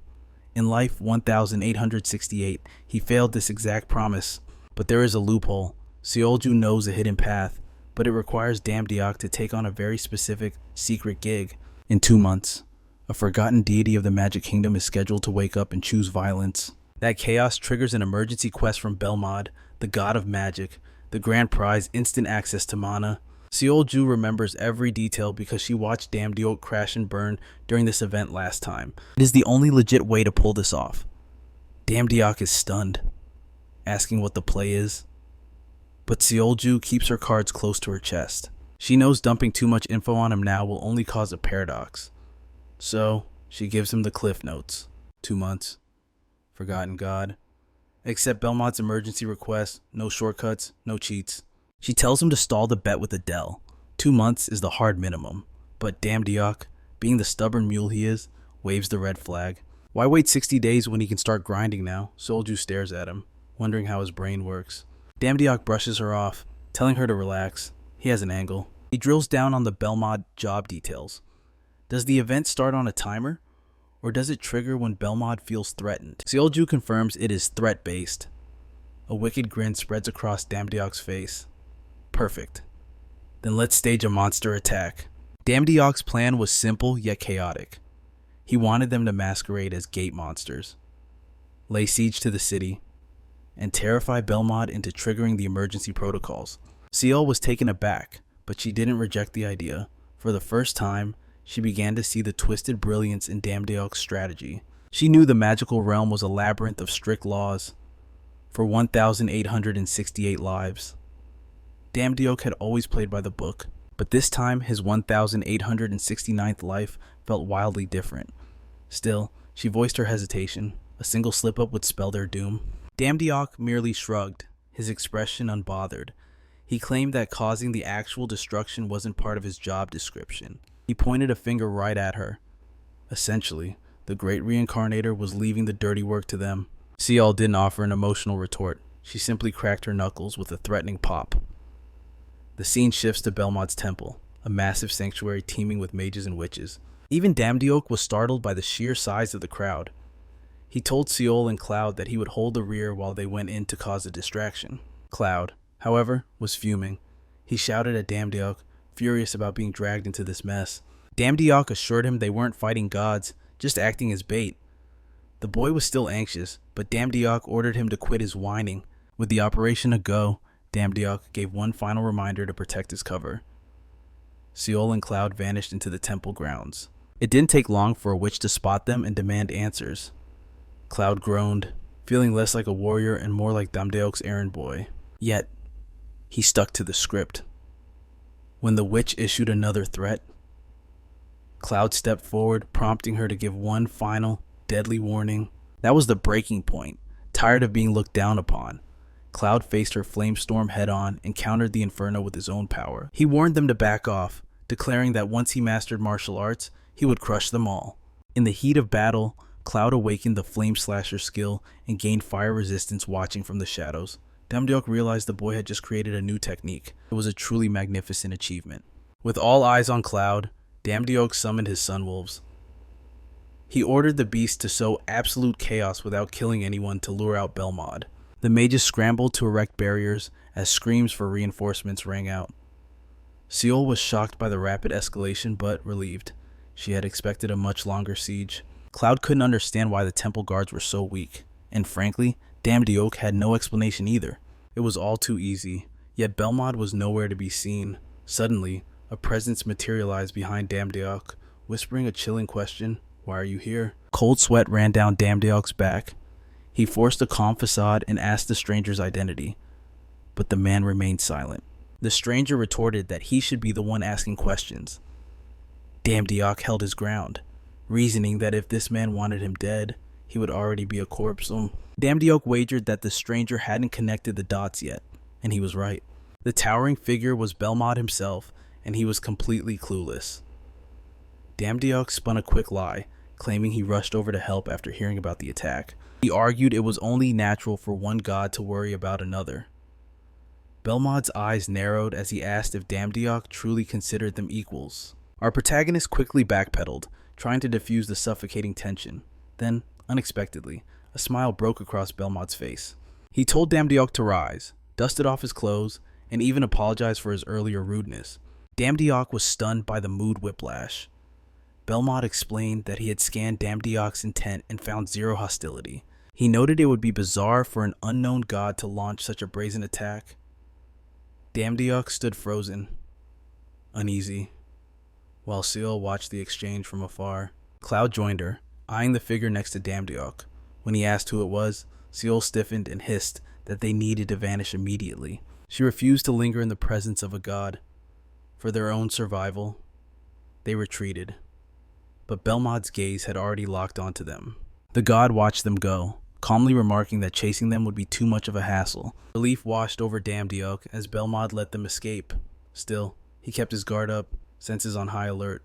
Just in case, Damdiok mentally prepared a contingency to warp them back to their dimension if Belmod turned hostile. Damdiok realized Seol was right all along. Belmod wasn't a warrior obsessed with combat. He was a scholar obsessed with research. That explained his reaction to the ambush. Belmod turned to Damdiok and asked his origin. Without thinking, our MC answered Korea. It seems this genius forgot that Korea doesn't exist in this dimension. Belmod tilted his head in confusion. He wondered if it was related to the place the god from America hailed from. Damdiok froze. Someone from America had the same system as Seol, identifying him as a trans-dimensional god. Belmod abruptly stated he had a favor to ask. Damdiok was wary of the request, but rather than waiting, he proactively offered to help destroy the gate if that was the objective. Belmod appreciated the enthusiasm, but waved a hand, saying that wasn't his point at all. The god mused that whether they were mere insects or terrifying gate beasts, every creature had its own reason for existing. Temples could be rebuilt. If Damdiok crossed paths with those attackers again, Belmod simply wanted him to scold them and send them on their way. It seemed the god actually felt pity for the monsters. Damdiok realizes this bleeding heart mentality is exactly why Belmod got absolutely wrecked in his past life. Sure, the guy is a literal god, but Soil's prophecy was crystal clear. His predictable nature is a death sentence, leaving him wide open for a fatal sucker punch. If Damdiok doesn't intervene, the gate is going to swallow the god whole. Finally, Belmod drops the actual quest. He wants Damdiok to embed himself with the locals and teach them magic. Sure, monsters are nothing to a god, but for regular civilians, they're a nightmare scenario. If another wave hits, these people are toast. They won't last 5 seconds on their own. Belmod would handle it, but apparently, his divine priority is temple renovations. With his priesthood completely incapacitated, he's tagging Damdiok in to carry the squad, but there is a payout. The god promises the ultimate cheat skill. He'll teach Damdiok how to wield mana without limits. 0 restrictions. That is music to Damdiok's ears. He has to master magic in 7 days anyway, so he doesn't hesitate. Deal signed. He puts on a show, claiming this heroic duty is right up his alley, and tells Belmod to rest easy. The god looks visibly relieved. Belmod decides to pave the way, spreading the divine word so Damdiok doesn't hit any roadblocks. Cut to the fields behind the Magic Academy. The students are buzzing, and the topic of the day, Damdiok. One kid points out he's been MIA, probably washed out. The whole group cracks up, labeling him a total lost cause. Their trash talk gets cut short by the professor demanding focus, but Adele, she looks seriously ticked off. She skipped a movie premiere for this class, expecting Damdiok to show up. Seeing that empty seat makes her feel like a clown for even hoping. Suddenly, Damdiok wanders into the garden. He's complaining about the maze-like layout. Genuinely surprised class is already in session. The students' jaws drop. The guy is late, yet he's walking in with the swagger of a CEO. Now, this professor usually eats latecomers for breakfast, but instead of a scolding, he greets Damduk like an old friend. He bows, addressing him as High Priest and welcoming him. Damduk just shrugs, dropping a casual, "Sorry, traffic was murder." The professor waves it off instantly. As Belmod's acting High Priest, Damduk is officially above the law. The instructor actually apologizes for not greeting him sooner. The students are reeling. This guy is never this nice. Then, the bombshell. The professor announces that Belmod himself sent Damduk to lead the class today. The crowd goes silent. You could cut the tension with a knife. Damduk cracks a joke about being the only truant one, but nobody's laughing. One student just stares in total disbelief. 3 days ago, this guy couldn't light a candle with mana. Now he's supposed to be the professor. The kid snaps. He reminds the professor that Damduk has 0 mana, 0 skill, and 0 business teaching. Like, he openly questions the professor's sanity. The professor isn't having it. He spins around, demanding to know how a student dares to speak to the high priest like that. Damduk tells the instructor to chill out, but the teacher insists the brat crossed the line and needs to be dealt with. The student doubles down. He vows to expose Damduk as a fraud right here and now. "Fight me," he demands. He calls him a manaless fool, and that flips the switch. Damduk has met plenty of punks who judge worth by power levels, and he hates every single one of them. Smash cut to the arena. Both fighters square up. Damduk coolly gestures for the kid to make the first move. The student unleashes a massive fire spell. Damduk doesn't even flinch. He raises a single finger and a barrier snaps into existence, snuffing out the attack. He calmly announces it's his turn and grins. "Better block this." Flashback. Belmod warned him not to spam high-tier magic too early, but to compensate. The god gifted him a direct line to divine power. Basically, our boy is running on developer mode. He's a walking cheat code with a god's mana pool. Back in the arena, his spell manifests as a blinding, titanic blast of energy. The audience gasps as the nuke hurtles toward the challenger. Inches from impact, the student cracks, screaming for mercy. Damduk flicks his wrist, redirecting the blast straight up. It detonates in the clouds with a deafening boom. If that had connected, there wouldn't be enough of that kid left to bury. Damduk looks down at the shivering student. "Get it now, tell the others never doubt me again." Class is in session. The professor is trembling. Damduk just casually cast 8th circle magic. No one can deny he is Belmod's chosen. Even Adele is wide-eyed, realizing our guy isn't just talk, he actually pulled it off. Cut to Adele slamming her fist on a table, glaring at Damduk. He just broke the news about the priest contract terms, and she is livid. Damduk tells her to take a breath, but she snaps back. "You think I'd agree to garbage like this?" In the background, Cloud is just chilling, playing video games. Damduk notes the brat was way easier to bribe. But Adele, that's a different beast. He gets it, though. He asks her to sit down and pinpoint exactly which clause she hates. Her answer, every single word. She glares daggers at him. "You're a fool if you think you can just summon me like a pet whenever you want." She reads the fine print and snaps. To her, this isn't a holy priest contract. It is straight up slavery. She screams in his face, calling him a fraud and a fake-ass deity. Annoyed, Damduk fires back. Being a god isn't about status for him. It is just a job title. Nothing fancy. Still, he tries to de-escalate the situation because he doesn't want enemies right now. He opens negotiations. He swears he won't summon her unless it is absolutely critical. He just needs her power to stop a catastrophe that is about to hit hard. To sweeten the pot, he throws in a massive promise he will help cure her terminal mana disease.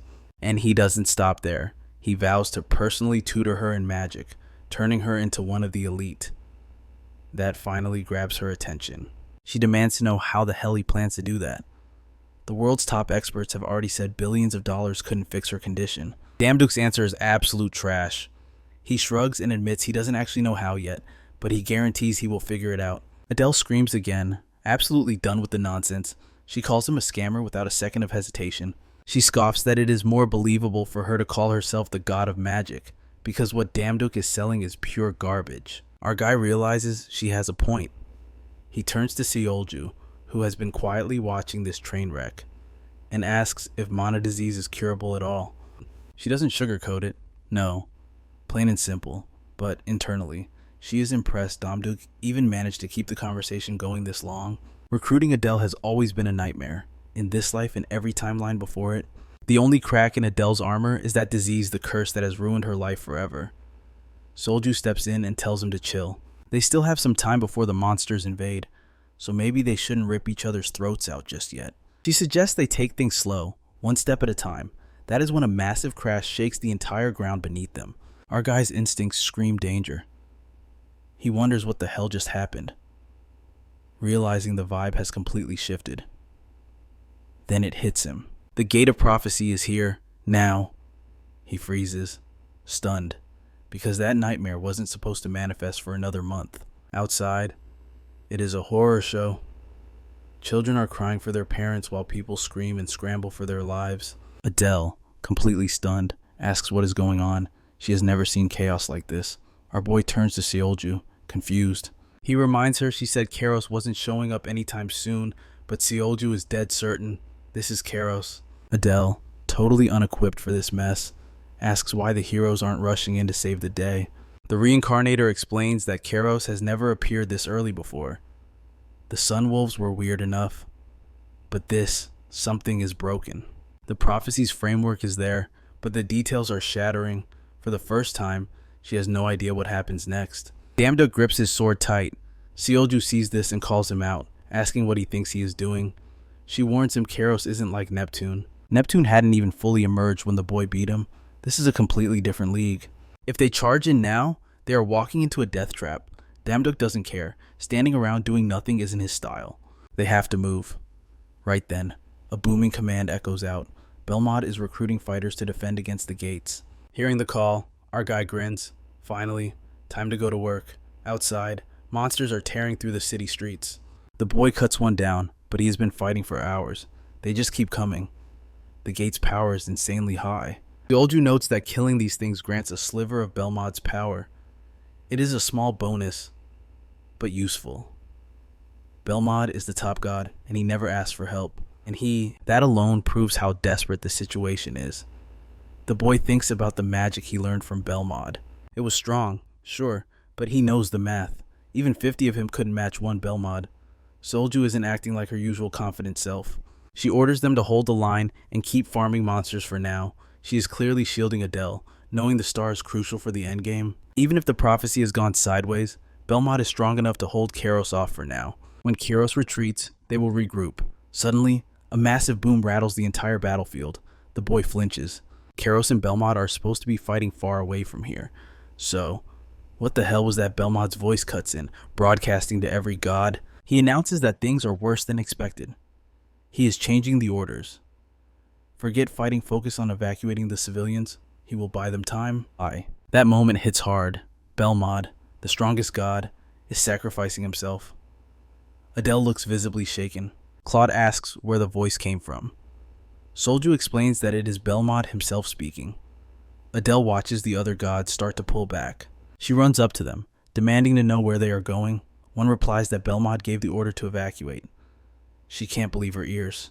She screams at them, asking why they are abandoning the people. Seolju steps in. She admits this isn't how the prophecy went. She doesn't know exactly what is coming, but she suspects the entire dimension is about to collapse. The color drains from Adele's face. She stares at the reincarnator and calls her a liar. She refuses to accept it. Seolju doesn't argue. She simply tells her that Kairos cannot be stopped right now.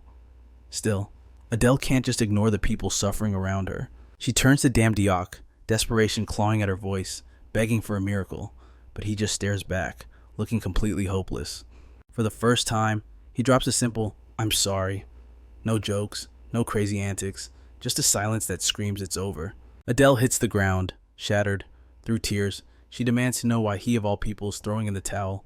Cut to chaos. It's a massacre. Wizards and students scramble over each other to escape the gate as smoke, fire, and debris swallow the academy. Back in the inferno, Adele grips Damdiok's arm. She throws his own words back at him the time he claimed to be a god fighting for humanity. That memory hits him like a truck. He sees his own past desperation in her eyes, and something inside him finally snaps. He opens the emporium of the gods immediately. Soyul steps in the reincarnator, the brain of the operation, and she's pissed. She warns him, this is a suicide gamble, not a strategy, but Damdiok waves her off. "Relax," he says, eyes cold. "I didn't mark today on my calendar as the day I die." He admits it's too early to tap into Belmod's power, but with the world ending, he's out of options. He drops the cash, First purchase Nemean lion armor. Hercules' own gear. Durability shoots up by 500% instantly. He doesn't stop there. He grabs the Hercules club, not a knockoff, the actual skull-crushing artifact. The stats are insane. One clean hit. That's a 100% knockout guarantee, myth becoming reality in his grip. The gear fuses to him, transforming his look into a walking tank. So-Yul tries one last time. She calls him a complete moron, but he just tells her to keep the others alive and walks into the fire.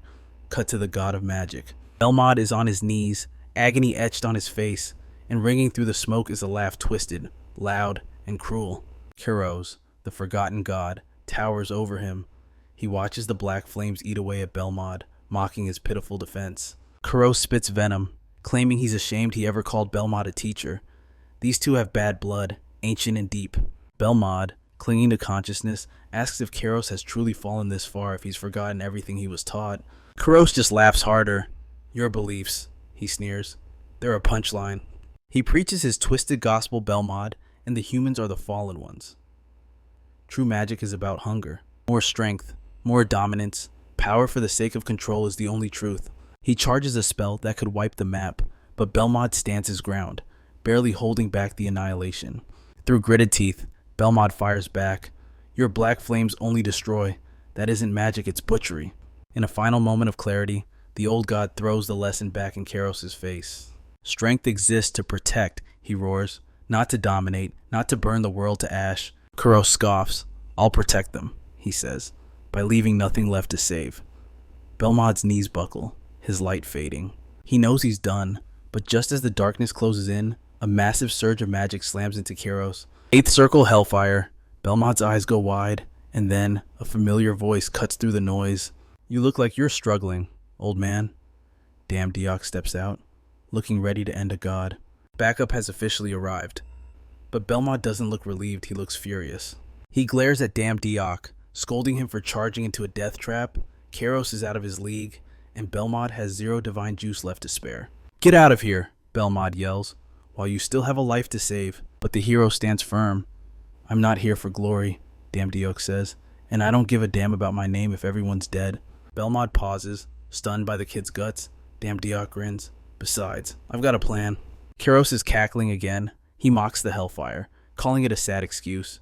This is your champion, Belmod's sad.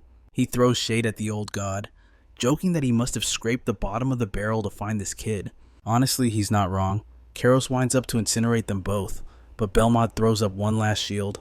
The god is barely holding it together. Make it quick, he grunts. What's the play?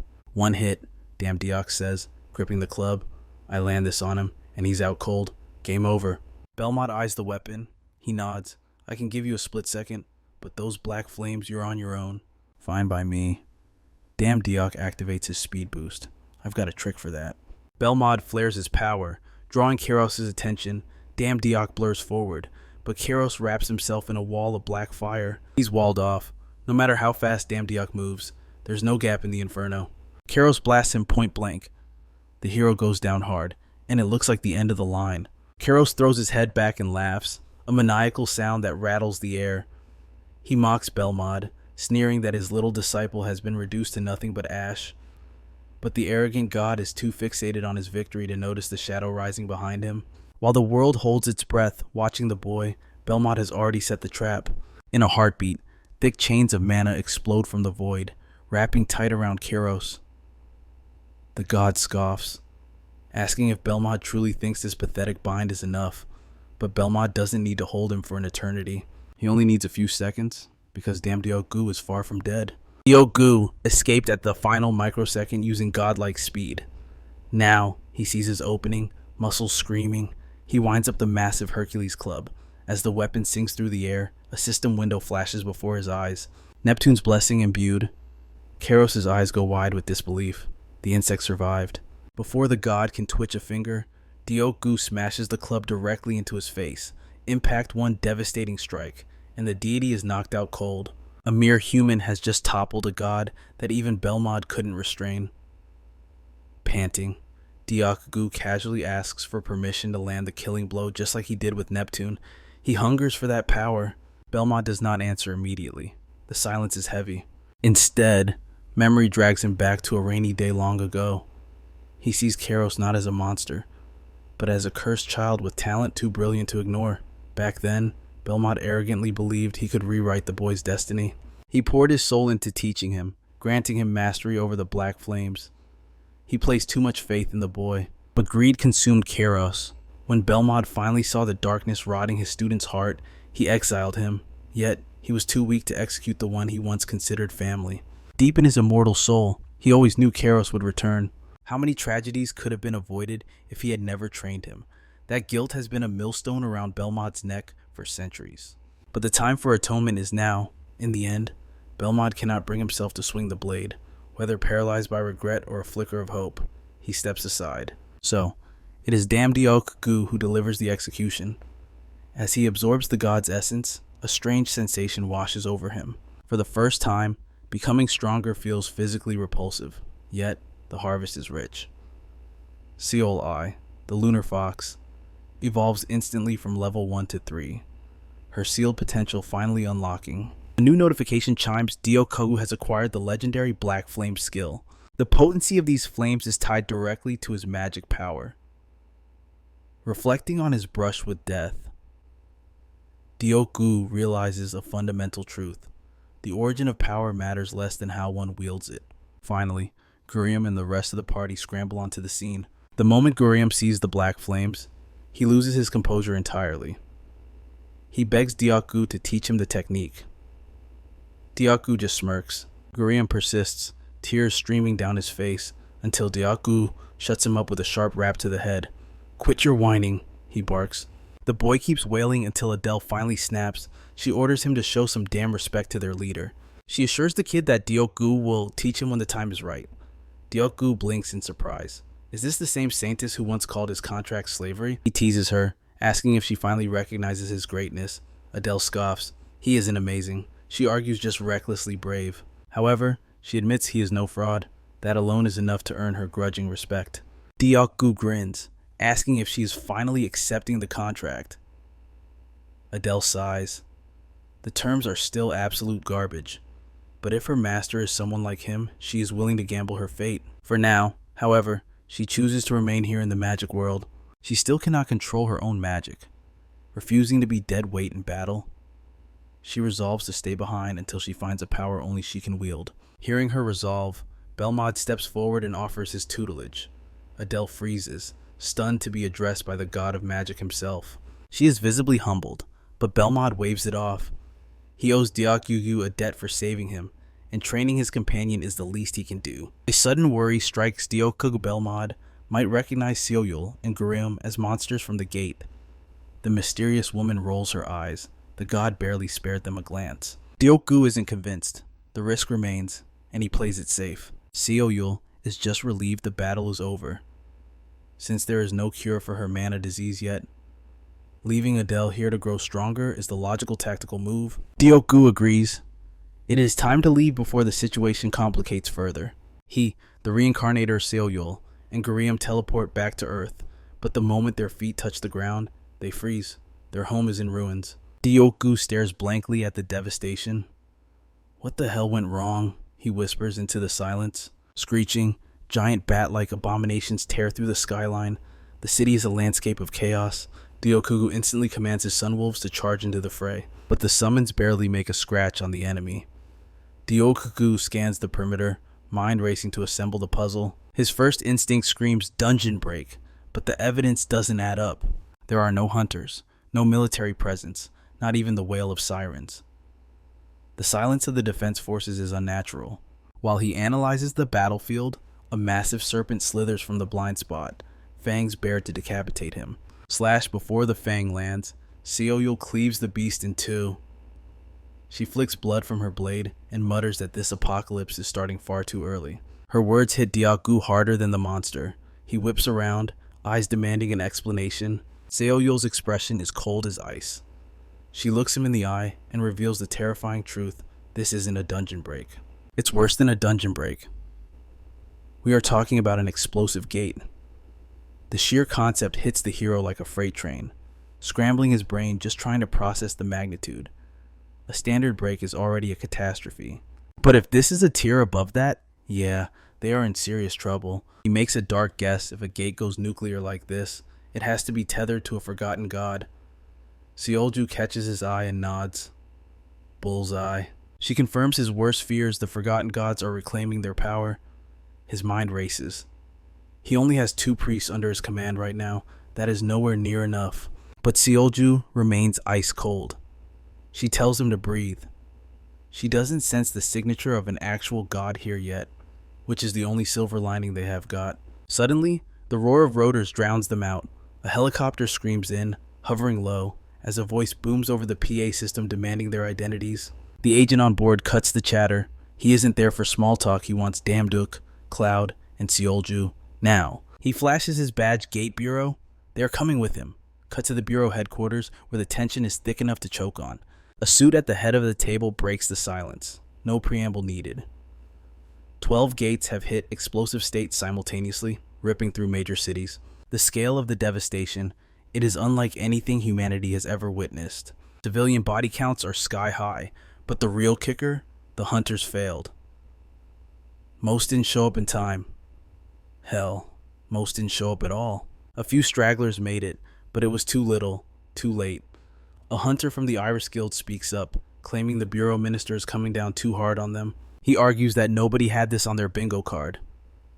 12 gates blowing at once, that is unprecedented. And if they are tossing around blame, he points a finger right back at the Bureau. They aren't clean in this either.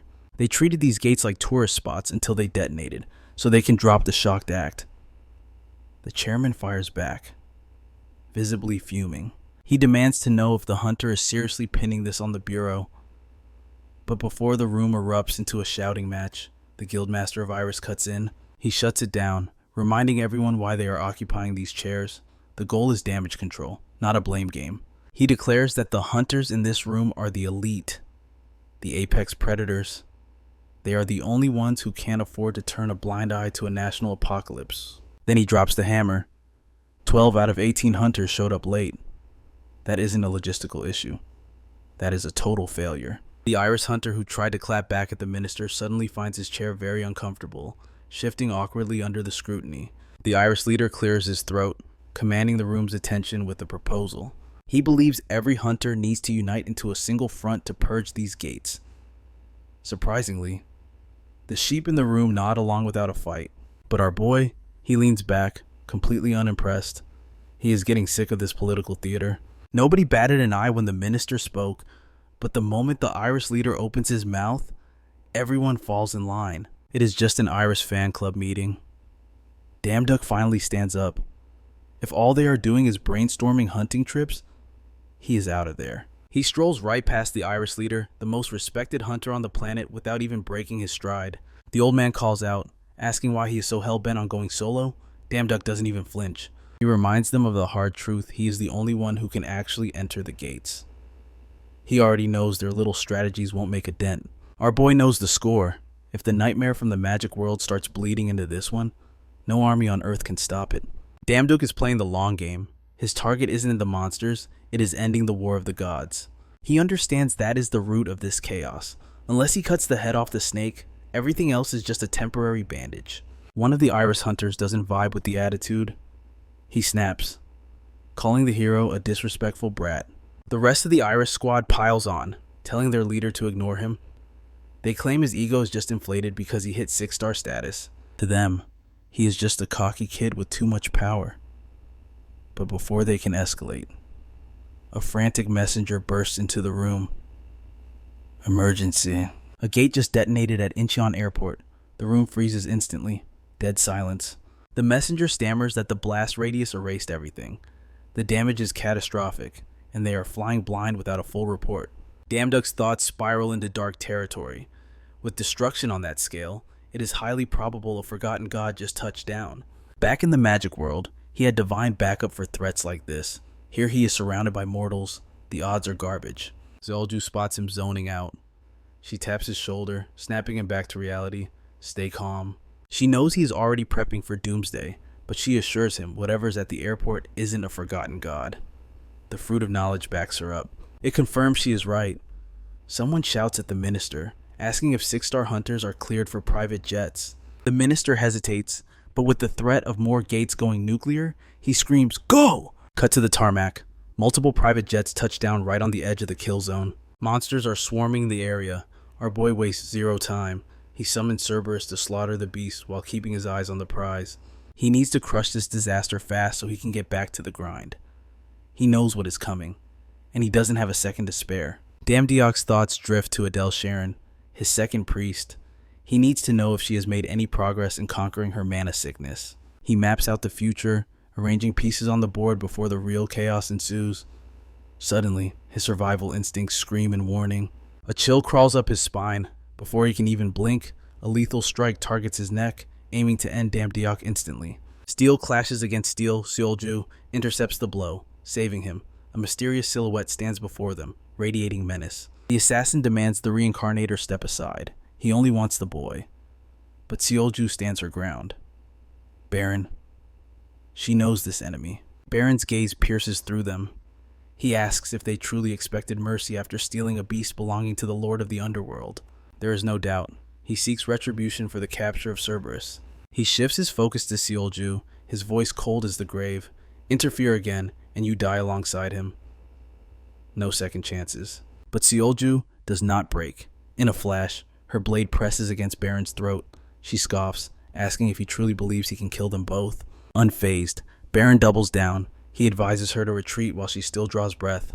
Their next mistake will be their tomb. Clearly, intimidation is his only real talent. He mocks the reincarnator for choosing such a foolish path. Stunned, she would risk her life for someone reckless enough to summon an underworld beast unsanctioned.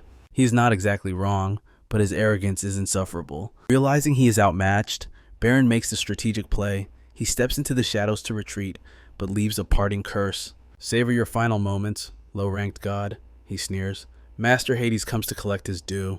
The lunatic claims he cannot wait to watch Damdiok suffer in the abyss. For a moment, the threat lingers in the air, heavy and cold. The scene shifts abruptly. We find our hero and his bratty disciple, Cloud, deep in brutal training. Cloud slams into the dirt again. Damdiok towers over him, ready to call it a day, but senses something strange. The boy's moving through molasses. Damdiok asks why he's lagging, but the kid has finally snapped. Cloud explodes. "Do you know what time it is? They started at 5 in the morning." It has been 17 hours of non-stop torture. Damdiok blinks in genuine surprise. He lost track of time in the grind. Perhaps Cloud is not weak, he is just human. He has been treating a literal child like a punching bag all day. Still, he handles it with his usual nonchalance. He claims sudden urgent business and vanishes, ordering the exhausted boy to clean up the wrecked training hall. Cloud screams after him, demanding to know where he's going while stuck with janitor duty. Damdiok offers no real answers. He simply tosses back a casual remark about destroying a gate and forbids the kid from following. The issue is the rumors. Everyone assumes he has joined the Iris Guild because of Cloud. Damdiok finds the misunderstanding incredibly annoying. The door slams shut, leaving the poor disciples gaping at the disaster zone. Cloud stands there, mind racing. He tries to decode what happened at Incheon Airport. Damdiok trains him like they are preparing to fight the apocalypse itself. Yet, the man remains a steel vault. Damdiok never shares the heavy burdens or the dark truths with him. He feels more like an annoying sidekick than a valued priest. Frustrated, Cloud considers quitting and going home to play video games. Maybe that lack of resolve is why Damdiok dismisses him. But Cloud knows if the boss returns to a dirty gym, he is dead meat. With a heavy sigh, he grabs a broom, transforming back into the obedient little priest. "This is not fear," he mutters to himself. "It is mental fortitude training. Keep telling yourself that, champ." While he wipes the floor like a disciplined servant, a voice cuts through the air, demanding an explanation. Cloud assumes the boss returned and immediately barks that he is following orders perfectly. But it is not Damdiok. It is the petty Jung Ak-chun. He looks shocked to find the elite Cloud holding a mop. His shock turns to a sneer. He demands to know why Cloud has abandoned Iris to scrub floors at the Sunwoo Guild like a common laborer. He questions the boy's loyalty, acting as if Cloud has committed high treason against the family. He invokes the Iris Guildmaster's admiration for Cloud, demanding the kid stop this embarrassing charade immediately. But Cloud does not flinch. He tells the man to stop acting like a superior. He is done taking orders from him. He declares he will remain by the hero's side, whether Jung likes it or not. The words hit the antagonist like a slap. You can practically see his ego shattering in real time. Young lashes out, calling Cloud a bastard. He screams that his orders were to humiliate Damn Diok, not follow him around like a lost puppy. Cloud ignores the noise. He throws it right in Young's face. He is staying with Big Brother Damn Diok. That title snaps Young's last thread of sanity. Hearing Cloud call that man Big Brother, it burns him deeper than any blade. He starts spiraling, screaming that in 10 years, Cloud hasn't called him Big Bro even once. But damn Duke, that guy earned the title in a single week. He grabs Cloud by the collar, demanding he cut the crap. He reminds him that his father expects Cloud on their side when it's time to purge the gates. Cloud flat out refuses. Cheon Jung-ak shuts him down instantly, accusing him of disrespecting Iris just by breathing the air in Seonen's training hall. That's the breaking point, Cloud snaps, cursing Cheon out and screaming at him to let go. Before fists can fly, the TV flicks on, cutting through the tension.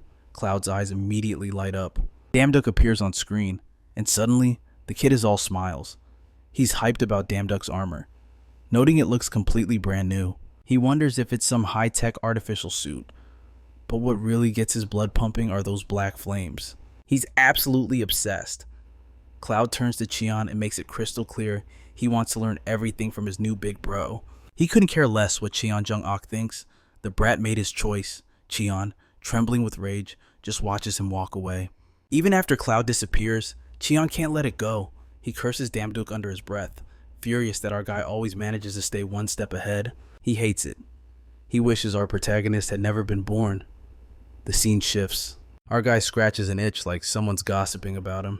Yep. Cheon Jung-ok is definitely still seething. Seo-il sits nearby, calling him out for looking way too relaxed. She insists this isn't the time to chill. Not when they have no clue when Hades will show up. Our boy tells her he's just building divine power while protecting civilians. It's called efficiency. 2 birds, 1 stone. Seo-il isn't impressed and questions his whole strategy. He shoots back, asking since when doing good deeds is a crime. His divine power is already at 90,000. Soon it will hit 100,000. She still isn't convinced. She argues it would be smarter to pick up part-time jobs instead of clearing gates. There would be way less heat from Hades that way. If he keeps up these high-profile clears, he'll just attract the gods' attention faster. She explains that hopping across worlds and raising his power under the radar would be the strategic move. Damduk isn't sold. He says dodging Hades feels like running away, and if he runs now, he won't be ready when Ragnarok finally hits. Seo-il asks what his master plan is, and our guy, like the overconfident maniac he is, admits he doesn't really have one. He figures if Hades wants to meet him so bad, he might as well go say hi himself. Seo-il chokes on her drink right there. She is shook. The most collected person in the room just did a massive spit take. She tells Damduk that's the dumbest idea she's ever heard. If he meets Hades now, he'll get obliterated on the spot. Damduk figures maybe he pushed it if even Seo-il is reacting like that. She tells him to quit the jokes and explain what he actually means. So, our guy clarifies he plans to meet Hades somewhere the god can't actually kill him. Seo-il asks where the hell that's supposed to be. Damduk drops the name, Banquet of Gods. Right on cue. A notification window pops up. Zeus is looking for part-time workers for their 29,034th banquet. Our boy doesn't waste a second. Cut to Mount Olympus, the divine stronghold where gods mingle. It's chaotic. Servers are scrambling everywhere. Less than 3 hours until the main event. A supervisor hands Adele and Cloud baskets of fruits and vegetables, courtesy of Demeter. Their job is simple, clean, and prep everything. And once that basket is done, move on to the giant mountain of produce waiting on the table. Damduk flashes a grin, gives them a little fighting gesture, and wishes them luck.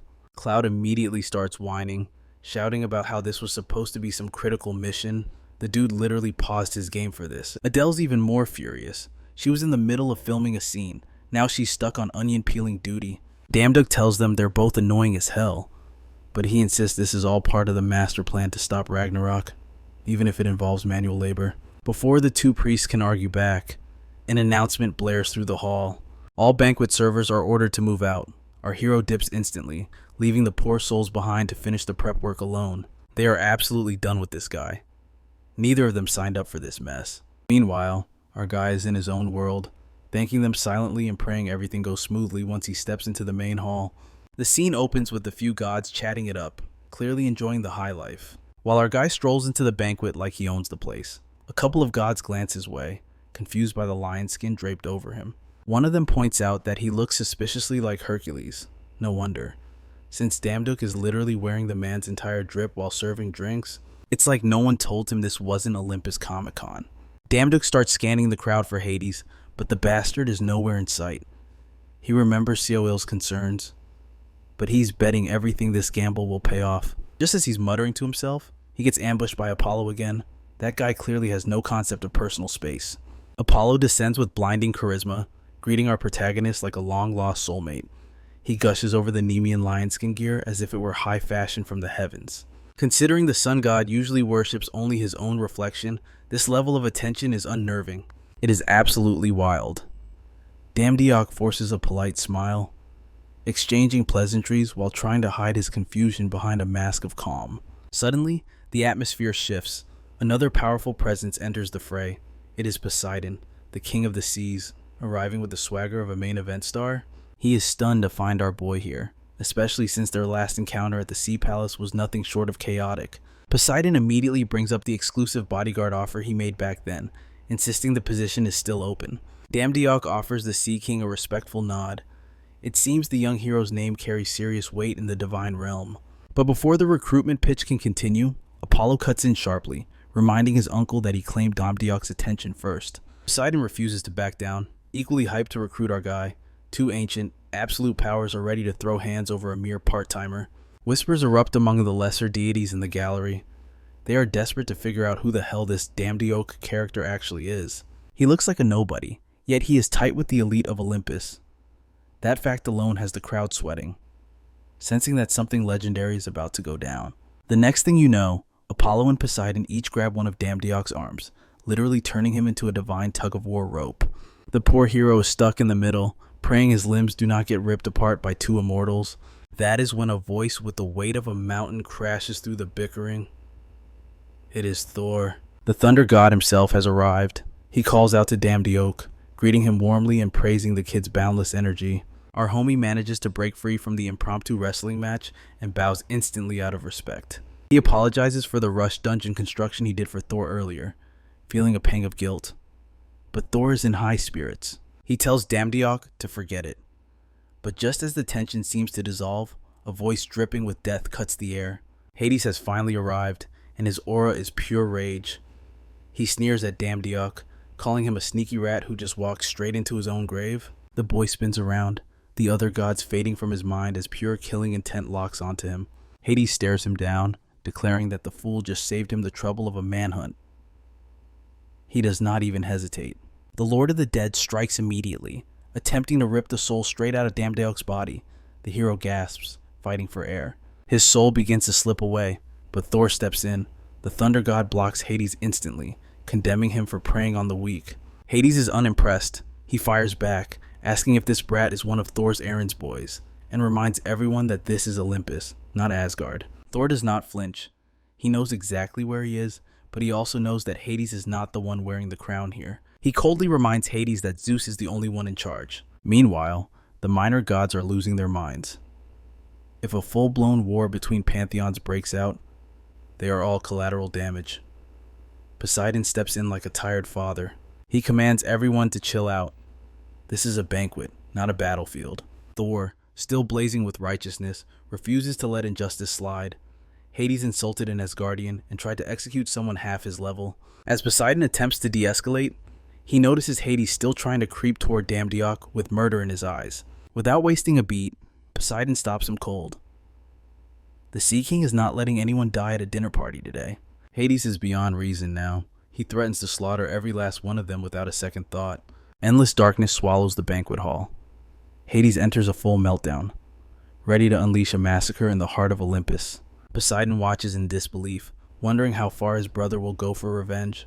Meanwhile, our guy is internally screaming. This was definitely not part of the plan. He assumed Hades would at least maintain a facade of civilization in public. Just as the realm is about to shatter, a voice booming like thunder slices through the madness. It is Zeus. The absolute ruler of Olympus has entered the chat. He reminds them all that this is a feast, not a battle royale. He demands to know why Hades is starting a war, Instantly, Hades' terrifying aura evaporates under the king's pressure. Damdiok finally understands why Zeus sits on the throne. Zeus scolds his brother, asking if his wife knows about this tantrum. Hades insists he is only acting on justice.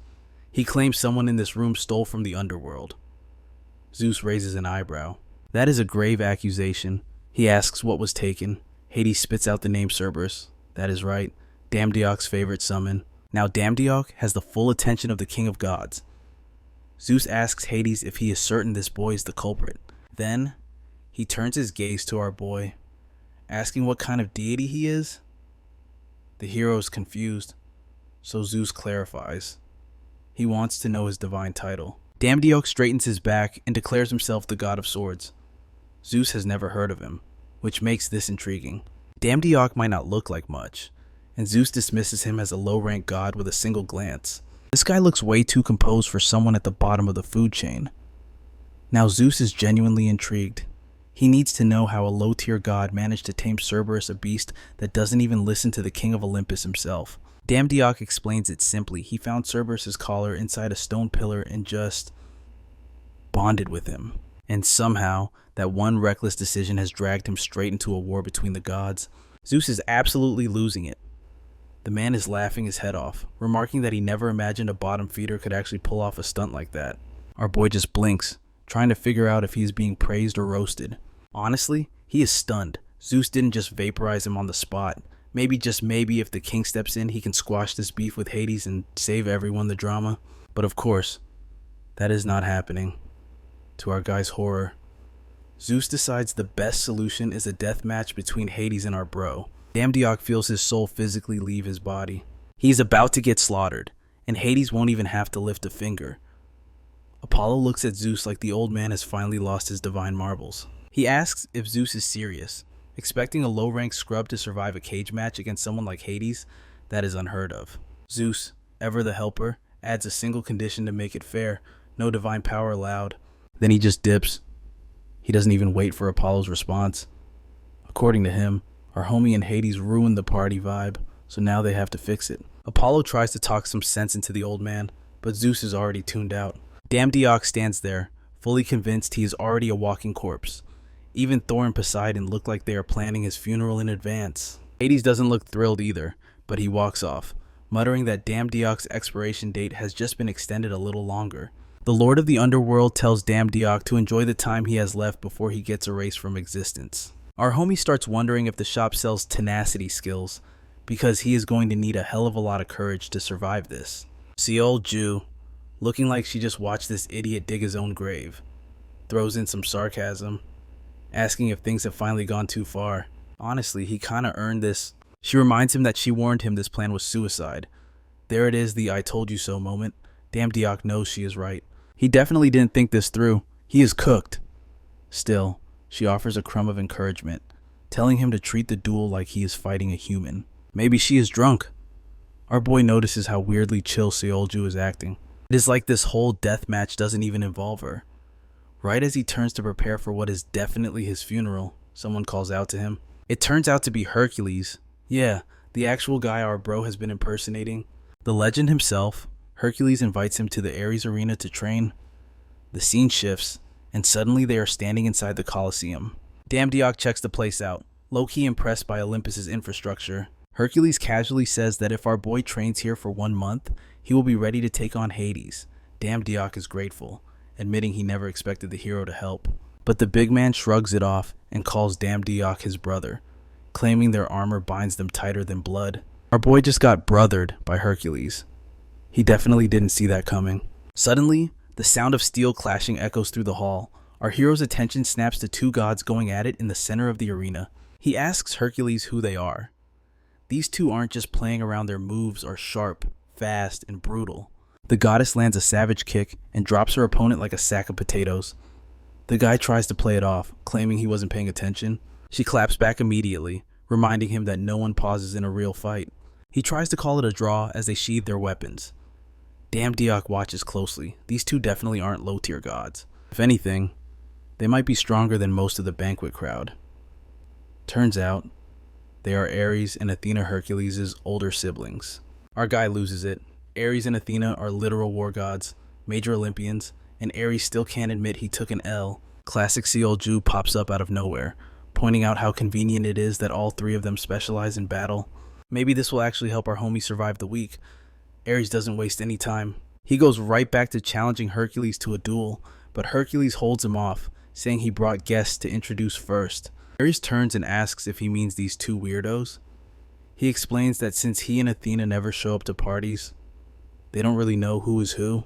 But apparently, damn Diok is the hot topic among the gods right now. The dude caused chaos at the banquet and is now set to brawl with Hades. The siblings ask who the unlucky soul is, but then their divine senses kick in.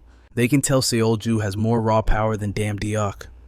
But our guy's energy is weird. It is something they have never seen before. Ares grins, saying Hercules really brought them a good one. He draws his sword and challenges the stronger one to spar with him. Seolju isn't even pretending to care. She gives damn Diok the look. He knows exactly what that means.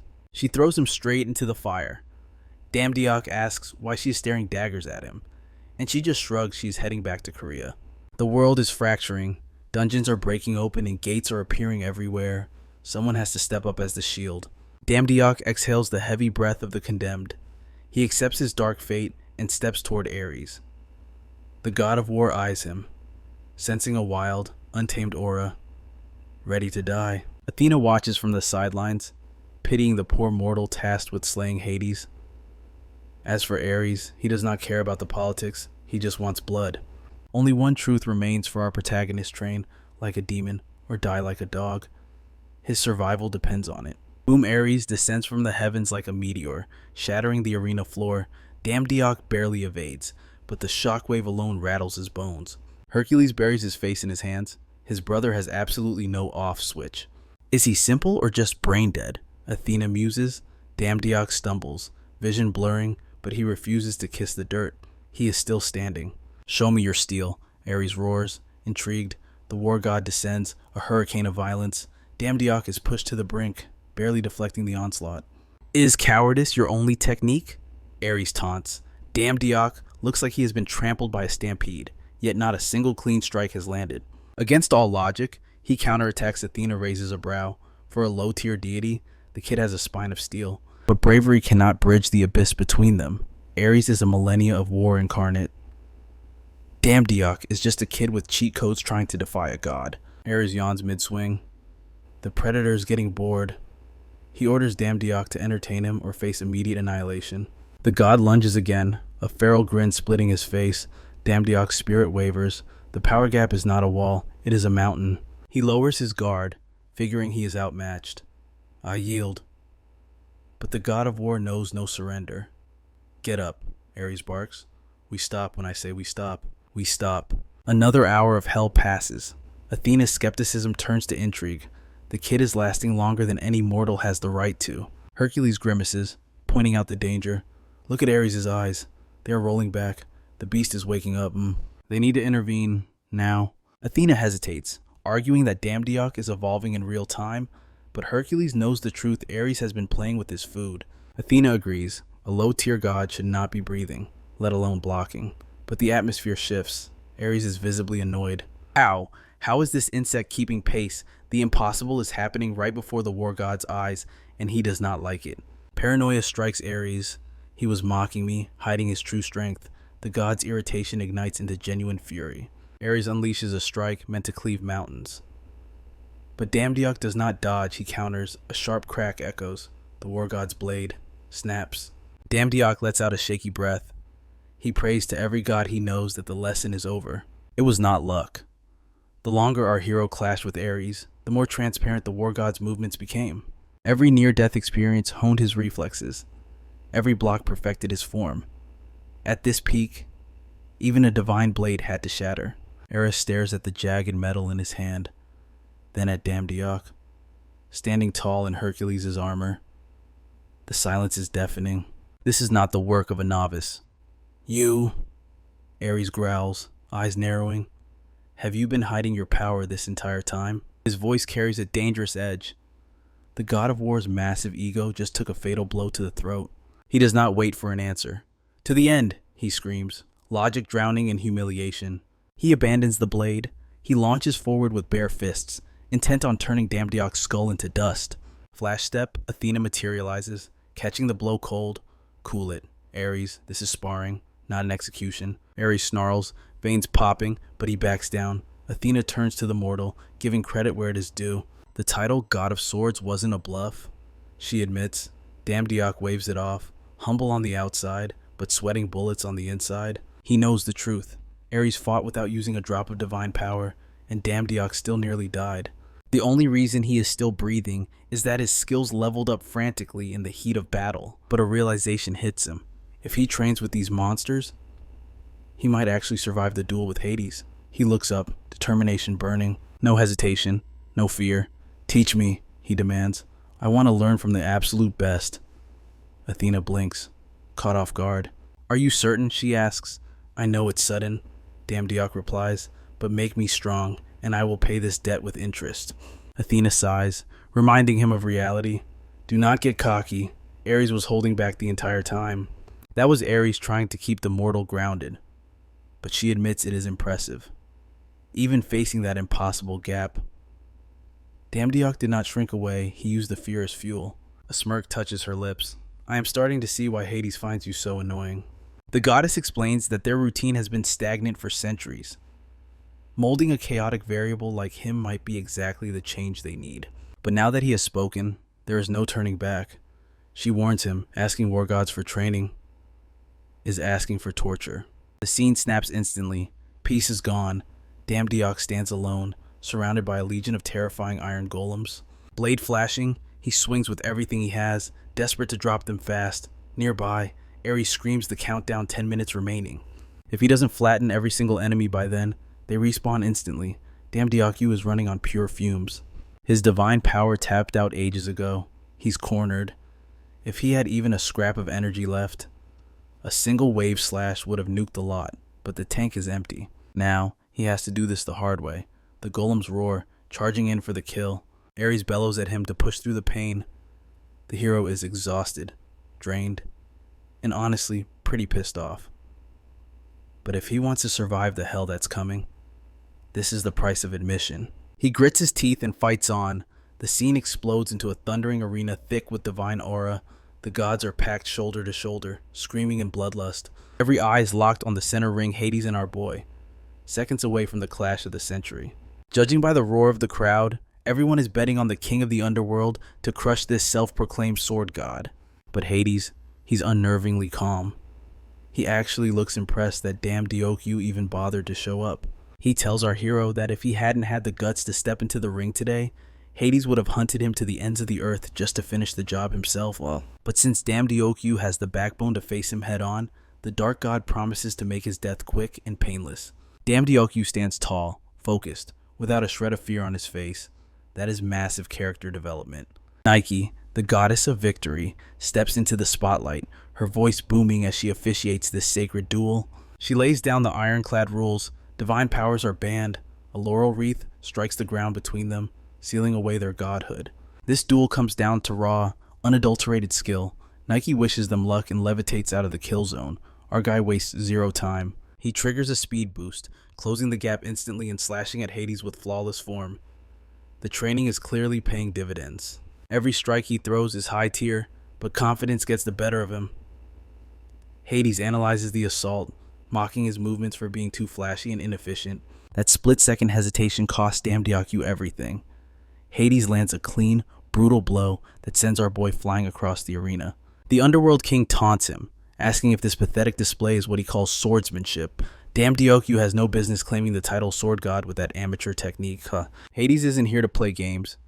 He raises his weapon, ready to execute. But our guy isn't done yet. He scrambles up and keeps pushing, desperate to land one meaningful hit, but nothing connects. The crowd's excitement turns to murmurs. Damdiok started strong, but Hades is a major god. Our boy is still low tier, and reality is hitting him like a freight train.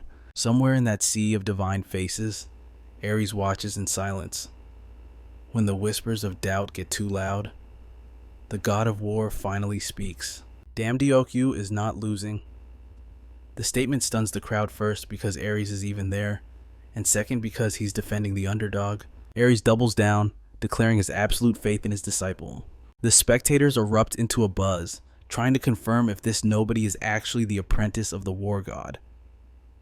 That is a game changer. Ares doesn't mentor weaklings. Ares casually confirms it, shrugging that it just kind of happened. But he's curious to see what damn Diokyu can really pull off. He wants to see exactly what kind of evolution our hero brings to the table. Back in the ring, our boy's vision suddenly snaps into focus. He starts reading Hades' movements, but something feels off. It's not just footwork or blade angles. There is something buried deeper. Hades looks visibly angry that this insect is still standing. He roars at damn Diokyu to give up and swings a deadly, finishing blow. Our hero barely dodges, but in that near-death moment, something clicks. During his hellish training, he noticed a strange anomaly. The attacks might look different, but they always target the exact same coordinate. The realization hits him like lightning. That is the hidden pattern. He activates his formless sword style and lands a pristine, critical strike that exposes the god of the underworld. To the collective shock of Olympus, Hades falls. The fight ends. The arena goes deathly silent, then explodes in disbelief. A low-ranked god just dropped the Lord of the Dead. Zeus himself appears, grinning. He remarks that he hasn't seen entertainment this good in centuries. The king of gods claps damn Diokyu on the shoulder, officially inviting him to the upcoming divine banquet. He even offers a handshake. Damn Diokyu stands there, stunned and euphoric. The last time he was at this banquet, he was wearing an apron and refilling wine glasses. Now, he is walking through the front door as a guest of honor. Hades, humiliated, protests instantly. He demands to know why a low-tier grunt is on the guest list. He reminds Zeus that only mid-tier gods or higher are permitted. Zeus raises an eyebrow, asking why his brother is being such a sore loser. But Hades pulls his ace card. He asks if Zeus plans to break the sacred oath sworn on the river Styx. The mood shifts instantly. Zeus sighs, looking like he just remembered a very inconvenient detail. Hades smirks, thinking he has checkmated the king. Suddenly, a system notification flashes in front of damn Diokyu. Every god on Olympus now knows his name. His reputation has just gone legendary. The scene cuts. Damn Diokyu is standing at the banquet, proving Hades didn't get his way after all. A voice calls out, "Well, look who it is." It's Persephone, Hades' wife. She walks up with a warm smile, saying it's been a long time since their last chat. Persephone watches the aftermath of the duel, her eyes gleaming with genuine respect. It seems the king of the underworld, Hades, can't quite keep a leash on his queen. Diokyu is stunned. She actually stood there and watched her own husband get absolutely crushed. He scratches his head, awkwardly muttering that his overwhelming power was just a lucky accident. He worries that thrashing a god might have caused political trouble for her, but Persephone just laughs. She enjoyed the show immensely. Apparently, she tried to warn her stubborn husband to calm down, but Hades never listens. Now, she hands Diokyu a gift from her mother, Demeter. It's a golden apple. This isn't just a fruit, it's the legendary elixir Diokyu once used to cure his own mother's terminal cancer.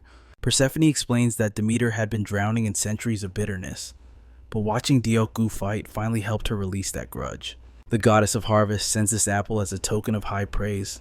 Diokyu bows his head, honored. He knows exactly how priceless this treasure is. Persephone bids him farewell, hoping their paths cross again.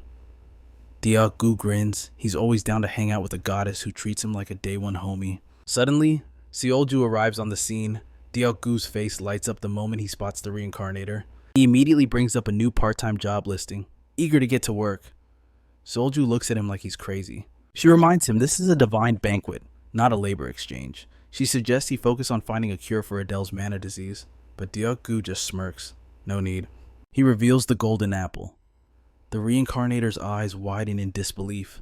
She demands to know how he obtained a mythic item of that caliber. Diokyu doesn't waste breath explaining. He shouts for Adele, who is standing nearby. Adele storms over, furious at being summoned like a servant, but Diokyu cuts her rant short by shoving the golden apple straight into her mouth. Adele blinks, startled. The flavor is divine, unlike anything she's ever tasted. She asks what on earth he just fed her. A system window flashes. The power of the golden apple is absorbed. The fatal mana blockage in her body begins to dissolve instantly. Heat floods her veins, leaving her exhausted but alive. She tells Diokyu she feels like she's burning up, and he smiles gently. That heat is her mana finally flowing. "Congratulations," he whispers. "Mage Adele." For the first time in her life, Adele channels her energy. A soft, glowing orb forms in her hands. She stares at it, mesmerized, as if it's the most beautiful thing in existence. Ryokgu asks how it feels. Tears prick her eyes as she whispers that it's beautiful. She remembers the years she spent dreaming of this light. Now that it's real, gratitude overwhelms her. She vows to repay her hero for this miracle, no matter what. But Seolju immediately jumps in, cutting the sentimentality short. She warns Adele not to get cocky. The golden apple removed the blockage, yes, but in the world of magic, Adele is an infant who hasn't even taken her first steps. Just because she can manifest light doesn't mean she's battle ready. Seolju insists that rigorous training must start now. They've lost too many years already. Ryokgu sighs internally, thinking the reincarnator could chill for 5 minutes and let the girl enjoy her miracle. He thinks she deserves a moment to breathe. Surprisingly, Adele agrees with Seolju's harsh assessment. Softening slightly, the reincarnator offers a rare compliment. For a complete novice, manifesting a stable ball of light on the first try is impressive. Adele beams, thanking big sister Seolju. Seolju stiffens. She's only 27. Not an old matron, but Adele quickly clarifies. It's a title of respect, not age. She sees Seolju as a mentor she desperately wants to learn from. Watching them, Ryokgu realizes it's impossible to truly dislike Seolju. Her words are sharp, but her heart is always in the right place. Still, he wonders, how does someone his age possess such ancient wisdom? Sometimes, the reincarnator feels like an alien from a completely different world. Enough chit-chat. Ryokgu asks if they're ready. Adele should return to the magic realm to master her control. As for the rest, Ryokgu has found them another gig. Cloud's jaw hits the floor. He can't believe the guy already lined up more work. He asks where they're going, and Ryokgu drops the bomb, the demon world. A notification pings, offer confirmed from Demon Lord Rukapel. The scene cuts to Ryokgu stepping through a portal. But as he lands, he immediately senses something is wrong. Usually, the transport system drops them right at the client's feet.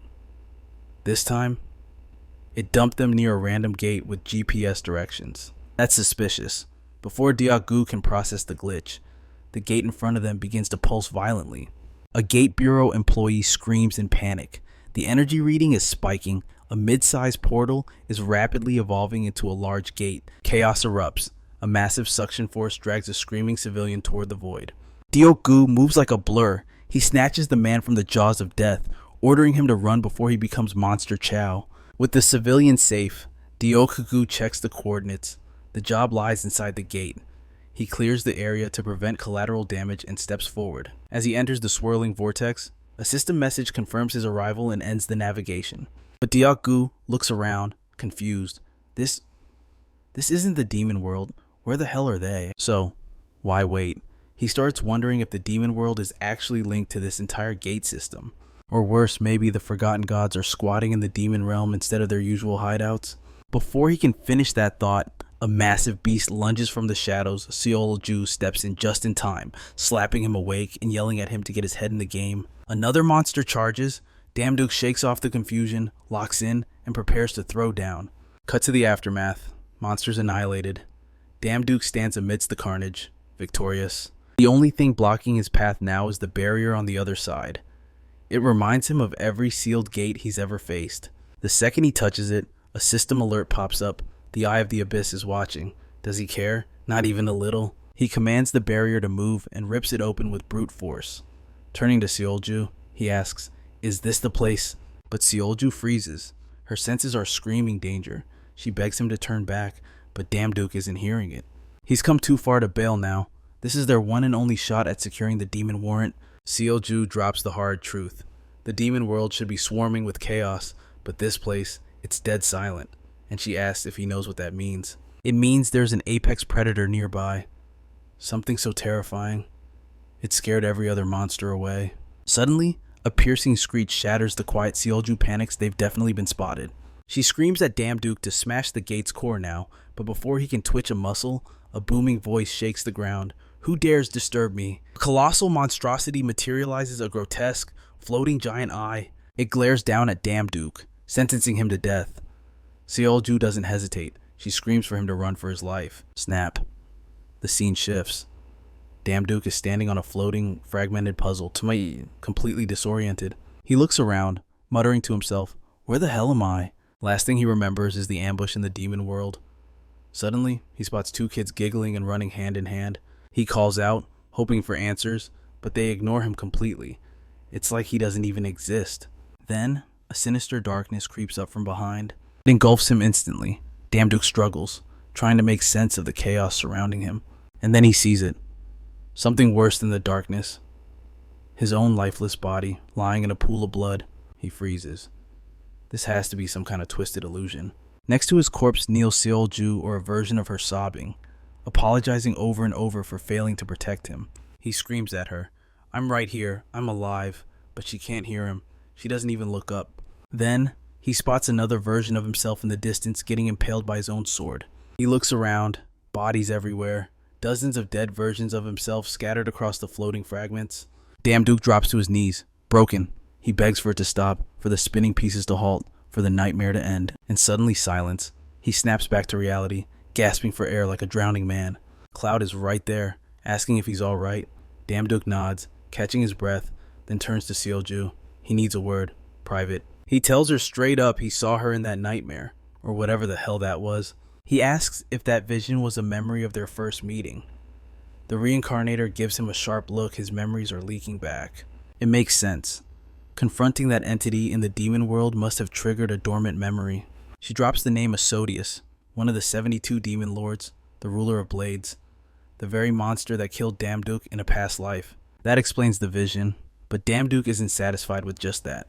He demands the full story, but Seolju shakes her head. She's shutting him down. Damduke raises his voice, ordering her to speak, but Seolju stands her ground. She glances nervously at the eye of the abyss. She won't say a word until they're safe. It's for his own protection. But he's not buying it. He activates the fruit of knowledge. Verdict. Her intentions are pure, even if she's hiding the truth. She's lying, but not out of malice. Realizing this, he decides to back off. Seolju blinks, caught off guard. She didn't expect him to let it go so easily.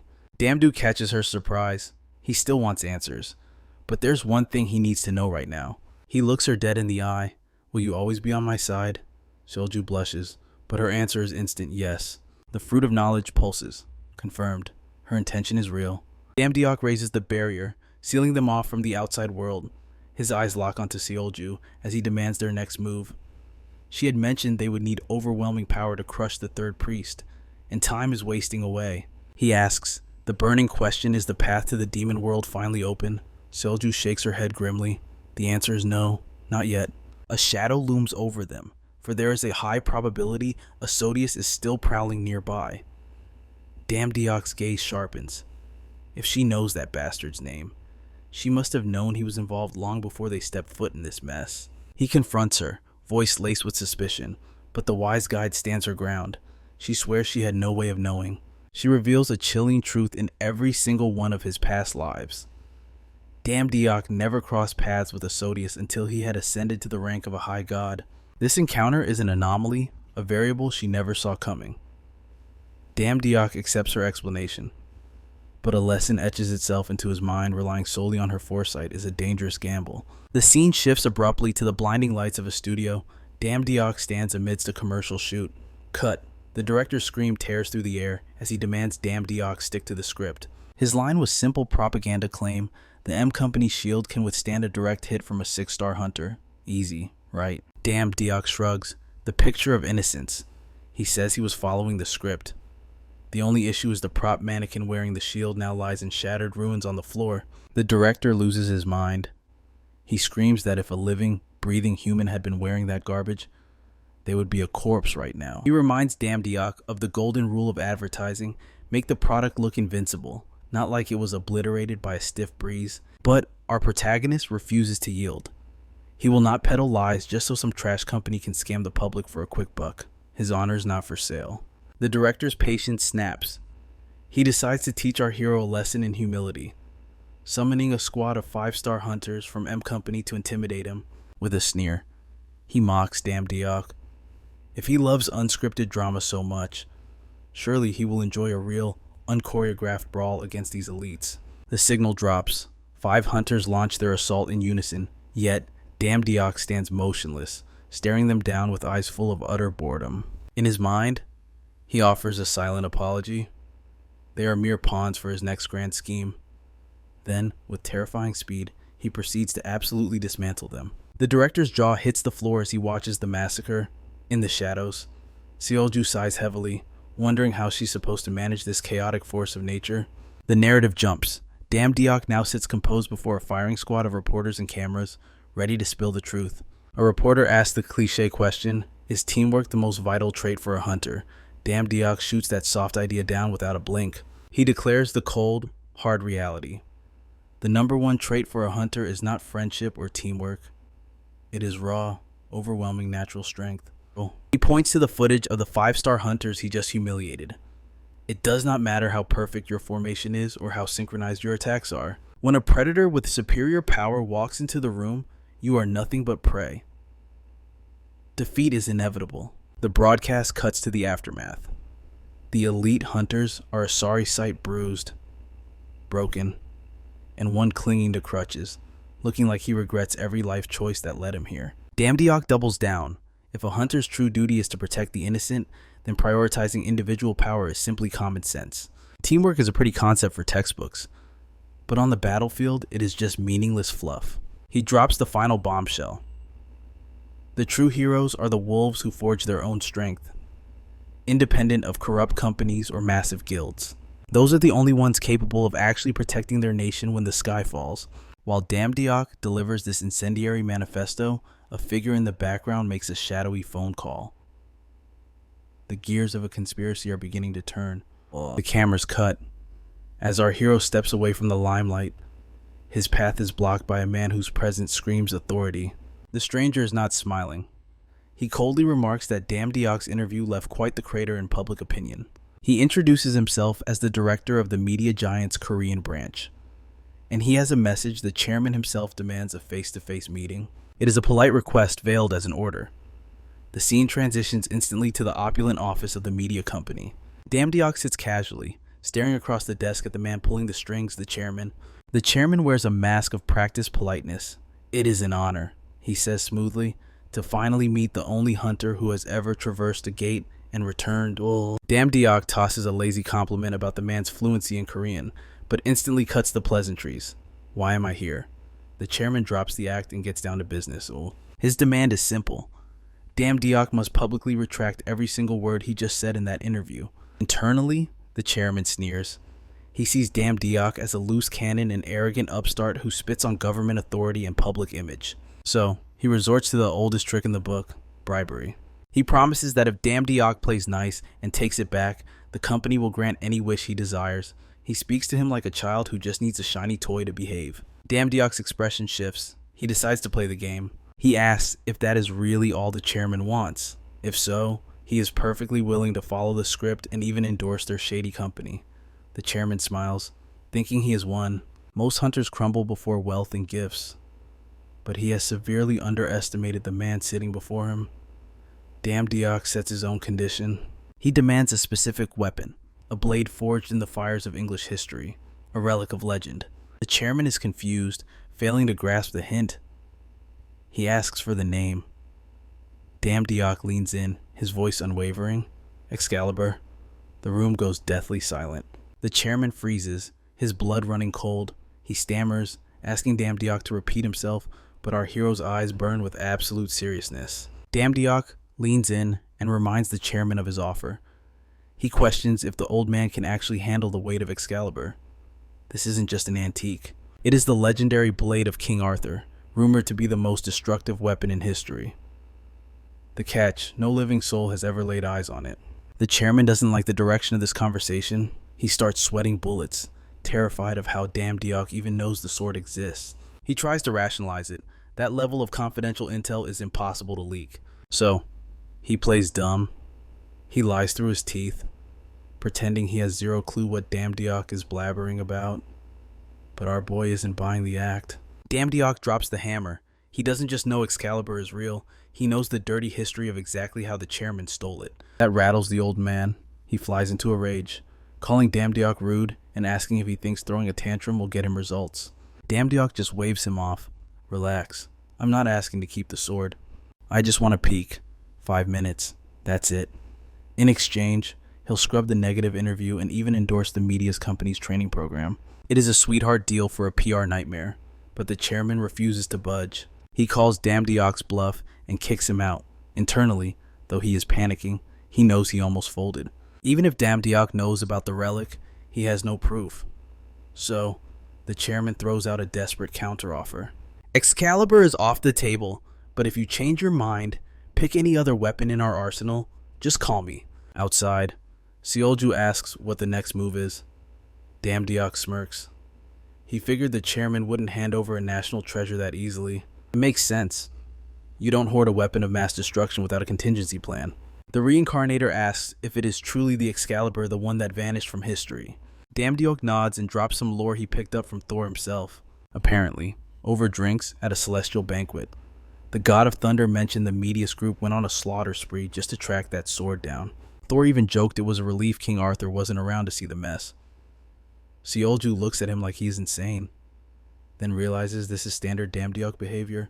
He tells her he's going to hit up some dungeons while they wait. She is confused. Those low-level dungeons are beneath him, but our hero insists that is exactly the point. He tells her to wait at the guild. Cut to 1 month later. The chairman is losing his mind, slamming his fist on the desk at the morning news. Damdiok just cleared the largest dungeon to ever spawn on the Jeju Islands, and he did it with 0 casualties, shattering every known record. The media is in a frenzy, calling it a miracle. The chairman screams that Damdiok is arrogant trash, but it turns out our boy didn't just clear one dungeon. He went on a rampage, clearing every impossible dungeon that other hunters gave up on, all within 30 days. A new broadcast airs. The reporter asks the golden question, what were other hunters missing during these failed missions? Damdiok takes a shot. It's the gear, a direct insult to the media's brand. He claims hunters rely too much on fancy equipment. None of that toys matter against a boss-level monster. He claims that with the right skill, even the worst hellscapes are manageable. The chairman slams his desk again and finally breaks. He barks at his secretary to call Damdiok. He accepts the conditions, but there is a sinister glint in the old man's eye. He has no intention of playing fair.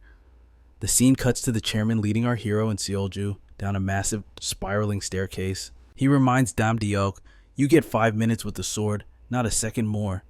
Damdiok scans the room. It is a high-security vault for the company's black market weapons. Then, he spots it, a single, radiant blade standing above the rest. A system notification confirms the prize. This is Excalibur. It boosts fighting spirit and amplifies all stats for 10 minutes straight. Damdiok whispers to Snowy, can you copy it? The answer is yes. While the goat and Seolju admire the arsenal, the chairman slips away and slams a button. Maniacal laughter echoes through the chamber. Fools, he screams, telling them there is no way he would let them leave alive after seeing his secret stash. The exit slams shut. The old man brags that the door can tank a missile explosion and the room is sealed with a maze spell. Damdiok and Seolju are trapped like rats. Rot here and die. I'll come back in a few months to sweep up your bones, but our guy is already 5 steps ahead. Damdiok knew the chairman would pull a snake move. He draws the copied Excalibur. Time for a field test. As the chairman struts away, confident in his victory, Damdiok slices through the indestructible vault door like it is warm butter. Cut to breaking news. The secret treasure hoard of William Jones, CEO of Medius, has been cracked wide open by a mystery intruder. And then, the FBI drops a massive bombshell. Williams has finally been exposed. Hitmen, drug trafficking, and every violent crime imaginable, he is guilty of it all. But the public remains oblivious to one crucial detail. Who was the one that actually obliterated his secret stash? We know the truth. After our boy blew through that storage unit like a hurricane, a whistleblower emerged. Someone decided it was time to expose the CEO's dirty laundry to the world. Meanwhile, our hero is lost in a trance. He clutches Excalibur, his eyes glued to the blade. He simply cannot stop admiring its magnificent form. The wise Seolju notices his obsession and throws a sharp question his way. She asks if he has fallen in love with the sword. Without a shred of hesitation, he confirms it. To him, this blade is the definition of perfection. It is a weapon so divine, you would not believe it could exist in the mortal realm. He even wonders if the god of blacksmithing himself forged it. Surely, no ordinary human hands could have crafted something this flawless. While Damdiok is busy glazing his new toy, Cloud strolls in. He demands to know what the hell they have been up to and why Damdiok keeps dodging the spotlight, despite being the face of every news channel. Then, his gaze lands on the shining blade. His eyes go wide, and he immediately demands to know what kind of treasure this is. But our boy is not in the mood to share. He orders his priest to step back, bluntly stating he does not trust Cloud to handle such a masterpiece properly. Cloud is not having it. He argues that it is his divine right to know, considering he is supposed to be Damdiok's loyal priest. He starts whining like a child, complaining about how unfair this entire situation is. So, our guy gives him exactly what he is begging for, just not in the way Cloud expects. He transforms the legendary sword back into Snowy, hands the creature over, and tells Cloud to go ahead and pet it like he wanted. Realizing it was Snowy the whole time, Cloud looks betrayed. He asks why Damdiok is always pulling these twisted stunts on him, but our homie just shrugs. He simply tells him that he got exactly what he asked for. He even warns Cloud to stop pouting before he hurts Snowy's feelings. Finally, Seolju steps in, done with their nonsense. She declares it is time to get serious. They have a third priest to recruit. The scene shifts, and our crew finds themselves trekking through a desolate, freezing wasteland. Damdiok turns to the reincarnator, asking if this icy hell is truly the only path to reach the protector. She replies, the third priest lives somewhere between the 4th and 5th river. If they move fast, they should arrive by nightfall. Adele, who is now tagging along, shivers and complains. She grumbles that no sane person should be living in this kind of wretched weather. Cloud, being the usual pain in the neck, blames the wise Seolju and accuses her of lying to them. Seolju tells him they are welcome to turn back. But if they do, the world is basically doomed. That shuts everyone up real quick, and they trudge onward. A little while later, Seolju points at a looming peak and says once they cross it, they will find the third priest. Cloud lights up, thinking the suffering might finally be over. He eagerly tells everyone to pick up the pace. But just before he can bolt into danger, Damdiok screams at him to wait. A wave of sharp rocks and loose snow crashes down from the cliffs above. The hero roars for everyone to run for their lives. While sprinting through the chaos, our guy spots a cave nearby. He orders the others to take cover, but the entrance is too narrow. No big deal for him. He transforms Snowy in an instant, declaring they will just have to make it work. He slices open a massive gap in the rock. They rush inside, but the entrance gets sealed by the avalanche almost immediately. They are trapped. Unless the snow melts, they are not seeing daylight anytime soon. Adele, surprisingly confident, claims it is her time to shine. She is not just some decorative mage, after all. She summons a massive fireball, flexing her 3-circle fire magic. She hurls it at the snow, but it does absolutely nothing. The snow does not even melt a drop. Seolju calmly explains that this magical snow will not yield unless they get direct sunlight or use a pixie's mana. Adele groans in frustration. She remarks, it would have been nice to know that earlier. Meanwhile, Cloud starts kicking the snow in a tantrum. Damdiok orders the little brat to save his energy. Since they do not know how long they will be buried in here, the hero feels the weight of the situation crushing down on him. The forgotten gods are out there gaining power every second, and they are stuck in a snow cave doing absolutely nothing. He asks Seolju if sitting around is really their only option. But before she can answer, Snowy suddenly leaps at a nearby wall. The creature stares at the stone surface as if it is hiding a secret. Our hero suspects there is a hidden path. Snowy starts tapping the rock, confirming his guess. Then, our guy hears faint noises coming from the other side. Without wasting a second, he smashes through the wall. Behind the broken surface, he finds a group of tiny, trembling creatures. They look like fairies. They see Damdiok and instantly freak out, screaming that Loki has found them. One of them thinks he might not be Loki, but just Loki's minion. Either way, panic mode kicks into high gear. Our bro realizes these are definitely fairies, straight out of a children's storybook. They shriek in terror, convinced they are about to be eaten. He tells them to calm down and insists he is not the villain. But then they spot Snowy and lose their minds, calling him the 3-headed monster, Cerberus. Damdiok tries to explain, but the volume just keeps rising. One of them starts yelling that Loki showed up with a beast to steal Mojo. The guy sighs and corrects them. It is called Mjolnir, not Mojo. He wonders what is wrong with these fairies, as they have literally recited Odin's entire family tree. A thunderous baritone shook the cavern walls, demanding to know the source of the commotion. Stepping into the light, radiating pure fury, was the god of thunder himself, Thor.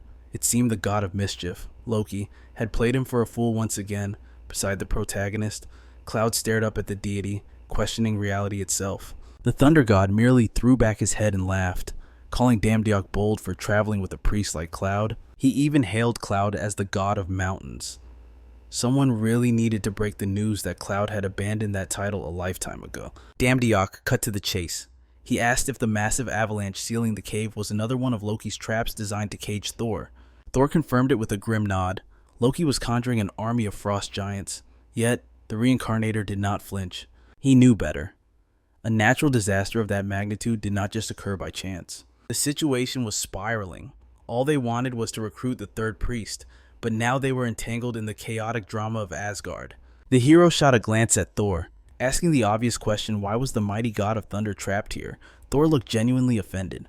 He admitted he was baffled. Even with the legendary Mjolnir, he could not breach the snow. That revelation hit Damdiok harder than any hammer. If Mjolnir could not smash it, nothing could. The boy realized they might be imprisoned in this frozen hell until the seasons changed. Thor, however, burst into boisterous laughter, telling him to put his worries to rest.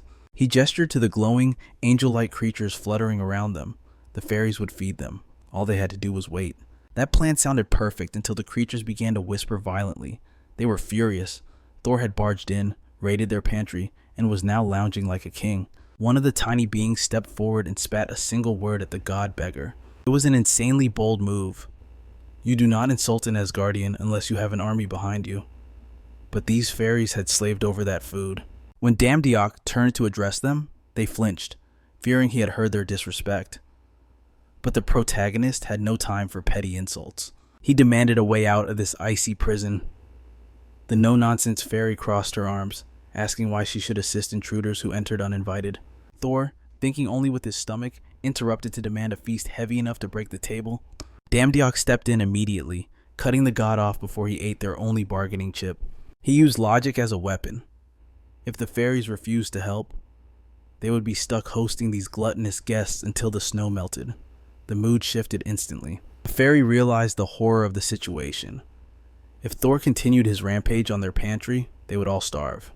Escorting them out was suddenly the safer option. The group reached a consensus. The fairies would reveal the exit, but Damdiok had to swear a solemn oath never to return. He gave his word without hesitation. One fairy flew forward, warning him to stand back.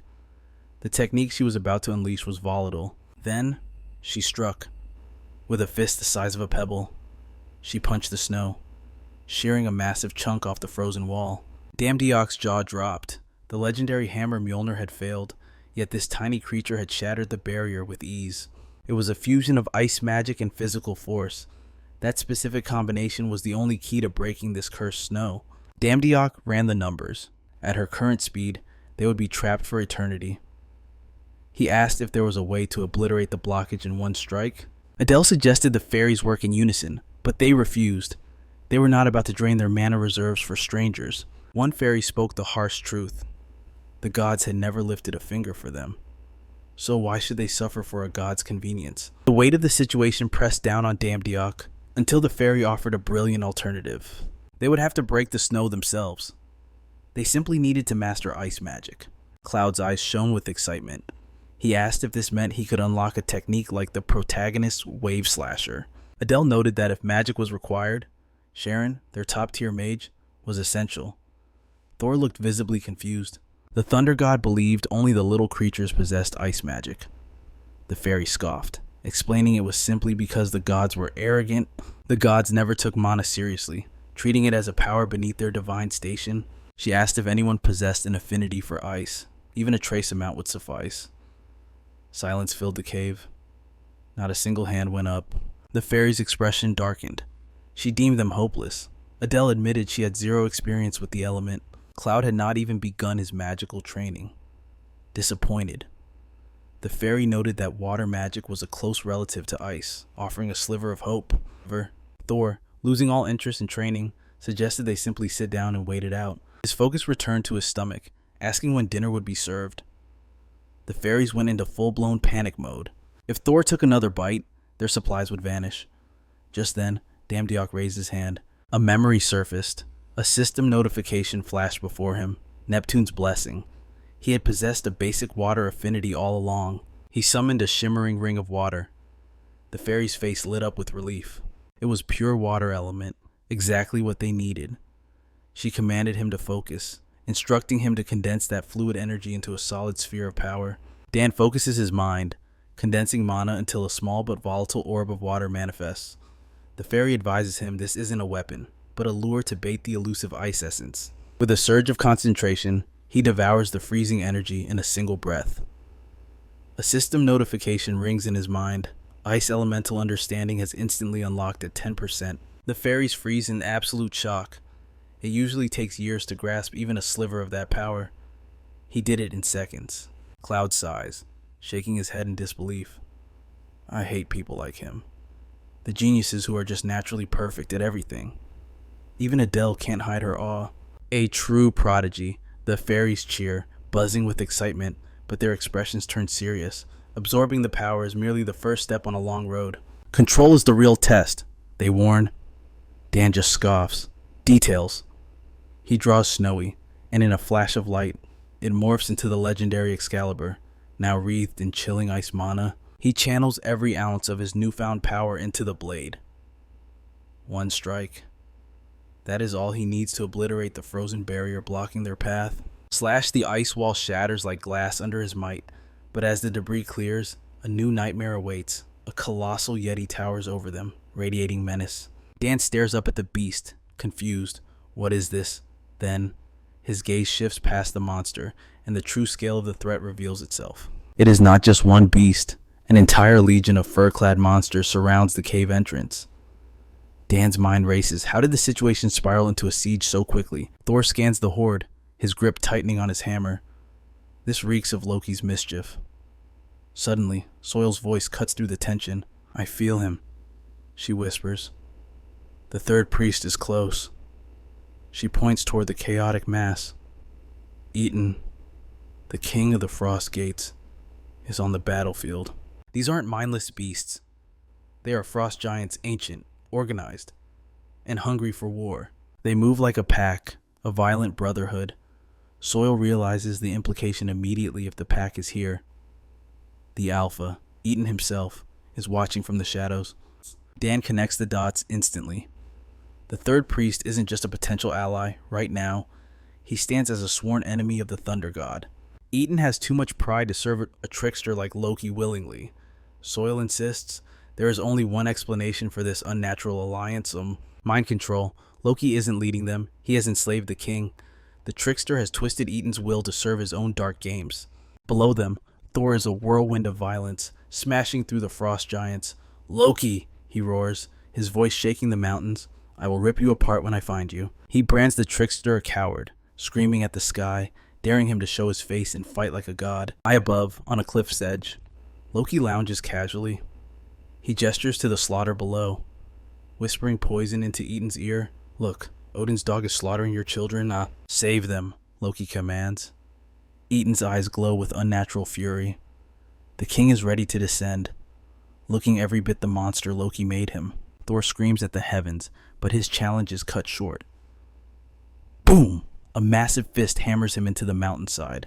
Dust billows, and as it clears, the attacker stands there unscathed and breathless.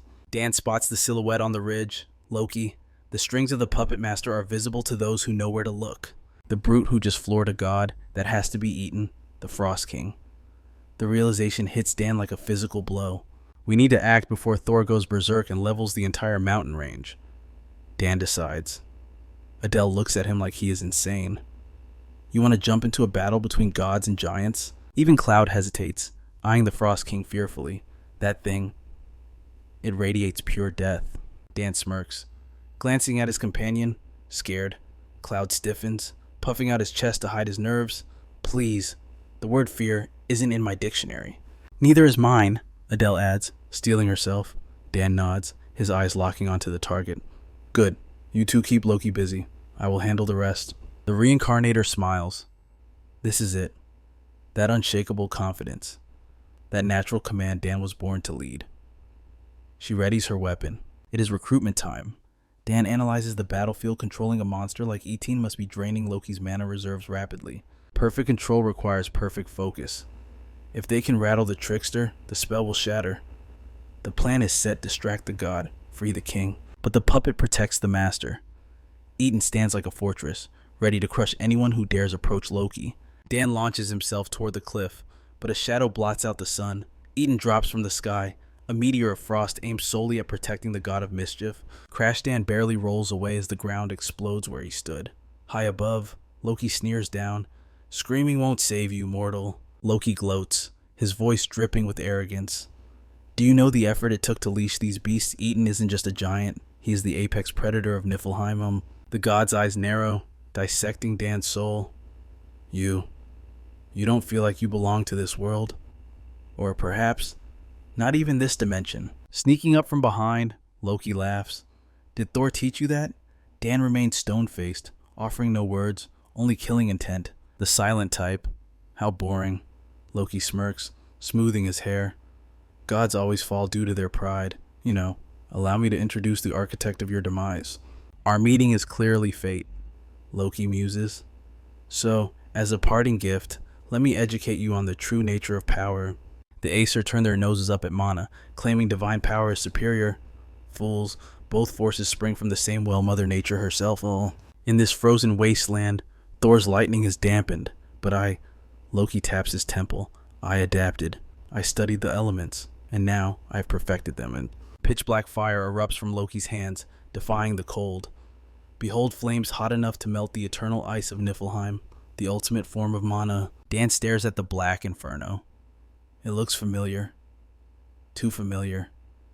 It is the same hellfire he used to incinerate Karos.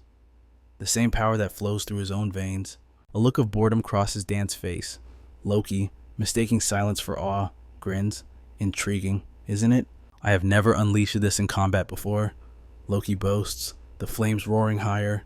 "You should be honored to be my first test subject."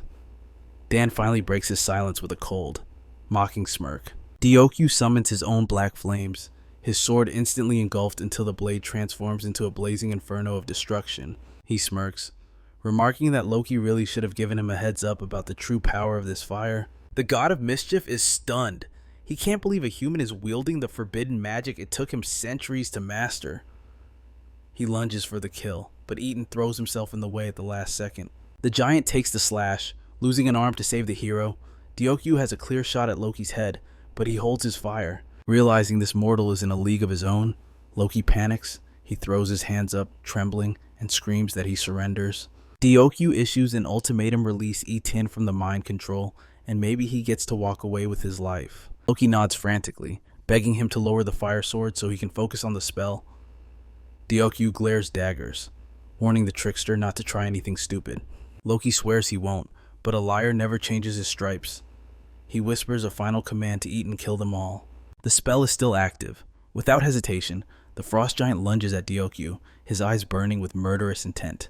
Diokyu barely dodges the massive fist, shouting that if Loki keeps pushing like this, he's signing his own death warrant. But the unhinged god just laughs, ordering Eaton to crank the chaos up to 11. Eaton roars, smashing the ground until Diokyu loses his footing and slides down a crumbling cliff face on a chunk of debris. He screams for Eaton to snap out of it, but reasoning with a mind-controlled monster is a waste of breath. The giant doesn't hesitate. He dives off the edge after Diokyu, willing to die if that's what his master commands. Just before Diokyu hits the bottom, Solju swoops in, snatching him from midair and saving him from a brutal impact. Above them, Loki cackles maniacally as he and his puppet plummet into the abyss together. He taunts Diokyu on the way down, yelling that looking down on a god is a fatal mistake. Watching them vanish, Diokyu mutters that this guy is legitimately insane. He has to admit, the title God of Mischief isn't just for show. The man is chaos incarnate. Cloud peers over the edge, squinting into the void, noting that the pit is so deep he can't even see the bottom. He wonders aloud if the fall killed them, but then the darkness stares back. Two glowing eyes ignite in the shadows. Before they can process it, a massive shape erupts from the pit, a colossal beast with scales of ice shooting into the sky. Diokyu recognizes it instantly, an ice dragon, and sitting comfortably on its neck is none other than Loki. Floating up with a smug grin, Loki asks the squad if they're ready for round 2. Thor, however, has run out of patience. The Thunder God charges, roaring that these prankster games have officially gone too far. But before Thor can land a hit, the dragon's tail whips around, swatting him out of the air like a fly. Loki chuckles, telling his pet to go play with the Asgardian. It sounds playful, but the killing intent is real. The dragon chases after the thunder god, leaving Loki free to torment the others. Loki then shouts a new name into the air. Suddenly, the earth shakes as a gargantuan frost wolf leaps onto the battlefield. Loki introduces the beast as Fenrir, claiming the dragon and the wolf are his masterpieces, his deadliest creations in thousands of years. He turns his attention back to Diokyu, his expression shifting from arrogant to genuinely impressed. He admits he's shocked not by their resistance, but by the fact that a human can wield the black flames. He never expected to see another being control that fire, but he's Loki. He always has a plan B. He shrugs casually, telling them not to take it personally. He just hates it when the actors go off script. Diokyu knows this is his fight. He orders Seolju to evacuate the team while he handles this psycho solo. Loki grins, commanding Fenrir to tear them to shreds. The wolf lets out a howl so powerful the shockwave knocks Diokyu back. Loki claps his hands like a proud parent, cooing at the beast and like calling him a good boy for taming so nicely. He orders the wolf to hunt down Diokyu's friends for a snack. But strangely, the beast doesn't move. Fenrir just stares at him, dead silent. Loki snaps the order again, annoyed, but a different voice cuts through the tension. Diokyu calmly commands the wolf to crush Loki instead, and without a second thought, Fenrir obeys. The massive paw slams down, burying Loki into the earth and creating a massive crater, crushed and confused. The god wonders how his pet was turned against him. Diokyu stands over him, explaining that his taming skill is on a higher level. It overrides Loki's control entirely. He delivers one final taunt, telling the god he better have a plan C ready, because his time is running out. Dragging himself from the rubble, a battered Loki spots Thor returning to the fight. He tries to pivot, laughing nervously and claiming it was all just a harmless prank between old pals. He even suggests they grab a beer to smooth things over. But Thor's face is stone cold. Realizing the charm offensive is dead, Loki drops the act. Loki, he falls to his knees, begging Thor for his life, a pathetic, desperate plea from a god who knows he's finally cornered. Even the mighty Thor pauses, forced to recognize the sheer grit displayed by Damdiok. The thunder god admits he is constantly stunned by the hero's explosive growth. He swears this debt will not be forgotten, before seizing Loki by the collar and dragging the trickster away. Watching them leave, our protagonist can't help but scoff. Thor is being far too merciful after everything that just happened. If Damdiok were in the god's shoes, Loki wouldn't be walking away. He would be nothing more than a bloody stain on the ground. But before the group can savor this awkward silence, the reincarnator shatters the peace. A new crisis has already begun. Ideon has plummeted off the cliff. Damdiok demands confirmation, while Cloud immediately starts whining, playing his part as the eternal complainer to perfection. He stares at Seolju like she has lost her mind, demanding to know if she seriously expects them to dive into the abyss after him. In his eyes, no one survives a fall like that. Yet, Seolju simply brushes off his panic with icy calm. Suddenly, Ideon hauls himself back over the ledge like it is a casual Tuesday. He dusts himself off, very much alive and finally free from Loki's mind control. Cloud, being completely blind to the mood, assumes Ideon is still hostile. He instantly starts running his mouth, challenging the giant to a fair duel with swords this time. Damdiok just rolls his eyes. It is obvious that the giant has zero desire for violence, especially now that his mind is his own again. Instead of anger, pure gratitude shines in Ideon's eyes. He thanks Damdiok deeply for breaking Loki's puppet strings and for slaying the ice dragon, a nightmare beast that has tormented these frozen lands for millennia. To repay this life debt, Ideon offers the hero a single wish, anything he desires. Damdiok's ears perk up instantly. This could be it, the golden ticket to finally achieving his ultimate goal here. But fate is never that kind. Ideon reveals the catch: the wish must be within the realm of Niflheim, as he is bound by duty to remain here and protect his people. And for good reason, the ice dragon is not truly gone. Damdiok frowns in confusion. He was certain they just nuked that overgrown lizard into oblivion. But Ideon drops a devastating truth. The beast does not stay dead. It resurrects. Again and again, the frost giants are trapped in an eternal, hellish cycle of destruction. Determined to find a loophole, Damdiok asks if there is any way to shatter this cursed loop forever. Ideon hesitates, then recalls an ancient Niflheim prophecy. A warrior shall rise at the convergence of white ice and black flames. one who commands the absolute zero of the coldest ice and the consuming heat of the darkest fire. Only that legendary figure possesses the power to slay the dragon permanently and liberate the snowy lands. The gears turn in Damdiok's mind.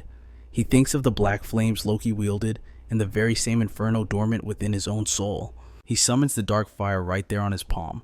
The frost giant gasps. The flames match the prophecy perfectly. However, Ideon notes that the hero has not yet mastered both opposing elements. He looks the hero in the eye and asks, "Can you control your circle aura?" Damdiok answers with a blank stare. He has absolutely no clue what that term even means. Ideon mutters that the prophecy did mention the chosen one would be a novice. Resigned to fate, he offers to fill the gaps and train Damdiok properly. In the next scene, the party reunites with the little fairies better known as the chaotic snow pixies. The tiny creatures are already fuming, demanding to know why Ideon dragged these outsiders back to them. Ideon looks baffled. He genuinely assumed the hero and the pixies were already best friends. Then again, he figures he should expect this level of chaos from a man tied to a divine prophecy. He recalls that these pixies are unique beings in Niflheim, capable of free mana manipulation. Ideon assures Damdiok that with their help, mastering Circle Aura will be a breeze. One pixie scoffs, turning her nose up. She has far more important missions to attend to, mainly finding food. Seolju steps forward, holding out a piece of candy like a sacred offering. The pixie takes one lick and is instantly enslaved by the flavor. Her eyes go wide. She thinks she has just tasted a legendary golden apple. Seolju promises the entire bag in exchange for cooperation, sealing the deal instantly. The pixie begins the lesson. Circle Aura is the art of pushing your mana to its absolute limit. For her, that means channeling mana into ice. She clarifies that this isn't just about punching with a frozen fist. It requires profound control. However, fusing two opposing elements like fire and ice, that is nearly impossible and demands god-tier talent. Ideon chimes in, warning that performance anxiety can make even simple tasks feel insurmountable. He advises Damdiok to take his time, but the sugar-fueled pixie immediately shuts him down. She declares that Damdiok is more than capable. She wouldn't have accepted him as her disciple if she didn't smell potential. The hero focuses, gritting his teeth, as he attempts to force the black flames and white ice together. The resistance is immense, but he can feel it. It is possible. Then, the impossible happens. The volatile aura stabilizes into a perfect hum. Ideon's jaw drops. He never imagined mastery could come this quickly. The pixie just smirks, shooting the giant a look that says, "I told you so." Damdiok's blade erupts, with a dual aura, pitch black flames clashing with icy white luminescence. The pixie nudges Eaton, whispering to keep his eyes peeled. This human learns fast, scary fast. The God of Swords title triggers. Damdiok unlocks a brand new skill right in the heat of battle. Black flames, white moon. Damdiok swings once. A clean, devastating arc that slices straight through the frost dragon like it is made of butter. Total destruction. Eaton freezes, jaw dropping. The frost giants have dreamed of slaying this beast for centuries. Damdiok did it in a single slash. With the ice dragon finally dealt with, he absorbs its essence, feeling a massive surge in his stats. No more games. He turns to the giant, reminding him there is still one loose end to tie up. The wish. Damdiok looks him in the eye. "You ready to lock this in? Time to sign the contract." The pact seals instantly. Just like that, Damdiok secures a literal frost giant priest for his roster. With 18 on the squad, the team composition is starting to look absolutely broken. Damdiok grins. Having this much power on his side is a game changer. Thanks to Eaton's immense strength, Damdiok's divine power spikes through the roof. That boost grants him access to deep dive into the priest's hidden stats. He scans the data. Eaton looks bewildered after saving their entire race. This is all the hero wants, just to look at the numbers. But Damdiok doesn't waver. This was the mission. This is the prize. He casually scrolls through Eaton's attribute window like he is reading a menu. Meanwhile, Cloud is still acting like a spoiled brat in the background. The kid just won't shut up. He is whining about the freezing temperature, demanding they leave immediately. Damdiok shoots a glance at the brat's profile. Naturally, Cloud overreacts, thinking his entire existence is being judged by that stare. Adele steps in, snapping at Cloud to show some respect. He is a god, you know. Watch your mouth. Cloud scoffs. He doesn't give a damn. Why worship someone I'm gonna beat up eventually? Adele rolls her eyes. You say that, but you get your ass kicked by him every single day. While the peanut gallery argues, Damdiok calmly finishes analyzing the data, completely ignoring their drama. Finally, he decides it is time to bounce. They warp back to Earth, only to find the world in absolute chaos. They materialize amidst screams and panic. A massive, tree-like abomination is rampaging through the city. A frantic hunter screams into his radio. The gate is unstable. It jumped from D rank to A rank in seconds. Before he can finish, he gets dropped not by the monster, but by Young Akyan. To him, calling for help is a sign of weakness. Young Akyan stomps on the hunter's face. What exactly do you think you're doing? In his twisted logic, calling backup means sharing the glory. He wants all the kills and rewards for himself. The hunter stammers that they are going to die without support, but Jung Akyanan isn't hearing it. He kicks the man again, ranting about pride and obedience. Suddenly, a massive pillar of fire erupts in the distance. Young Akyan freezes, confused. It is Adele, unleashing hell on the monster. After freezing in Niflheim, she is thrilled to burn something. With a single explosive strike, she incinerates the beast that had everyone terrified. The local hunters gawk in disbelief. A stranger just one-shot an A-rank beast like it was nothing.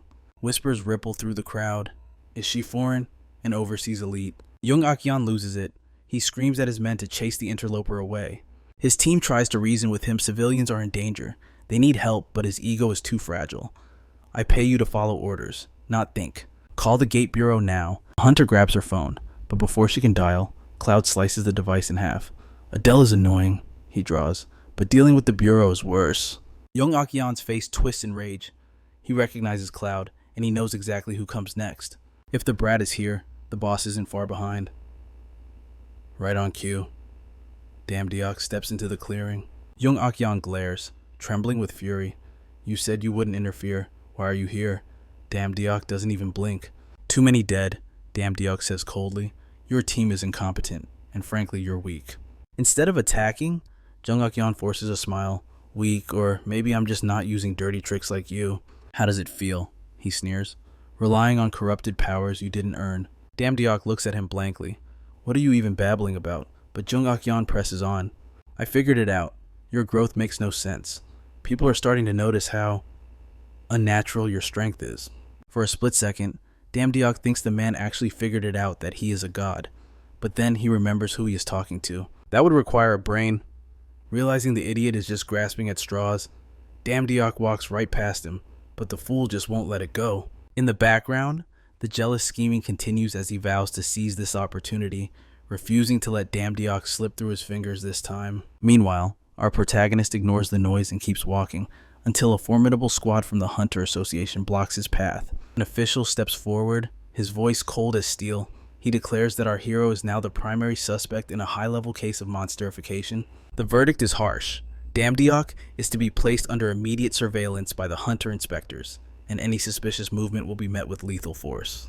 The squad leader announces that urgent protective protocols are now active, warning him that resistance is futile. Watching from the rear, Jung Acheon smirks with twisted delight, convinced that the trap has snapped shut and there is no escape for Damdiok now. His face is a mask of pure satisfaction. The scene shifts to the past, revealing the moment Acheon begged his father to destroy Damdiok once and for all. The patriarch looks weary, clearly uninterested in his son's petty grudges, and asks when Acheon will finally stop being consumed by jealousy. But Acheon plays his trump card. He claims with absolute certainty that our hero is showing symptoms of the dreaded monsterification. That single word freezes the air. The old man's eyes narrow instantly at the mention of such a catastrophe. Acheon invokes the nightmare of last year's Iris incident, where a 5-star hunter lost control and slaughtered 300 innocent people. The patriarch shudders at the memory, admitting that the guild is still reeling from the devastating losses of that tragedy. However, he dismisses Acheon's theory as flimsy. But the sun presses on, arguing that Damdiok's sudden explosive growth from zero to hero defies all logic. He reminds his father of the golden rule. No one awakens after their growth plates close, yet Damdiok's power surged from the void. He asks if that anomaly isn't terrifyingly suspicious. Faced with this logic, the old man falls into a heavy silence. The reasoning is circumstantial, but the threat it implies is too great to ignore. Deciding that prevention is better than a massacre, the patriarch calls the Hunter Correctional Department to arrange a meeting that very night. Returning to the present tension, the lead inspector barks his final warning, surrender now, or be taken down where he stands. Damdiok realizes the danger. He needs to evacuate Adele immediately before these high-level hunters sense she is an entity from another world. He commands her to unsummon, and though she hesitates, unwilling to leave his side, he allows no room for argument. He dismisses her into the void before anyone can intervene. The inspector screams to stop the girl, but she vanishes into thin air. Suddenly, chaos erupts. Cloud draws his blade and cleaves the asphalt with a single strike, creating a massive fissure between them. His aura flares as he delivers an ultimatum. Inspector or not, anyone who crosses that line will be cut down without mercy. The investigation head sighs, exhausted by this insolence. But just as the atmosphere reaches its breaking point, a new pressure descends. An elite hunter drags a massive greatsword across the pavement. He mocks Cloud, noting that the boy is just as arrogant as the rumors suggest. Without hesitation, the newcomer steps over the fissure. Cloud's eyes flash with killing intent as he lunges to punish the transgression, but the elite hunter is a ghost. He sidesteps the lethal strike with terrifying ease, as if Cloud were moving in slow motion. We flash back briefly. The patriarch gives his son, Acheon, a direct command to capture the hero personally. Acheon recoils in fear, bluntly asking how on earth he is supposed to capture a monster like that. Deep down, the cowardly noble knows the truth. He lacks the strength to even stand in the shadow of the man he hates so much. He frantically reminds his father that Damdiok is undergoing monsterification, implying that confronting him is a suicide mission. The father remains unbothered, assuring his son to relax. He has already secured the perfect weapon for this hunt. Acheon looks baffled until his father tells him to open his eyes and witness the power of the #1 hunter in the world. Back in the grim present, Cloud lies broken on the ground, completely overwhelmed. Towering over him is Leo Lux, the top-ranked hunter.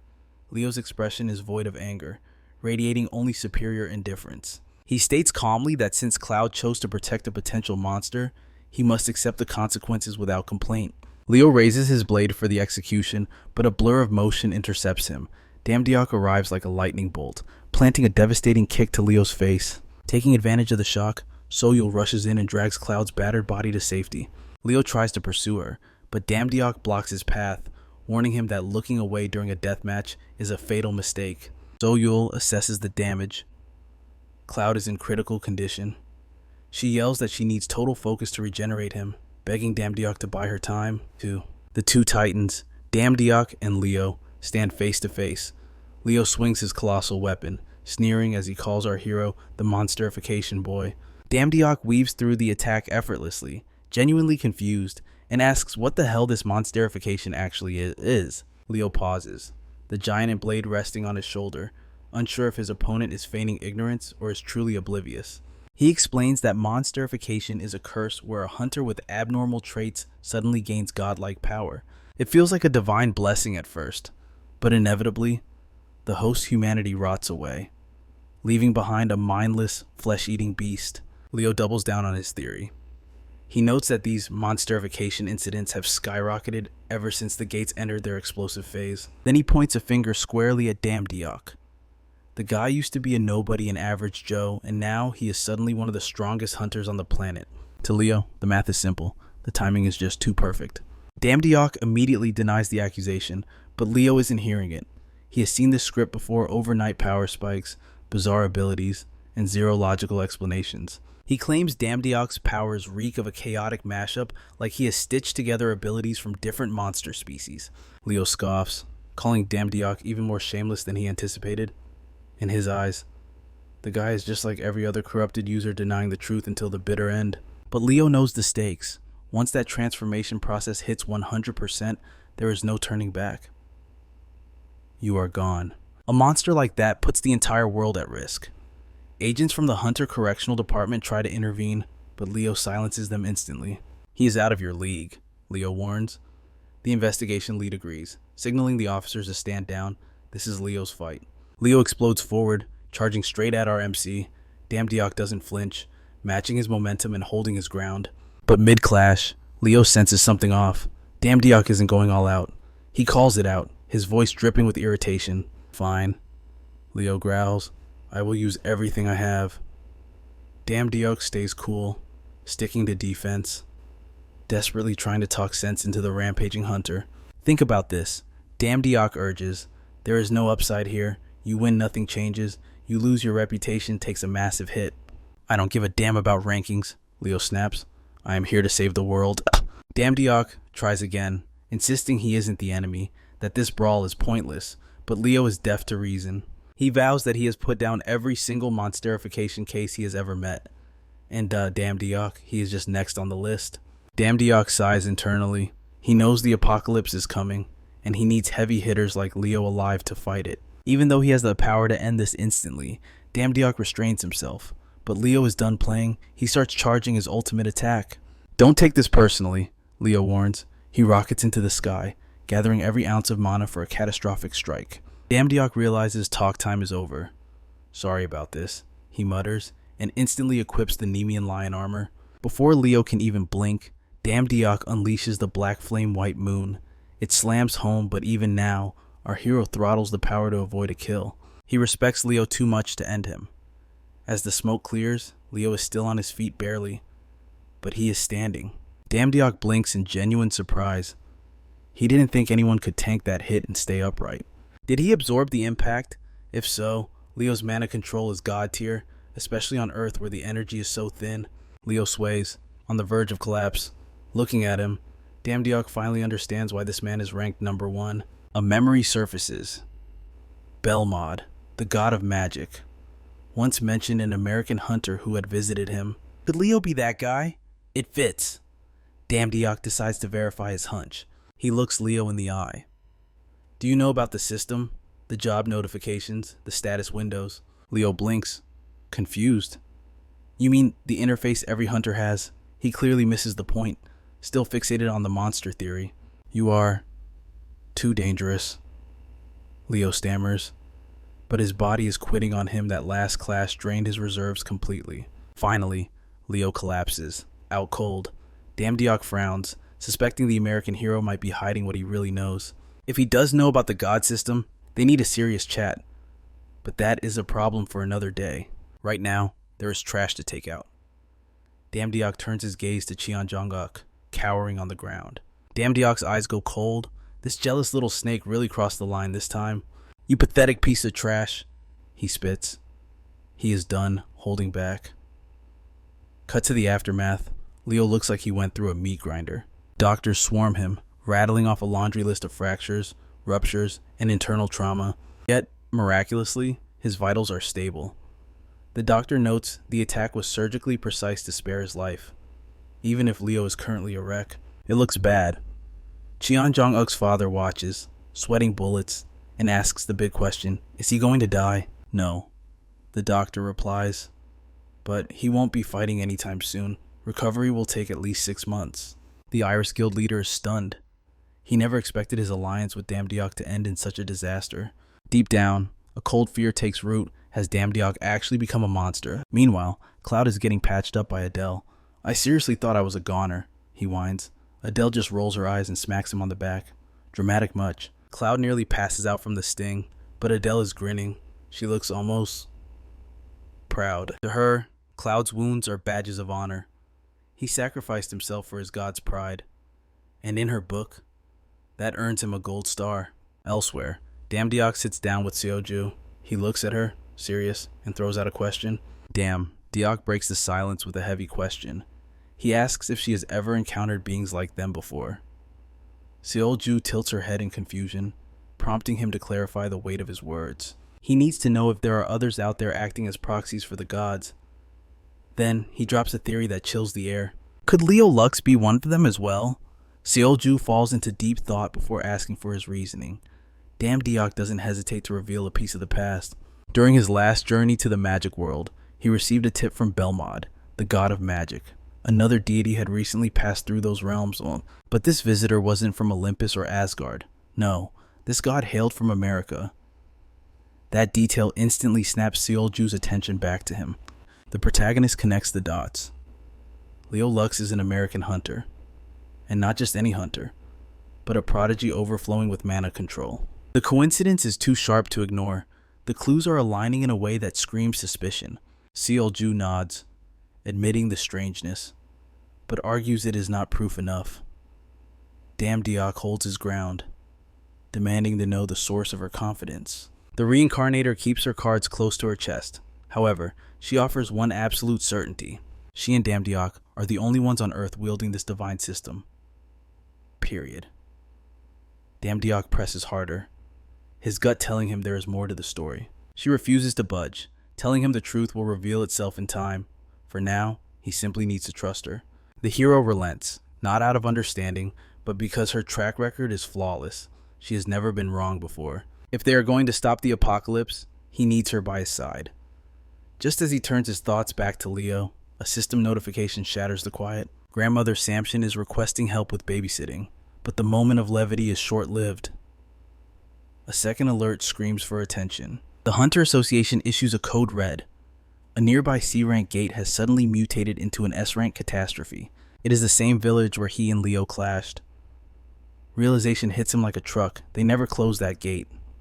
Now, the fallout is his burden to bear. Guilt gnaws at him. He refuses to wait another second. The protagonist launches himself toward the danger zone. Upon arrival, he slaughters the weaker beast, clearing the perimeter. Suddenly, a scream pierces the air. A terrified hunter stumbles out from the chaos. Diok grabs the man, but the survivor is broken by fear. Between gasps, he babbles about an old woman trying to massacre them all. This is the nightmare scenario. Diok watches a thick, unnatural fog roll in, and his blood runs cold. His instincts scream the truth. This feels like the presence of a forgotten god. His sixth sense flares. He dodges a split second before a monster lunges a beast he was certain he had already killed. The protagonist deciphers the threat instantly. Regeneration. These creatures are far more lethal than they look. He weighs the risk of unleashing his mana inside the gate. It is dangerous, but these monsters will not fall to brute force alone. Then, a figure emerges from the gloom. It is none other than the masked rival himself, Leo Lux. It seems the #1 hunter has recovered from the beating Diok gave him, but Diok can only wonder, what the hell is he doing here? Leo breaks the silence first. He makes it crystal clear that he still does not trust Diok. Not one bit. But personal grudges must wait. His mission is to protect the civilians. No alliances, no drama, just pure survival.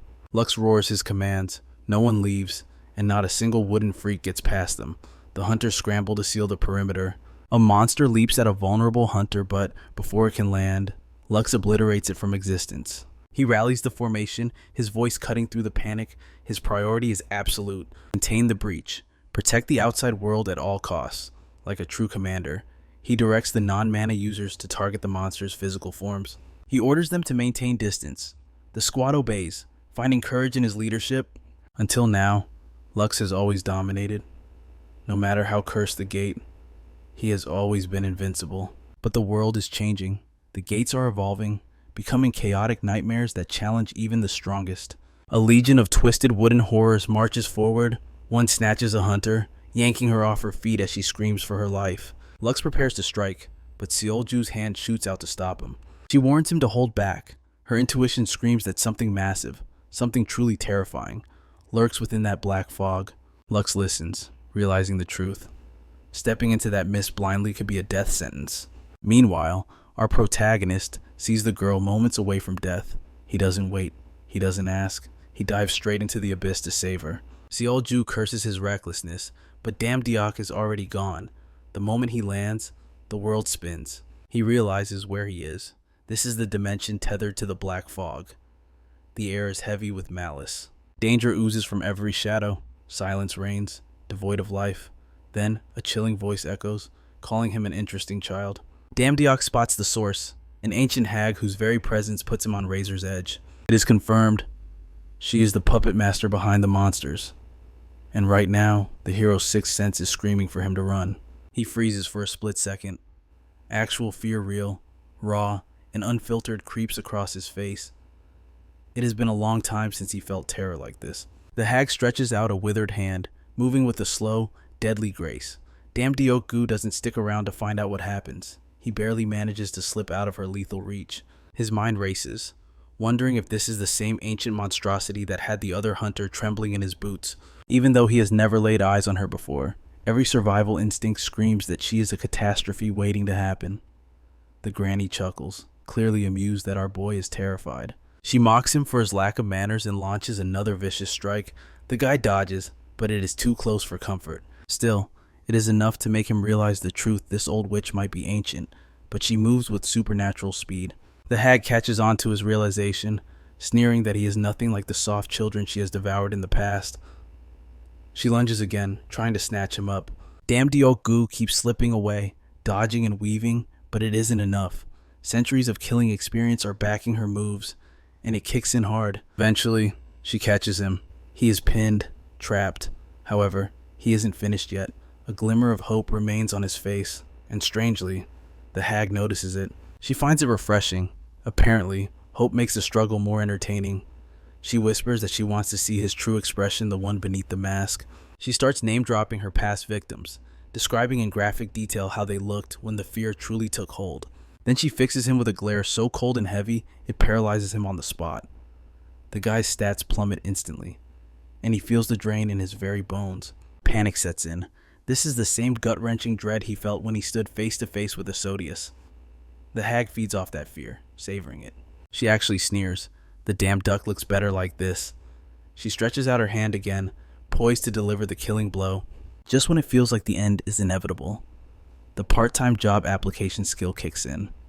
His paralyzing fear melts into pure, unadulterated relief. He doesn't waste the split second.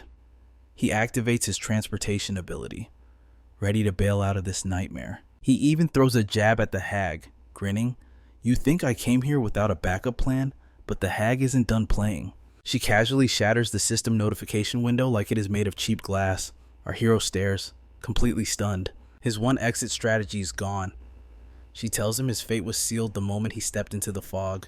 Now only one ending remains: our hero's death, and she is all too happy to harvest his soul.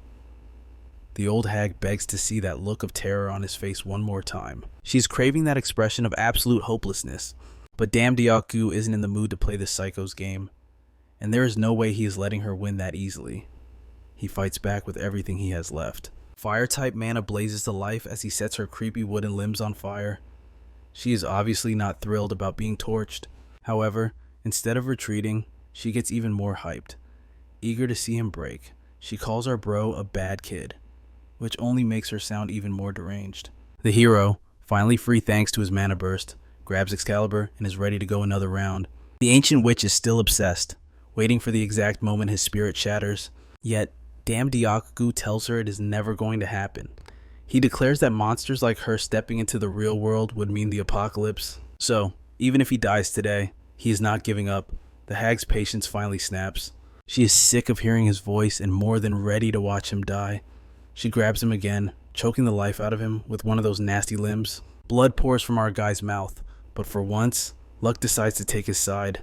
Out of nowhere, a soft voice cuts through the madness. Just like that, the hag's overwhelming aura starts to unravel. She freezes, stunned. All of a sudden, a tiny girl is standing there. She casually roasts the granny for being stuck in the past, noting that young people don't follow their damn part-time schedules anymore. The other granny isn't having it. She snaps at the girl, asking if she is here to steal her children again. The old hag charges with full-blown rage, but the little girl doesn't even flinch. She simply waves her hand, and the granny's attack nullifies instantly. The girl calmly says she can't just sit around and let this mess up the timeline. With just her presence, the old witch starts to dissolve into nothingness. The girl commands her to return to the netherworld where she belongs. Even as she disintegrates, the granny throws one last tantrum, swearing she will be back for revenge. The girl doesn't care. She just shrugs, mumbling something about why this witch even bothered returning, and moves on. She finally notices our hero. He is lying on the ground, barely alive. Relief washes over her, so she starts healing him, gently calling him a child as she works. Off in the distance, damn Diok-gu's friends are shouting his name. The girl hears them and knows she has to leave. Before vanishing, she promises to meet damn Diok-gu again. The hero's injuries are gone, but he is still out cold. Cut to his apartment. The boy finally wakes up, nursing a splitting headache. Seolju is the first thing he sees, and she is definitely not in a forgiving mood. Damn, Diok-gu groggily asks where he is, which is strange considering he is literally in his own living room. The reincarnator hits him with a harsh reality check. This is what he gets for acting like a reckless idiot. Damn Diok tries to piece the memories together. He remembers the fog, the suffocating grip of the nether granny. Just the mention of that name makes Seol look green, like she is seconds away from losing her lunch. Damn, Diok drops the bomb that old hag wasn't just strong, she was overwhelming. He couldn't lift a finger against her. Seol confirms his worst fears. This wasn't some random ghost. That witch is a forgotten god. Ancient power. The kind that could go toe-to-toe with Asodius himself. She is one of the darkest relics in Korean myth. Honestly, it is a straight-up miracle Damn Diok is even standing here breathing right now. Our boy apologizes, then drops the nuclear option. She broke my god system. Seol's face drains of all color. Complete shock. She loses it. Completely. Damn Diok asks if it is really that deep, and Seol looks ready to explode. She screams that the system isn't just fancy tech or magic. It was forged by the mother of beginnings herself. It is the glue connecting all life forms, the barrier keeping universes from crashing into each other. Breaking that, it is not just a problem. It is a catastrophe. Damn Diok finally realizes the gravity of the situation. They have to fix this now. But Seol, she has zero clue how to even start. She doesn't know if magic or even divine power can repair this mess. She is spiraling. Full-blown panic mode. Damn, Diok cuts through the noise. Relax.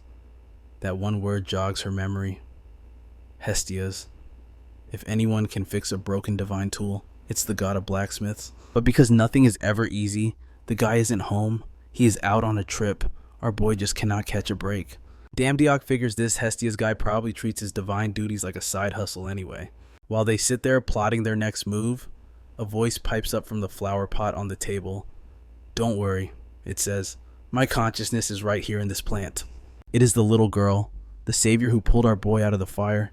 She tells Damn Diok to listen close. Her offer is simple help her tend to her flower garden, and she will patch up his shattered system. Not a bad trade, honestly. But that voice sends a shiver down his spine. It brings back the terror of that fog. The moment he almost died. He demands to know who she is. She dodges. We will talk face to face, is all she gives him. She tells him to stay safe, and the voice fades. Boom. The scene shifts. Our squad gets teleported straight into a brand new dimension. They stick the landing on strange soil. Adele looks around, bewildered, blurting out, "Where the hell are we?" Before anyone can answer, a soft voice cuts in. Is it not beautiful? It is her, the mysterious little girl, the same one who snatched Damn Diok from the jaws of the nether granny. The moment he feels her aura, it clicks. This is a savior from the fog. She smiles, confirming his hunch, and casually drops her name, Samson Granny. She looks genuinely thrilled to see them standing there. Damn Diok opens his mouth to give a proper thank you, but Cloud, being the certified idiot of the group, interrupts. He points a finger right at her. What's the angle here, calling yourself Granny? Is that some edgy aesthetic? He tells her to go play house with her daycare friends because the adults have business. Miraculously, the little deity doesn't vaporize him on the spot. In fact, his insult flies right over her head. She doesn't even register the disrespect. She calmly introduces herself again, brushing off the nonsense, turning to Damn Diok. She notes how much he has grown. She looks proud. But Cloud just does not know when to shut his mouth.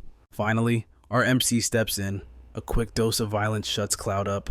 Damn Diok apologizes for his priest's stupidity, while Adele stands there, stunned that this toddler is a literal god. Trying to save the mood, Damn Diok explains that Cloud and Adele are his priests. Samson Granny instantly locks onto Adele's energy. A good-hearted soul, she observes, even if you are far from home. Introduction's over. Samson flips the switch. Time to get to work. The god leads the hero through her domain. She explains this sacred garden is a nursery for souls, infants preparing to enter their new lives. His mission, water the flowers, sounds easy enough, right? Adele is loving the vibe. She is down for some therapeutic gardening. Cloud, on the other hand, is already bored out of his mind. He opens his mouth to complain again, but Damn Diok shoots him a death glare and raises a fist. Remember what happened last time? Samson ignores the tension completely. She hands them a jar and points to a distant cliff. Behind my house, you will find the Zolkoa tree. That is where you get the water. The crew looks up at the sheer, vertical drop and instantly regrets every life choice. But they push through. By the time they reach the top, they are absolutely wrecked. Damn Diok wheezes. It feels like he signed a death warrant just to fix a glitchy interface. But Samson hits him with the hard truth. Nothing good comes easy.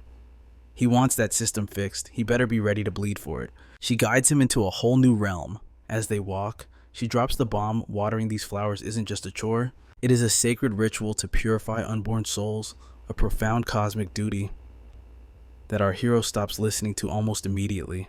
At the peak of the dimensional cliff, they finally locate a pond pulsating with raw energy. It wasn't glowing moments ago, leaving Damdiok scratching his head in confusion. Samson claims the light is proof of his worthiness. But the moment he hesitates, she doesn't wait. She shoves his confused self straight into the water. Submerged beneath the surface, the hero snaps his eyes open to a strange, shifting sight. The water fades into a familiar realm, flower petals drifting on the wind. Suddenly, a petal flares with light, morphing instantly into a glowing puzzle piece. Blink, and he is a child again. Grandma Samson manifests in this vision, her voice echoing as she calls him the child of the beginning. She starts dropping heavy philosophy about the universe being his true parent and hands him a single flower, the essence of humanity itself. He stares at the gift, completely blindsided. Am I really allowed to hold this? The granny smiles, gently patting his head, approval granted. Snap reality rushes back, and he returns to his adult form. Samson notes that the hero has returned in one piece. He tries to demand answers about that vision, but she cuts him off cold. Shut up and check your system window. He looks. Not only is the system fully repaired, there is a shiny new update. Status confirmed. He is now fully synced with the memories of the beginning. From this moment on, he has access to the records of all 1,868 of his past lives. Damdiok wonders if that vision in the water was one of them. He swipes open the menu, but only one file is unlocked. Episode 1. It is labeled The Beginning Memory. The rest remain sealed. He figures he will investigate later and turns to the granny, offering a rare, genuine thank you for everything. Samson beams, pleased to see how much the child of the beginning has truly grown. But playtime is over. She tells him it is time to leave, but not before she hands over one final gift. She pours them a strange tea, brewed from a rare flower found only in the netherworld. It tastes bitter, but she explains it fortifies willpower and suppresses fear. He downs it in one gulp, instantly feeling power surging from his core. Yet, the mere thought of the nether granny still tightens his chest like a vice. As Adele takes a sip, Damdiok gets greedy.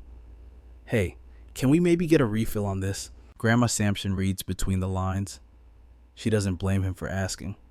But tragically, the effects don't stack just because you chug more. She actually apologizes to the hero, humble even after saving his life. That level of kindness nearly brings Damdiok to tears.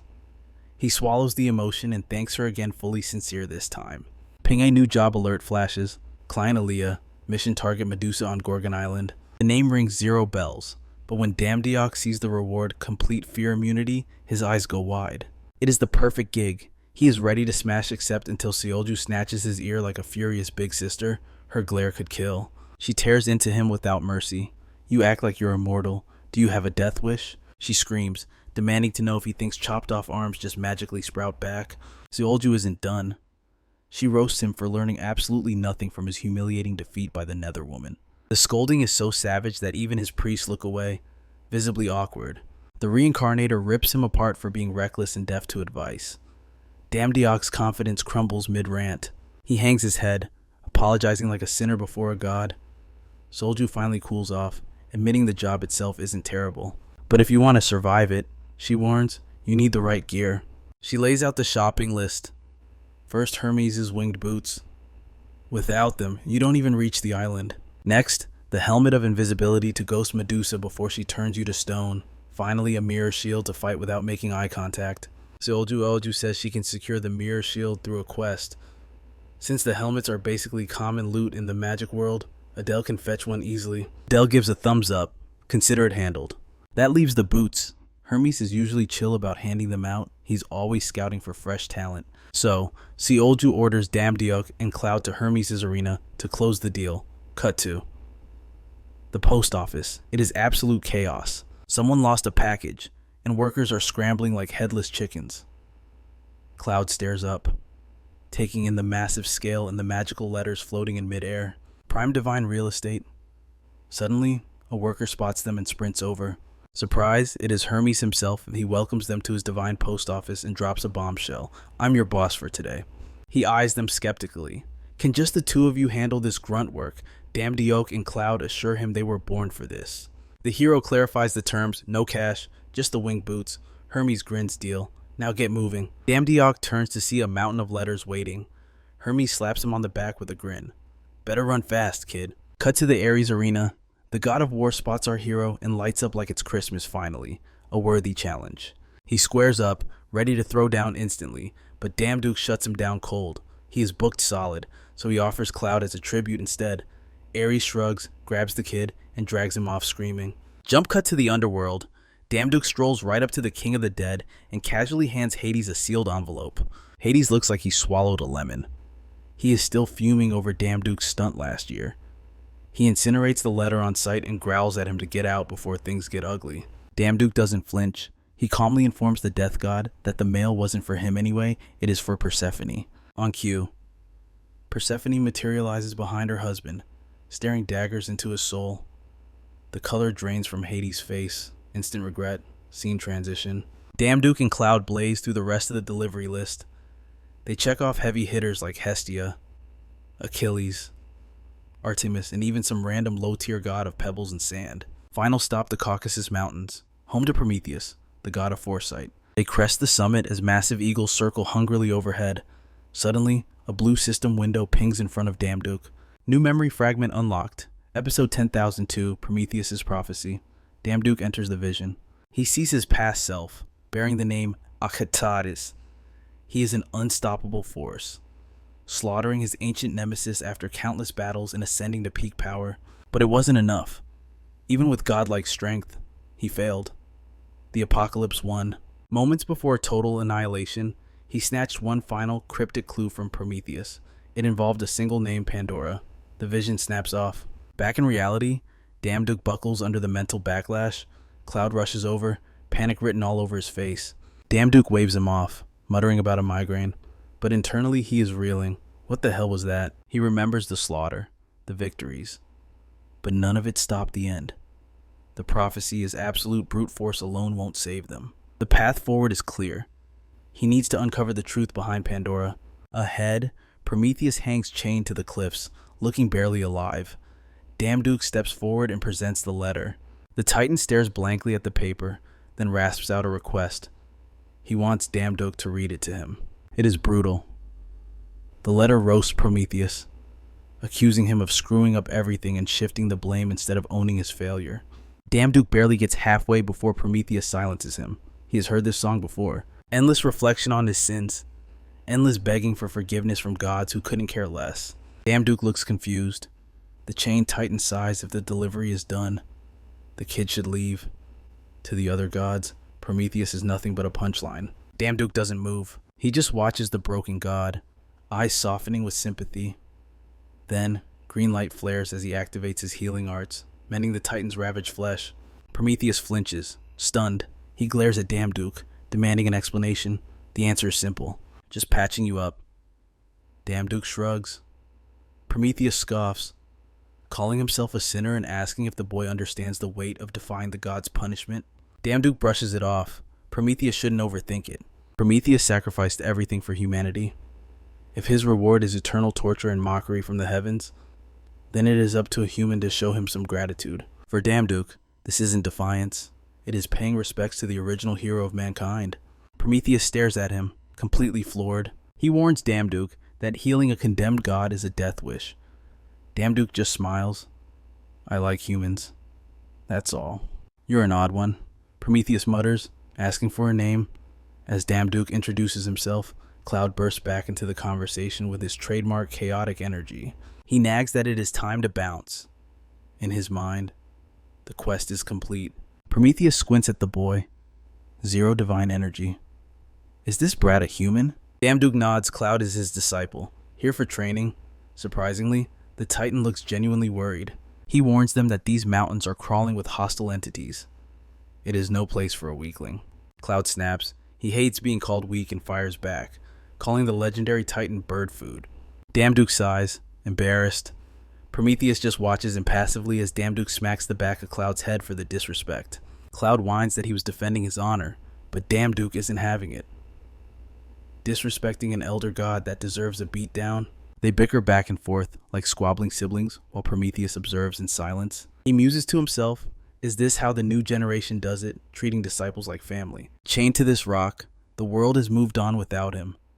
If he had been born in this era, maybe he could have lived like that. 2. His voice drops. That last thought wasn't general, it was about someone specific. The tone isn't nostalgia, it is deep, aching regret. Damduk catches the slip. You mean Pandora? Don't you? Prometheus freezes, eyes wide. He asks how Damuk knows about her. Considering she's been around since the dawn of time, Damuk replies simply, the story of Pandora is famous among humans. Even Cloud admits he knows about Pandora's box. Prometheus is stunned. He asks what on earth has been happening down there while he was out of the loop. Desperate for answers, he asks Damuk to fill him in. The hero agrees. Damuk breaks it down. Pandora looked like an immortal, but she was human.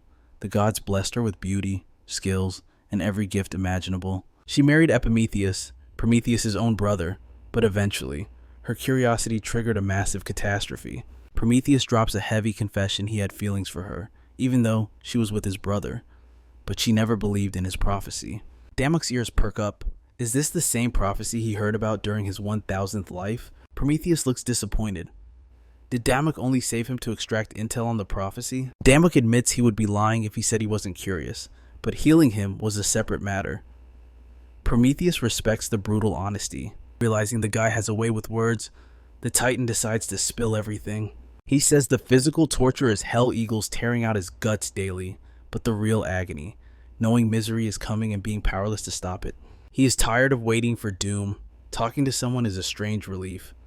He asks Damuk to listen closely to the true prophecy of Pandora. Scene change. Damuk and Cloud are walking away. Job done. Cloud is whining about the system. Teleportation is down, and it is stupid. Apparently, warping makes thievery too easy, so the whole network is locked. Damuk reflects on the mission. Defeating Medusa was a nightmare, but it paid off. He has Hermes' boots and another memory fragment now. He has Prometheus' prophecy, but the Pandora piece, it still doesn't add up. He thinks back to the Titan's words. Pandora isn't just some dusty mythological figure. In fact, the real Pandora's box, the one holding true disaster, has not been opened yet. Damuk wonders what the hell that actually means. All he knows is this: to defeat the horror from his past life, he needs Pandora. He decides to follow the process and return soon. He warns Cloud not to cause trouble. Cloud grumbles, annoyed. Damuk might be a god, but he isn't his babysitter. Suddenly, Cloud's attention shifts. A little girl is being cornered by 2 grown gods. They are trying to mug her. Drop it, they bark, demanding she hand something over. They are furious. That package was for delivery, and her picking it up means a penalty for them. They try to act reasonable, but the kid stands her ground. She insists the item is hers. No one has the right to stop her from taking what she owns. Seeing she won't budge, one of the gods sneers. He warns her not to cry when things get violent. Cloud watches the scene and laughs. This place is just as trash as Earth. The gods hear him and immediately call him out. One tells Cloud to get lost, completely disrespecting him. That is the last straw. Cloud draws his sword, ready to brawl, but then he remembers Damuk's warning to stay calm. Gritting his teeth, he turns to walk away. But the gods start mocking him for retreating. Big mistake, Cloud snaps, slamming both of them into the dirt. One god rises, furious. Cloud threw the first punch, so whatever happens next is fair game. Suddenly, reinforcements arrive. Gods surround him in seconds. The blue-haired fighter's eyes go wide. He can't believe the numbers. The lead god smirks. This is what happens when a mortal runs his mouth in the wrong neighborhood. Cloud tries to act tough, but deep down, he knows he's in serious trouble. He is completely boxed in. He is freaking out not about the gods, but about what Damuk will do when he finds out Cloud started this. Surprise, surprise. The one and only Damuk is already standing right behind him. There is a dark glint in his eyes. You can feel the judgment radiating off him as he asks Cloud what he did. He reminds the idiot he was specifically told not to stir up trouble. Then, Damuk grabs Cloud's shiny blue head. Cloud panics, pointing frantically at the little girl. He swears he didn't start it. The kid can vouch for him. He shouts that those gods were bullying her, trying to rob her blind. Damuk doesn't look convinced. Suddenly, one of the gods lunges. aiming to take Cloud's head off. Damak blocks the attack without looking. He tells the god to chill out, there are too many witnesses here. He promises he will discipline Cloud himself. The god looks confused, eyes watching. He shrugs it off. In this realm, nobody cares as long as the mail gets delivered. He swings again, targeting Damak this time. However, the hero simply shoves the god's own hands back into him. The blow lands hard. The god realizes he is outmatched. Then, his eyes lock onto Damak's armor. That's when it clicks. The enemy realizes he's not fighting some random scrub. He's up against Damdiok, the absolute madman who picked a fight with Hades himself. Our hero isn't exactly thrilled about his reputation, though, honestly, it pisses him off. But he's more than ready to return the favor with a brutal beatdown. He winds up for the kill, but before he can move smack, someone throws a handful of sand right in his face. It's the little girl he just saved from being harassed. She's glaring at him, dirt in her hand. Damdiok wipes his eyes, completely baffled. Is she serious? She screams that his sword wave slashed open her package. She points at the damage and demands to know exactly how he plans to fix this mess. If the goods inside are wrecked, she expects him to take full responsibility. 0 gratitude, 100% attitude. Damdiok is still processing this. He just saved her life, and she's treating him like a criminal. He asks why she's turning on him, and she just shrugs. I never asked for your help. And meanwhile, the gods watching from the sidelines take the hint. They know Damdiok's temper, so they bail before the real fireworks start. Damdiok has dealt with difficult people like Cloud before, but this kid, she makes Cloud look like a polite gentleman. She finally introduces herself as Aaliyah. Damdiok starts to say he didn't ask, but then he freezes. That name, it rings a bell. It's the same name on that insane part-time job posting Kill Medusa. He can't believe this brat is the actual client. He considers walking away right there, but a system window pops up instantly, confirming his suspicion. She really is the job poster. She admits she's been trying to track him down for a while, and this chaos was the perfect setup. He asks what she wants. She ignores the question and cuts to the chase. Are you still taking the job or not? What shocks him most is that she knew he was interested, even though he never officially applied. She signals him to follow her so they can talk in private. Scene shift. It's just Damdiok and Aaliyah now, getting down to business away from prying eyes. Turns out, she's a prophet. That explains how she knew his identity, though our guy is still skeptical about the whole seeing the future thing. She doesn't care if he believes her or not. She tells him to cut the doubt and focus on what actually matters. Time is ticking. He asks for the details. She reminds him of the objective, the Medusa raid. She asks again if he's in. He doesn't fully trust her, but he knows she's not a god, and that makes her slightly more trustworthy than the rest. He asks for the plan. Her answer is simple but brutal. Step 1, learn to fly without dying. Sounds easy enough. He just snagged Hermes' shoes from a previous gig. But Aaliyah shuts that idea down fast. She explains the shoes are just gear, not a skill. They boost speed. They don't give you flight mastery. He can't skip the training arc. According to her, warriors spend a full year just learning to hover without crashing. In a real fight, it's suicide for a beginner. Damdiok looks overwhelmed. He asks what he's supposed to do, and Aaliyah suggests buying a specific flight skill wings. He asks the price. 2,000 points. That is way out of his current budget. His brain starts working overdrive. He needs those wings, and suddenly, he gets a crazy idea. She asks what he's scheming. Damdiok pitches an advance payment not in cash, but in name value points. He wants her to front him 100 points. She can technically do it, but there's a catch: her name doesn't carry much weight yet.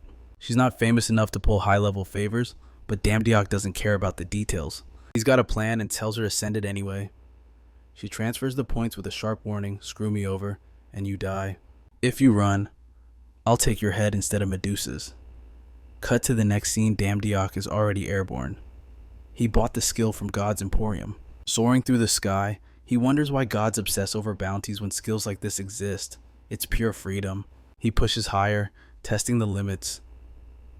Down below, Aaliyah watches, her jaw practically on the floor. Flight takes years to master. Damdiok figured it out in minutes. Aaliyah realizes she bet on the right horse. She turns to the empty air and asks, well, Solju, do you agree? That hits hard. Solju has been hiding nearby the whole time. And she asks who the prophet is. The girl responds by introducing herself as Aaliyah and expresses her gratitude to finally meet